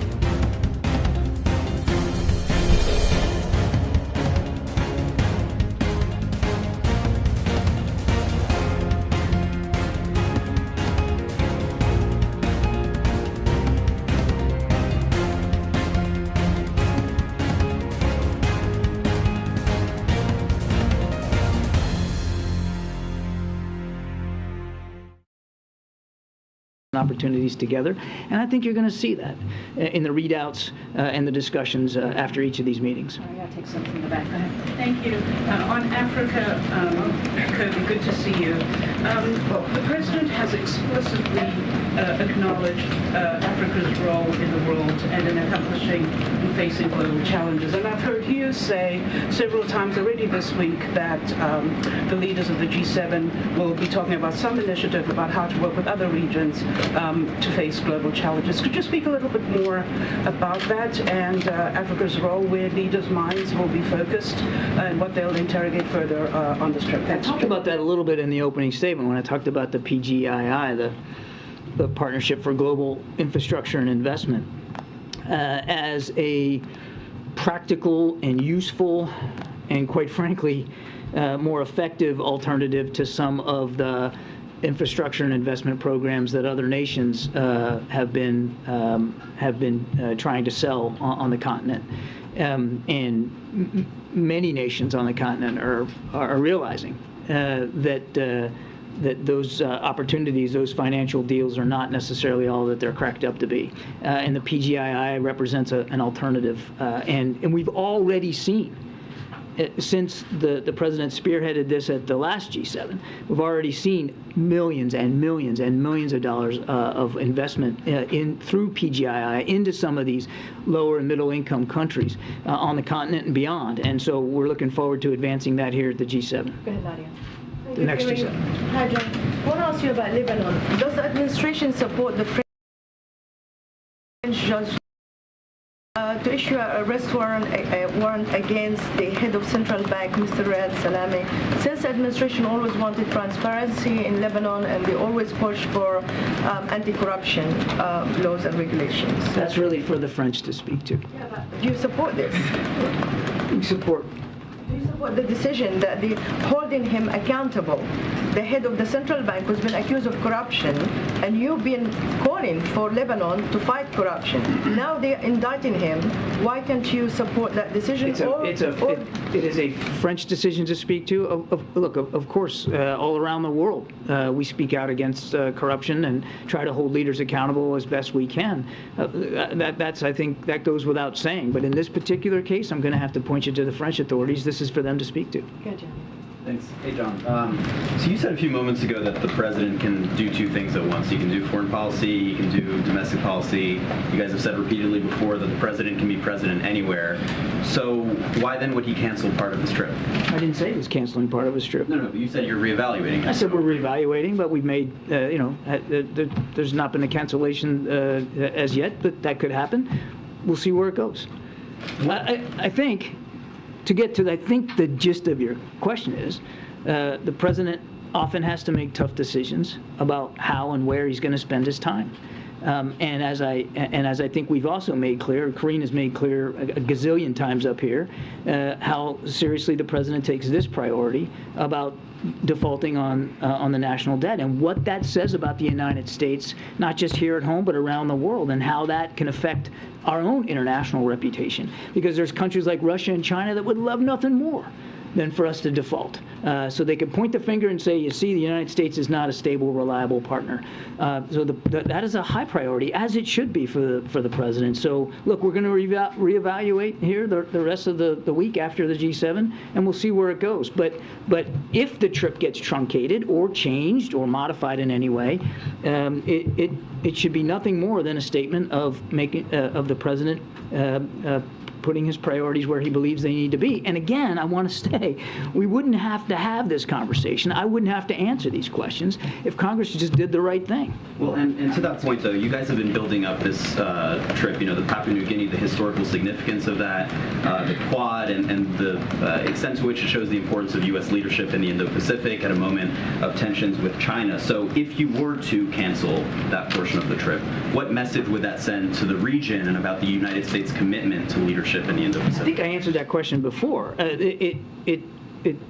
Again, I don't want to get ahead of where we are, but modifying an overseas trip to deal with this particular issue, an issue which is central to our international standing around the world, that's the message, that we understand how important it is that the United States not only say we are, but prove we are a reliable, stable, strong partner for our allies and partners around the world. And that stems from, and the president understands this, it stems from the reliability of our ability to pay our debts. Go ahead, Raquel. Thank you so much, Karine. Hi, John. Hey, Karen.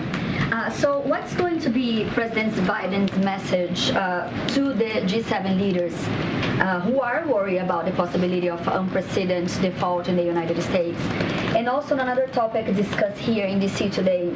Do you anticipate they will discuss artificial intelligence and also the chat GPT during the meetings there? And how can the U.S. work with other countries on this matter? So on your first question, the President's message to the G7 will continue to be, as I said to Jeremy, that the United States is a strong, reliable partner, and that he's working hard to get the debt ceiling raised, as it should be, because he understands the importance of that to our international reputation and our credibility, and that they don't need to worry about that part of it. And look, as I said in my opening statement, and it wasn't just some accidental line I threw in there. Since day one, the President has focused on revitalizing our vast alliances and our network of partnerships. No other nation in the world enjoys that network the way the United States does, and the President has put an awful lot of personal capital into revitalizing those partnerships. And just look what that has done. Just pick one thing. Look at Ukraine.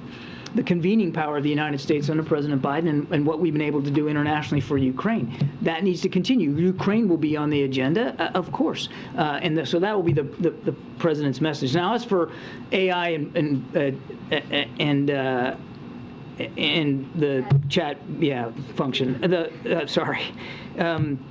I don't know if that specific application is going to come up, but you can expect that as in the course of the discussions that they will be having, that these leaders will have a chance to talk about science and technology and the importance of appropriate behavior in that space. Okay, a couple more. Go ahead, Mandy. Ukraine, just very quickly follow up. Okay. Running out of time. Go ahead, Nandy. Thanks, Corinne. Reuters has reporting showing that the G7 countries are set to discuss concern about China's use of economic coercion in its dealings abroad, and that's going to be part of the larger joint statement that will be released in Japan. Wondering if you can confirm that. The PRC and managing that competition with them, as well as dealing with the full scope of challenges that the PRC presents in the Indo-Pacific region, will absolutely be on the agenda for the G7. And as I said in my opening statement, I think you can expect to hear at the end of those discussions that all the G7 leaders are of a common mind about how to deal with the challenges that the PRC presents. I won't get ahead of what's going to be said after those discussions, but it absolutely will be on the agenda, and I absolutely think you'll see at the end of it that the G7s are all like-minded. G7 nations are all like-minded. So economic coercion specifically will be a part of it? I think they're going to talk about the broad scope of coercive activities by the PRC, and economics is certainly a part of that. Yes, that will be part of the discussion, but so will be the security coercion that we see coming out of the PRC, whether it's in the East China Sea, whether it's in Taiwan Strait or the South China Sea. All that will be discussed. Thanks. John, I want to ask you about a developing story. We're just now hearing reports about an American convoy in Nigeria coming under attack. What can you tell us about it? Don't know a whole lot. I just got informed about that here before coming on out to talk to y'all. It does look like a U.S. convoy vehicles was attacked. What I can tell you is that no U.S. citizens were involved, and therefore there were no U.S. citizens hurt. But we are aware of some casualties, perhaps even some killed. But I don't want to get too far ahead of where we are right now. It just happened, and the State Department's looking into this. Go ahead. Given the number of questions you've taken on the debt limit here as it relates to the G7, how much do you expect that issue to kind of cast a shadow over these conversations? I mean, do you expect the President to answer questions about the process and the fallout and what may happen if with G7 leaders? Look, I'm not going to speak for other G7 leaders and what they may or may not want to ask the President, but we do not expect that this will, to use your phrase, overshadow the G7. There's an awful lot on the agenda. I just walked you through it. These are several full days of discussions about real meaningful issues to our national security and to that of our G7 partners. I do not believe and do not expect that this is going to dominate the discussion. Go ahead, JJ. Can you comment on the report that a U.S. Patriot battery system may have been damaged in Ukraine in the latest Russian missile barrage? I cannot, no. So you can't say whether. So if it were damaged, would the Ukrainians be able to repair it on their own, or would the U.S. have to? First of all, I can't confirm the reports, but it would depend on the scope of the damage as to whether or not it could be repaired by the Ukrainians or whether we might need to help them. I think you know that even particularly in howitzers. Oftentimes when we gave howitzers an artillery piece, firing artillery around, and many of them have been damaged in the fighting or just worn out by the fighting, and some were able to be repaired on site. Some we assisted the Ukrainians with repairs outside Ukraine. I just can't speak to this, but obviously if there was damage done to a Patriot system that needed to be repaired outside Ukraine, we would certainly assist with that. I just can't confirm it. The video that the U.S. has released asking Russian intelligence to share its secrets with the United States, why now? Why would any Russian share that kind of information? And what assurances, safety assurances, is the U.S. offering? You're talking about the video that the CIA released. That's not uncommon for them to do this, for one thing. They look for recruits same as the U.S. Navy does, and so it's not uncommon for them to use video as an opportunity to see if they can encourage others to help them out. I'd refer you to CIA to speak to the efficacy of that process and that program, but it's not atypical for them to do that, and frankly, it would be irresponsible if they weren't doing that. Are you offering safety assurances, though? I mean, why would... I'd refer you to the CIA to speak to the details of the program. Japan is very much hoping that the U.S. will resume joining the TPP. Has there been any thought of that coming up? I don't have anything on the agenda with respect to TPP to speak to. This time, will you have a little chance to visit Japan? Last time you didn't get to get out of the hotel room. Me? Are you going to visit Japan, Corinne? I mean, yeah, hopefully. We'll see. We'll be busy. We'll be very busy. Okay, we have to wrap this up. Anita, you have the last question. Thank you so much, John. First of all, we just heard South African President Cyril Ramaphosa say that both President Zelensky and Putin have agreed to 6-party talks with African leaders aimed at hammering out a peace deal. Just wondering how the White House feels about peace deal in Ukraine. Yeah, look, I'll say what I've said before. We would welcome any credible peace proposal put forward, even by a third party or third parties. Hang on, let me finish. In Russia right now. Let me finish. We would support any third party peace proposal as long as it can be seen as credible, enforceable, and sustainable. And for those three things to be the case, it's got to be supported by President Zelensky and the Ukrainian people. Nothing about Ukraine without Ukraine. I've said it a million times. We'll keep saying it. We're not poo-pooing other peace proposal opportunities as long as they can be credible and sustainable and enforceable. And again, that means that the Ukrainians have to be 100% behind it. And it has to start with the Ukrainian perspectives. It has to start with the UN Charter being a foundational element, and it has to start with President Zelensky's support and his 10-point proposal, at least referencing and be a part of that frame. So that's where we are. One more person. Go ahead. Go ahead, sir. Thank you so much. The situation in Pakistan has gotten worse from the last time that we spoke.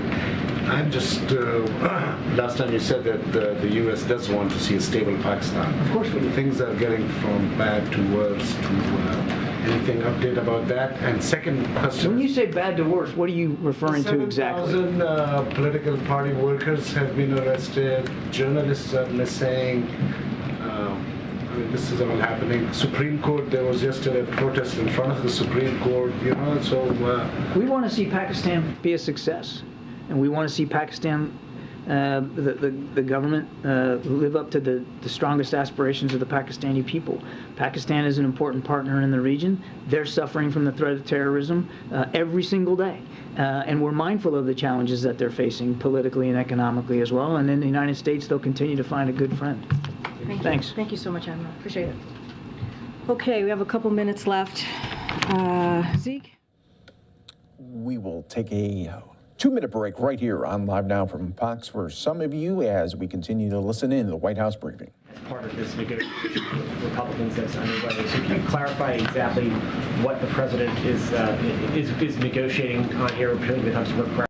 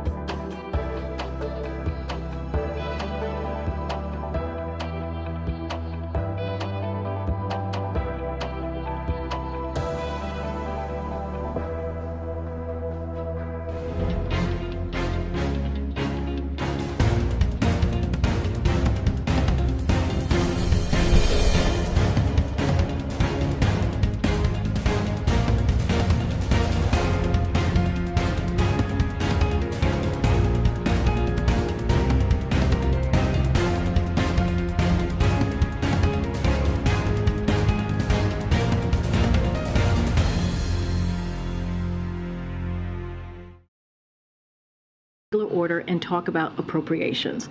That's what we've been very clear that the debt limit needs to be taken care of. Congress needs to do their constitutional duty. And if you think about it, Republicans, MAGA Republicans, have laid out how they see the vision for the American people when it speaks to the budget, right? And so we've been very clear about that 22% cut that they want to do to health care. Just talked about the 21 million Americans, right? The cut that they want to do to veterans. All of those things are conversations that his team and the teams of the four congressional leaders, they've been having for the past couple of days on the budget, on how we move forward with the budget. Yeah. Thanks, Corinne. Vice President Harris was not in the room last week when the president met with McCarthy and congressional leaders, but she will be there today.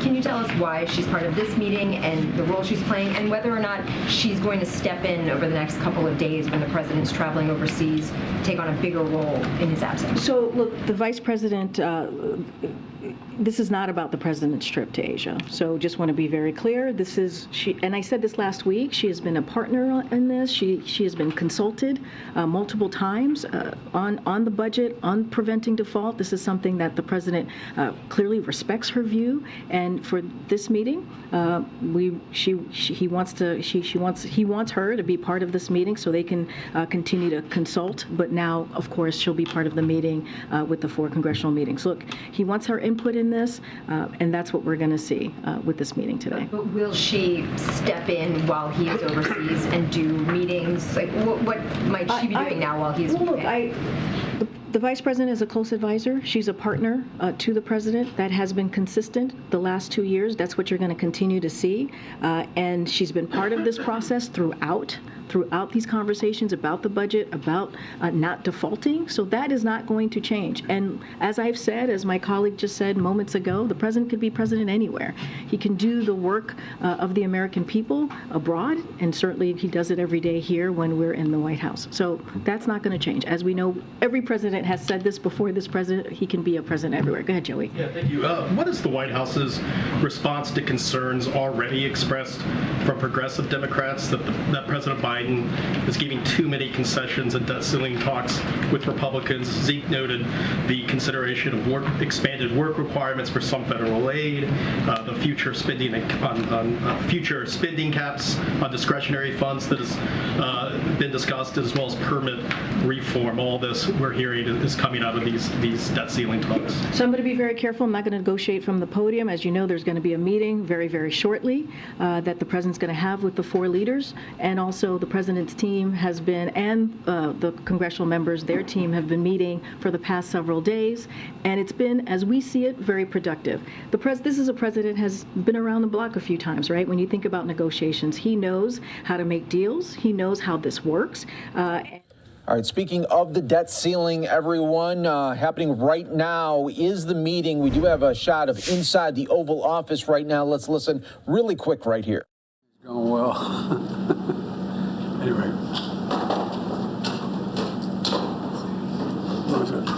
I don't have any comment to make. We're just getting started. And we'll be available at the sticks when this is over. Mr. President.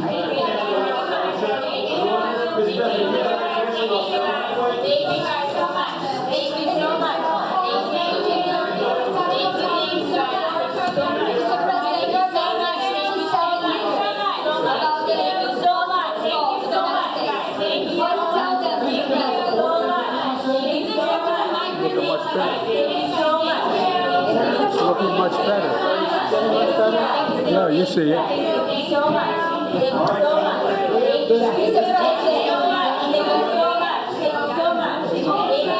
Give me a break.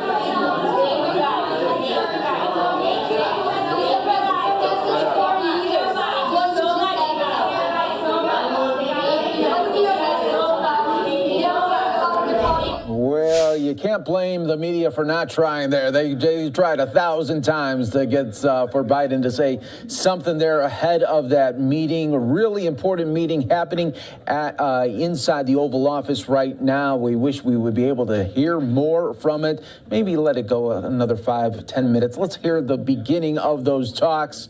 But no, that's not the case right there. So we will monitor what is said after the meeting. Here's a live look right here outside of the Oval. We are expecting Speaker of the House Kevin McCarthy and Senator Mitch McConnell at the very least to be speaking after that meeting. So we'll keep an eye on that.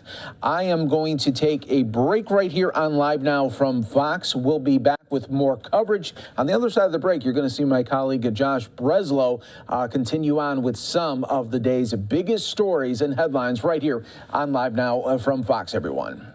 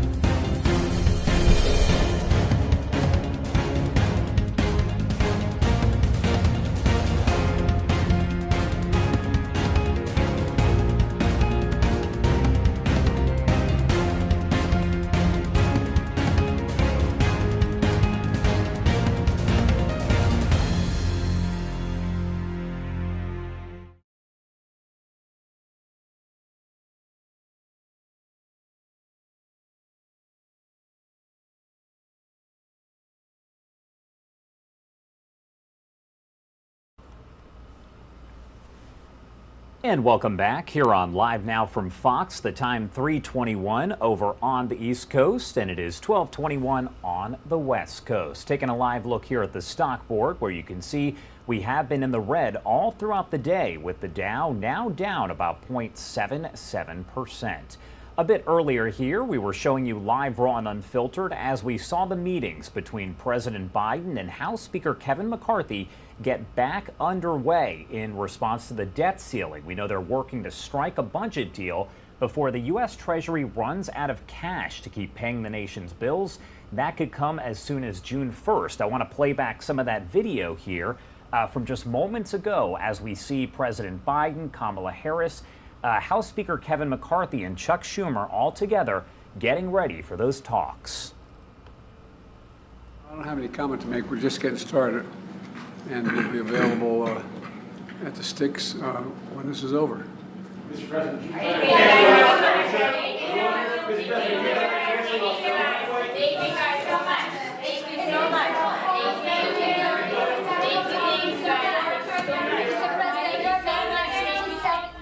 All right, the president not taking any questions right there, essentially just saying they're going to discuss everything with the debt ceiling, and we'll let you know if any sort of resolution is made there. I do actually want to take you out to another story that we have been following, because coming up in just about 30 minutes, we do expect an update from law enforcement on that deadly mass shooting in New Mexico. An 18-year-old man armed with at least 3 guns roamed through a community, firing randomly at cars and homes. We know that 3 people were killed and 6 other people were wounded, including 2 police officers. That is the latest information provided by police in Farmington, New Mexico, which is a small community near the Four Corners where New Mexico, Arizona, Utah, and Colorado meet. We know coming up here at about 4 p.m. Eastern Time, 2 p.m. local time, we expect that news conference to get underway with law enforcement, so we'll bring that to you live, raw, and unfiltered right here on Live Now from Fox. In the meantime, Jeff Paul, he is with Fox News. He filed a report with more information here about that shooting, what we know so far, and what is still left to figure out. Heard a pop, pop, pop, a short pause, and then pop, pop, pop, pop, pop, pop. A gunman opening fire on the streets of Farmington in northwest New Mexico Monday morning. Police say the 18-year-old suspect roamed the neighborhood, firing at cars and homes, killing multiple people. Several others were injured, including 2 police officers. My dogs were outside, and then I heard a loud bang, so I went outside to see what was going on, and then I just heard multiple rounds start going off. Police responded to what they say was a chaotic scene just after 11 a.m. local time. They shot and killed the suspect within minutes of encountering him. Authorities say he was armed with at least 3 weapons, including an AR-15 style rifle. Investigators are now looking for a motive, but they say the teen appeared to target victims at random. We are actively looking at several blocks of this crime scene to determine what actually happened while we were responding to this scene because of the numerous phone calls that we did receive. A vigil for the victims was held on Monday night in the city of about 50,000 people. The community now trying to make sense of this tragedy. When there is loss and there is pain and there is hurt, that is an opportunity for us. It's an opportunity for each of us to step up and help heal that wound, help heal that pain. Police are now asking anyone with any additional information or video from the shooting to come forward. In Farmington, New Mexico, Jeff Paul, Fox News. Jeff, thank you so much. And as we mentioned, we do expect that update to get underway in just about 30 minutes. You can watch it live, raw, and unfiltered right here on Live Now from Fox. I want to take you to another story over in Texas we've been following. That is where a 12-year-old boy is now in custody after investigators say he fatally shot a Sonic employee. This is in the town of Keene, about 30 miles south of Fort Worth, Texas. Keene police say 20-year-old Angel Gomez pulled into Sonic Saturday night and began urinating in the back parking lot. Sonic employee Matt Davis went outside to speak with Gomez, and investigators say a 12-year-old popped out of Gomez's vehicle and shot Davis multiple times, killing him. Both Gomez and the 12-year-old have been charged here. Peyton Yeager with our Fox 4 Dallas team has the latest. A shocking murder Saturday night in the middle of town. A 12-year-old boy arrested for repeatedly shooting a Sonic employee with an AR-15 rifle. The crime brought people out who did not know the victim to pay their respects. I see that there's been some fresh flowers added, a teddy bear, some flowers over here, and I love it. I love it. I feel like Matt would have loved it and appreciated it, and I hope that it just brings a tiny bit of comfort to his family. It's such a horrible thing that happened to them. Jen Baggett of Keene says she felt compelled to start this memorial with a cross for the family of 32-year-old Matt Davis. I was in disbelief. Like I said, I've got 2. My youngest is now 17, and I couldn't imagine that happening. Keene police say Saturday evening, just before 10 p.m., multiple people called 911 reporting a shooting in the Sonic parking lot. I was outside. My fiance had actually just ran in the house, and I heard a bunch of gunshots. Dylan Elliott lives nearby and heard the loud gunfire. Minutes later, a Care Flight helicopter was landing. You see them every once in a while, but you never see them flying low and this close to home, at least. According to police, this started when 20-year-old Angel Gomez of Fort Worth arrived at the Sonic with others in his vehicle. Gomez allegedly began urinating in the back parking lot, so Davis came outside to speak with him. There was a fight between the two, and that's when police say the 12-year-old shooting suspect, a passenger, grabbed the AR-15 rifle from Gomez's vehicle and shot Davis multiple times. He later died at the hospital. Police say Gomez ran away with the AR-15, but then returned and was arrested. The 12-year-old also took off. Keene police and nearby agencies located him at a home in Rio Vista, along with several firearms. Gomez is charged with tampering with evidence for leaving the scene with the AR-15. Police say it's possible that charge could be upgraded to murder. The 12-year-old suspect is at a juvenile facility in Granbury. A 12-year-old in this day has access to a gun to kill someone. It breaks my heart, actually. Davis's family tells Fox 4 he leaves behind a 10-year-old son and a fiance. His mother is working to bury her son in Louisiana, where he's from. Gotta have the Louisiana beans. Baggett says she spoke to Davis's family briefly on Sunday. She learned Davis had just moved to Keene and started the job at Sonic 2 weeks ago. He was so proud of this job. He'd come in an hour early, and then it just breaks my heart because he was killed here. Peyton Yeager, Fox 4 News. A very sad story there out of Texas. Now, I do want to get back to a live event that we do have going on right now. Top secretaries testifying in front of the Senate as we speak, talking a lot about China and a perceived threat. Secretary of Defense Lloyd Austin right there on your screen, Secretary of State Antony Blinken, and Commerce Secretary Gina Raimondo all there right now testifying. So let's pop up the audio and listen in live, raw, and unfiltered. It would make sense to ratify it. So, thank you.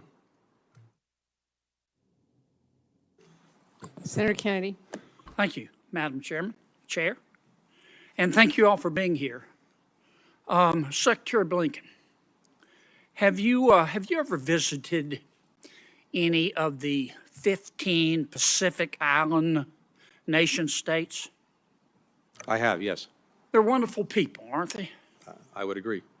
And they have well-placed pride in their countries, do they not? They do. Right. Can we agree that these 15 independent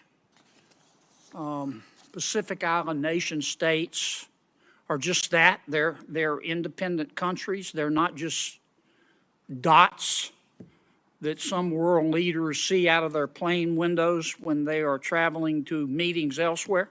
That is correct. And can we agree that that China is making a concerted effort to try to bring these independent countries within the ambit of the Communist Party of China? We can. Can we agree that America should have a deeper, strike that, let me rephrase that, Mr. Secretary. Putting China aside, do you agree with me that it is the prudent and moral thing to do to have deeper engagement with our fellow countries in the Pacific, particularly in terms of trade and investment? Very much so, Senator, yes. Would you support showing the 15 Pacific Island nation states the respect and dignity that they deserve by creating an ambassadorship just for these 15 Pacific Island nation states to be appointed by the President of the United States and confirmed by the United States Senate? Senator, something that we're looking at, but let me just put this in context. As you rightly said, these are independent sovereign countries, which is exactly why we have been engaged in a very intense effort to actually get embassies and to have ambassadors in more of these countries. And as you know, right now, we've opened an embassy in the Solomon Islands, we've opened one in Tonga, we have one pending in Kiribati, and we're also doing the same thing in Vanuatu. So having these bilateral ambassadors is critical. As you also know, President Biden... Mr. Secretary, can I interrupt you? Yeah, please. I'm really sorry, but we have limited time. Please. And I have followed the efforts of the Biden administration in this regard. But what I'm talking about is appointing an not relying on other envoys or ambassadors. I'm talking about creating a new ambassadorship for the 15 Pacific Island nation states appointed by the president and confirmed by the Senate, who would spend her or his time traveling to all of the island states, talking about trade, investment, and listening. So, Senator, I'd say two things to that. One, I think it is important that we continue to engage these countries independently, given their independent sovereign status. But to your point, and I agree, this is important, we have appointed a senior envoy to the Pacific Islands Forum. This is the main body, as you know, that brings all of these islands together. We appointed someone who's a deeply experienced ambassador. But it's not created in law, is it, Mr. Secretary? It's not. It's an appointment by the Secretary of State. Okay. That's correct. So a new president could come in and say, we don't want to do this anymore. That's correct. Could she or he not? That is correct. What I'm talking about, if the Pacific Island countries are so important, and I think they are, and I think I've heard you say they are, let me ask you again, would you support creating an ambassador level status? I don't care what you call it, but it would be an ambassador level status appointed by the president and confirmed by the United States Senate. What's wrong with that? I would just say, Senator, that first, the senior envoy that we have, who is a former ambassador to several of these countries, in effect, fulfills that function. So that's important. But he's not an ambassador. He's appointed by a president. I'm talking about making this permanent. Well, of course, a future president could decide not to appoint an ambassador at any given country. Well, but why wouldn't you want to? Why wouldn't you want to embed this in the law and give the Pacific Island countries the respect they deserve? I'd be happy to pursue this with you. I think what we're hearing. I just happen to have a bill, Mr. Secretary. Yeah, I'm very happy to look at it and come back to you on it. Would you? Yes. I really think please do. that we have not given. I'm not criticizing you or your team. I just think that we haven't given these countries the respect they deserve, and the best way to do that would be to give them a permanent ambassador. I think we should pursue this conversation because I'd really welcome doing that. I'm going to put you down as a yes. To talk about it, absolutely. Thank you, Madam Chair. Thank you. Senator Baldwin. Thank you, Madam Chair and Ranking Member, for convening this very important hearing, and thank you to our secretaries for being here today. Secretary Raimondo, I want to thank you for including in your testimony the importance of the Tech Hub program. And you've also responded to a number of questions referencing the importance of that program. And I certainly appreciate your leadership at the Department of Commerce. As a member of both the Commerce Committee and this Appropriations Committee, I worked both on the authorization side and the funding side of the Regional Tech Hub program. And our committee delivered an initial $500 million investment to get it started. So I look forward to working with you and my colleagues on this committee to develop tech hubs in more geographically diverse parts of the country, which I agree is needed to ensure our economy can compete with China.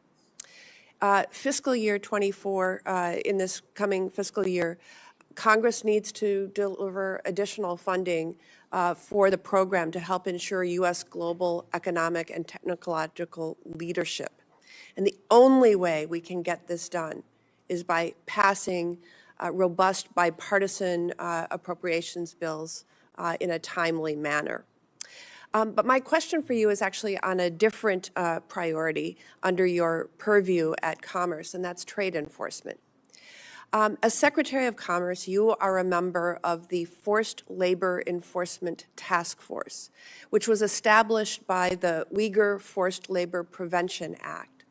That legislation also specifically tasks the Secretary of Commerce, along with the Director of National Intelligence, with consulting on the development of a strategy to ensure U.S. supply chains are free of forced labor in China. So, Secretary, could you both explain the nature of that undertaking, but also, importantly, the impact that reduced funding or even a continuing resolution would have on the important work being done at Commerce to combat forced labor in China. Thank you, Senator, and good afternoon. First, very briefly on tech hubs, I do want to reiterate that Chips and Science authorized a $10 billion investment, which I think is about right. And so $500 million is, barely a down payment. I am very grateful for $500 million. We're hard at work. We're going to run a pilot program. I believe will be spectacular. However, as you correctly say, we definitely need more money. The president's budget this year, I believe, calls for another $2 billion or $1.4 billion.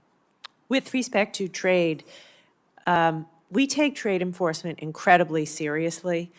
And in this regard, I have always said, America can outcompete China if we all play by the same rules. And China doesn't play by the same rules in trade. They flood our market with heavily subsidized goods and undercut our prices and undercut our industry. And as you say, there is often forced labor in the supply chain. And we should have zero tolerance for forced labor in that supply chain. Right now, one of the things that we do at the Commerce Department is at any given time, we are enforcing between 600 and 700 countervailing duties, anti-dumping countervailing duties, many of which relate to China's unfair practices.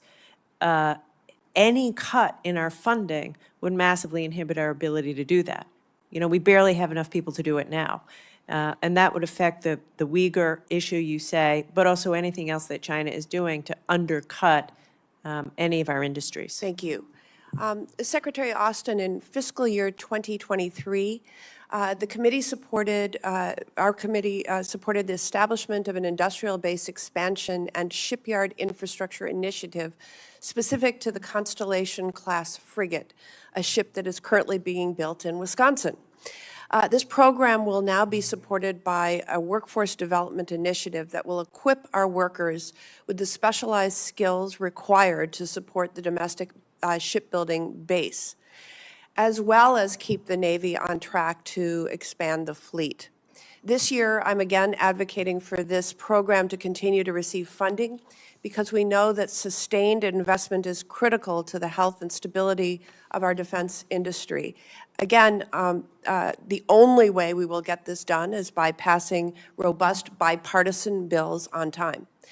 Secretary Austin, can you speak to how the workforce investments that we've been funding, like this program, keep our nation competitive and secure? It goes without saying, Senator, thanks for the question, but our workforce is absolutely critical. As we have, our industrial base is one of our core strengths, and central to that core strength is the workforce. And as we've been challenged over the years in terms of being able to rapidly expand capacity and capability, some of those challenges are workforce challenges. So everything that we can do to train and empower our workforce, I think, is helpful. It's critical, and so I appreciate all that you're doing. I think it's the right thing, and would ask that we do more in that regard. So. All right, so we are hearing from Secretary of State Antony Blinken as well as Secretary of Defense Lloyd Austin. They're testifying before Congress, talking a lot about that perceived threat from China. I do want to remind you, coming up in about 18 minutes, we are expecting to get an update, a live one, from authorities over in Farmington, New Mexico. That is where a man apparently started shooting at different homes in a neighborhood yesterday, killing at least 3 people. We'll bring you that update live, raw and unfiltered, as we do. Let's head to a quick 2-minute commercial break, and on the other side, right back into your live events and headlines. You're watching Live Now from Fox.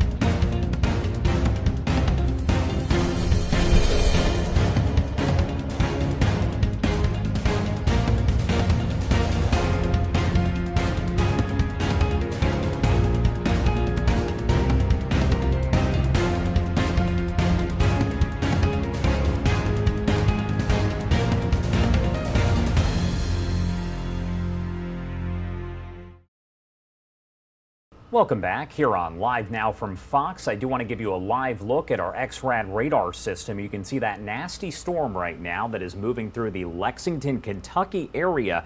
A lot of red on the map, so no surprise that there have been tornado warnings issued throughout the last couple of hours in that area. We'll keep an eye on the storm system and keep in touch with our Fox weather friends and bring you the latest as we do get it. I do want to head back out live over to Washington, D.C. That is where we are hearing from top secretaries testifying in front of the Senate here, talking a lot about China and a perceived threat. We're hearing from Secretary of State Antony Blinken, Secretary of Defense Lloyd Austin, and Commerce Secretary Gina Raimondo. Let's pop up the audio and listen back in. That Tony just said, the Commerce Department is very focused on export controls, and we will be vigilant and aggressive as possible. We will protect what we must, but we want to trade where we can. And that includes with China. We have no interest to decouple. Many jobs in America depend upon trade with China in things outside of technology, completely unrelated to our national security. Right. And I do think it's important that you hear that from me, that we want to trade where we can. With respect to the I agree. I appreciate you stating that. Thank you. With respect to the rest of the region, I think it's a few things. First, it's showing up. So the Commerce Department's budget, President's budget, calls for additional funding for foreign commercial service presence in the Indo-Pacific, one of the most dynamic, fastest growing regions of the world economically. We need to be there. We need to be doing business. We need to promote our own exports there. Secondly, as we've discussed, the Indo-Pacific Economic Framework, although is not a trade agreement, and we've discussed that, it is significant. If we are successful, I believe we will be, in getting 14 countries to sign on to a supply chain cooperative agreement, a critical minerals cooperative agreement, infrastructure agreement, it will bring more U.S. industry, trade, investment to the region. And I think that's all incredibly important. It's not so much obstacles because they want us in the region. It's, China doesn't want us, and we shouldn't make these countries choose, by the way, but we should be their partner of choice, and I believe we will be when we show up in the way that we are and need to continue to. Thank you very much. Thank you, Madam Chair. Thank you. Senator Murphy. Thank you, Madam Chair, and to the Vice Chair for this very important hearing. Thank you all for enduring a long afternoon. Listen, China is not 10 feet tall. They're tall. They're getting taller. But we still enjoy certain definitive advantages. One of those advantages is our story of participatory democracy and open economy is the story of the last 100 years and can be the story of the next 100 years. And so I want to talk to you for just 1 minute, Secretary Blinken, about our investment in telling that story, but also in making sure to push back against false narratives coming out of Beijing. It's hard to tell exactly how much money they're spending on their propaganda operation, but it's more than us. They're making a lot of mistakes with the information that they spread, so they are not flawless in the execution of their misinformation and propaganda operations, but they do threaten to dwarf ours over the next 10 to 20 years if we don't really get smart about spending more money and spending it in a more coordinated way. So you've proposed a 12% increase to the Global Engagement Center, which is the State Department's capacity, but that doesn't feel like a big enough number. And so I wonder if you could just say a word about the importance of that capacity, the importance of the other capacities that our agencies have. And oh, by the way, we have to reauthorize the Global Engagement Center. We actually have to get that done by the end of the year in order to make sure that we can continue to push back against these narratives around the world. Thank you for raising that, Senator. I think what we're seeing is a number of countries who are in the business of, in effect, trying to weaponize information as part of competition or, in some cases, adversarial relationship with us. And one of the reasons that we established the Global Engagement Center was precisely to be able to push back effectively on that, but with the truth, not with misinformation or disinformation. And so the GEC, as you know, is working with other federal agencies to direct, to lead, to synchronize and coordinate our efforts to understand the sources, the trends in foreign malign actors' efforts to spread disinformation and misinformation. And also to compete in the information space, even when it's not disinformation. With regard to China, the GEC plays, I think, a very, very important role. And just to give a few examples, in our own hemisphere, in the Western Hemisphere, where we see China being very active, it has supported journalism and research on the messaging tactics that China engages in. It's helped them assess their influence in the information environments in the Western Hemisphere, and we've helped them to build out regional expertise. In Africa, we've engaged, the GEC's engaged in capacity building workshops with sinologists to help people better understand the influence that China is wielding, its ambitions, and to make those findings public. And one final thing, just this is an important one. Together with China House, the consolidated place that we built in the department to bring all of our China expertise together, we're engaged with the GEC in proactive, affirmative messaging to push back on something that's very interesting that China does and Russia also does. They provide free of charge their equivalent of the Associated Press to country after country. And so if you're getting up in the morning in dozens of countries and listening to the news or reading a newspaper, you're getting information that sounds like it's being locally produced, but is in fact directly from the wire service of China or the Russian Federation. We are now making available to these countries the Associated Press, Reuters, and other objective sources of information. I think it's an incredibly important information. Thank you. And you are listening here as top secretaries there with the U.S. are testifying on the perceived threat from China and on President Biden's proposed budget. Take a look off to the right-hand side of your screen there, the top right. You can see the stage is set as we expect an update from law enforcement on that deadly mass shooting in New Mexico yesterday. An 18-year-old man armed with at least 3 guns roaming through a community, firing randomly at cars and at houses. We know that 3 people were killed and 6 others wounded, including 2 police officers. That information provided late last night by police in Farmington, New Mexico, which is a small community near the Four Corners region. They do expect to hold that news conference here at about 4 p.m. Eastern Time. We'll bring that to you live, raw, and unfiltered as we do here on Live Now from Fox. Let's head to our final 2-minute commercial break of the hour, and on the other side, we'll get right back into your headlines and live events. You're watching Live Now from Fox.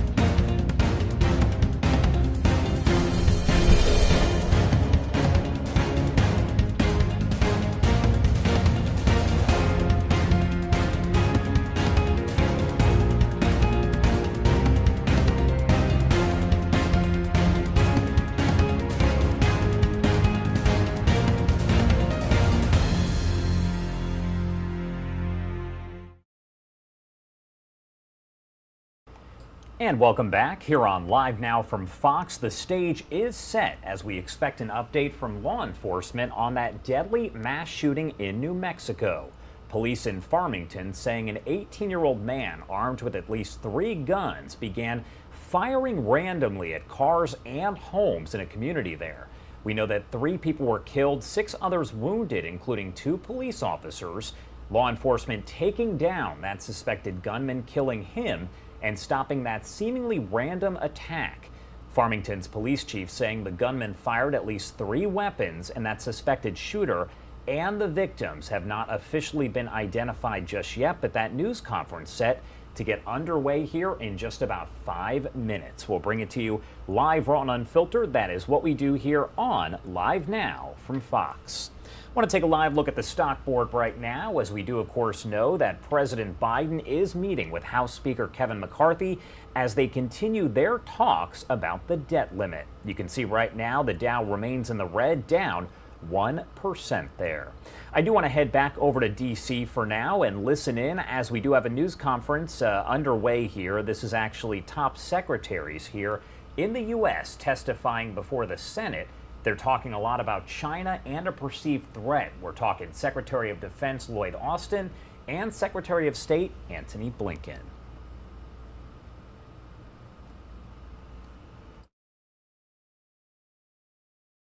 Thank you. Secretary Raimondo, when you were before the CJS subcommittee, I brought up, and we had a discussion over rip and replace being an emergency that we have to be aware of with the Huawei that's installed and being able to have that funded. Do you believe that Congress needs to consider all the legislative options on the table right now in order to address this emergency?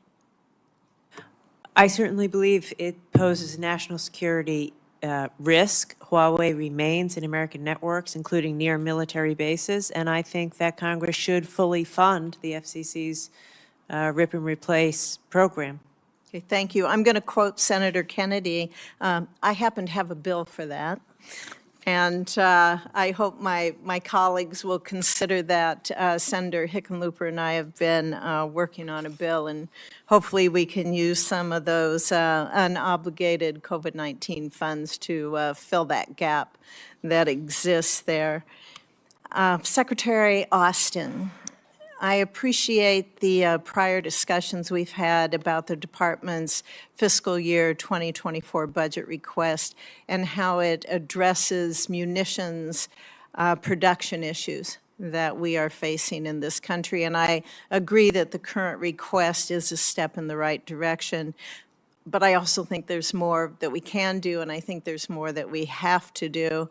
From your perspective, would it be useful to be able to add additional munitions multi-year procurement authority and help us to remove some of the low value, I'd say, contracting requirements that are out there when we're setting up these future contracts? It very much would, Senator. And let me thank you for what Congress is doing, has done, and I hope will do in terms of granting us authorities for multi-procurement actions there. That's been very, very helpful. And as you know, we're asking for some $30 billion to invest in munitions, which is just about the limit of what industry can produce in this next year. You know, I've been very concerned about our munitions requirements that we have for ourselves, the security of our nation, but we also obviously have contracts and supply to other nations as well. Secretary Blinken, you testified recently that the long pole in the tent in providing equipment to Taiwan to defend itself is the production capacity. Do we have the same issue with foreign military sales to other nations as well besides Taiwan? We do. I think, let me put it this way. In my capacity as Secretary of State, I have signed out more cases for Taiwan than any of my predecessors. So, and we're looking at ways to make our department even more efficient. And I know that our colleagues at DOD are doing the same thing. But if you actually look at the calendar, the schedule of these things, where we have a challenge is on the production end. And there are a whole variety of reasons, as you know, for that. That's actually changing. It's changing as a result of intense engagement with industry. It's changing as a result of the fact that, in part because of Ukraine and the Russian aggression, there is a growing demand around the world that is getting production lines that had been dormant moving again. But unfortunately, it's not flipping a light switch. But we're intensely focused on that, and the Secretary of Defense obviously is doing this every day.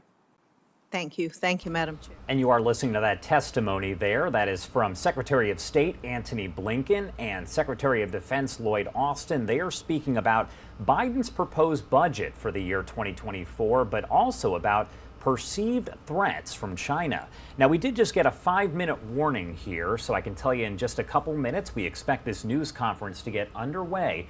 This is over in Farmington, New Mexico. That is where law enforcement will provide an update. Police in Farmington saying that an 18-year-old man armed with at least 3 guns roamed through a community, firing randomly at cars and at homes there. In all, 3 people died. 6 other people were wounded, including 2 police officers.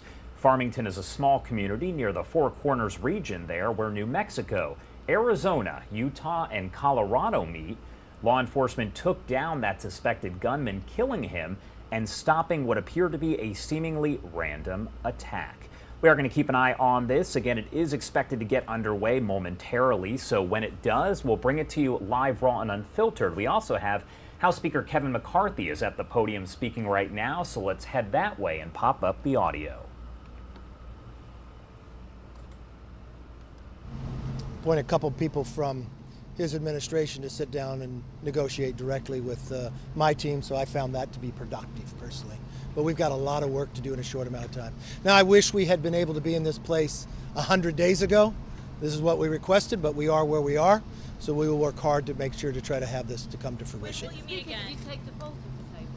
Well, the great thing about that question is we've already have taken default off the table because the House Republicans passed a bill that raised the debt ceiling, limited our future spending, saved taxpayers money by being able to pull back unspent money and waste, and actually grow our economy by making our economy stronger and helping lifting people out of poverty into work. And so those are the parameters we'll talk about. Let me give a moment to have Leader McConnell say a few words. Let me just say what I've said since February. The President and the Speaker are the keys to the deal. I'm prepared to try to deliver as much of my conference as I can for whatever the Speaker and the President can agree to that we know will get a signature. Mr. Speaker, when will Yes. you meet again? Oh, it's a no-brainer. I don't think anybody in America doesn't think if you had billions of dollars sitting out there that you appropriated 2 years ago, people could not spend, and it's hardworking taxpayers' money, and the pandemic is over, you can't bring it back. It's the only place in Washington that Democrats think you shouldn't do that, but I think at the end of the day, it will be in the bill. Mr. Speaker, when will you meet again? Yes, sir. Yeah, I am too. You know, the difficult part here is I came February 1st to sit down with the president so we wouldn't be at this day. So how could we responsibly lift the debt ceiling? Our spending is out of control.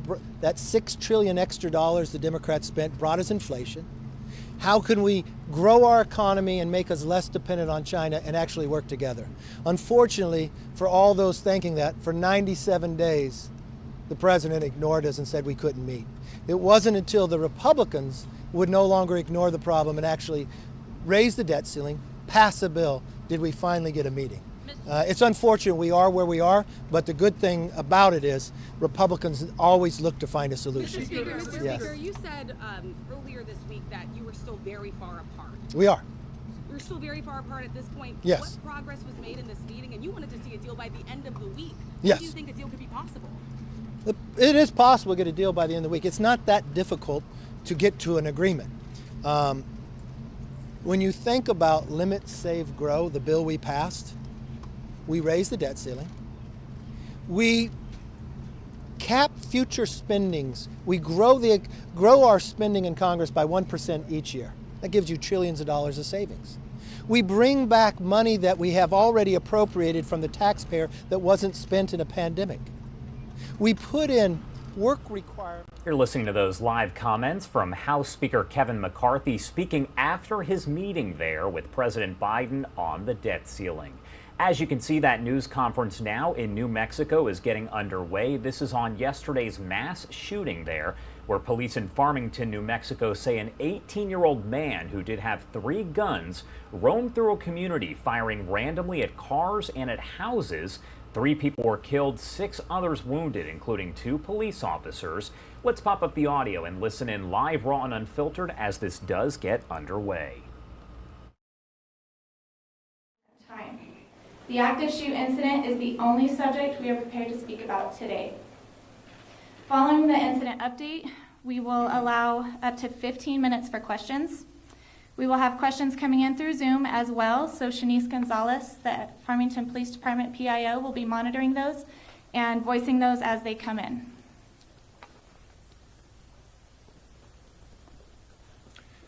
Can everybody hear me okay? Okay. So I'm Deputy Chief Kyle Dowdy. I'm Deputy Chief of the Farmington, New Mexico Police Department. KYLEDOWDY.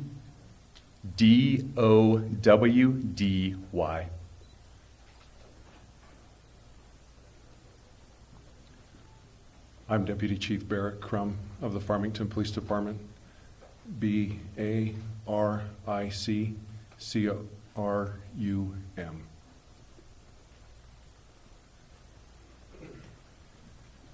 Good afternoon. I'm San Juan County Sheriff Shane Ferrari, SHANE, last name FERRARI.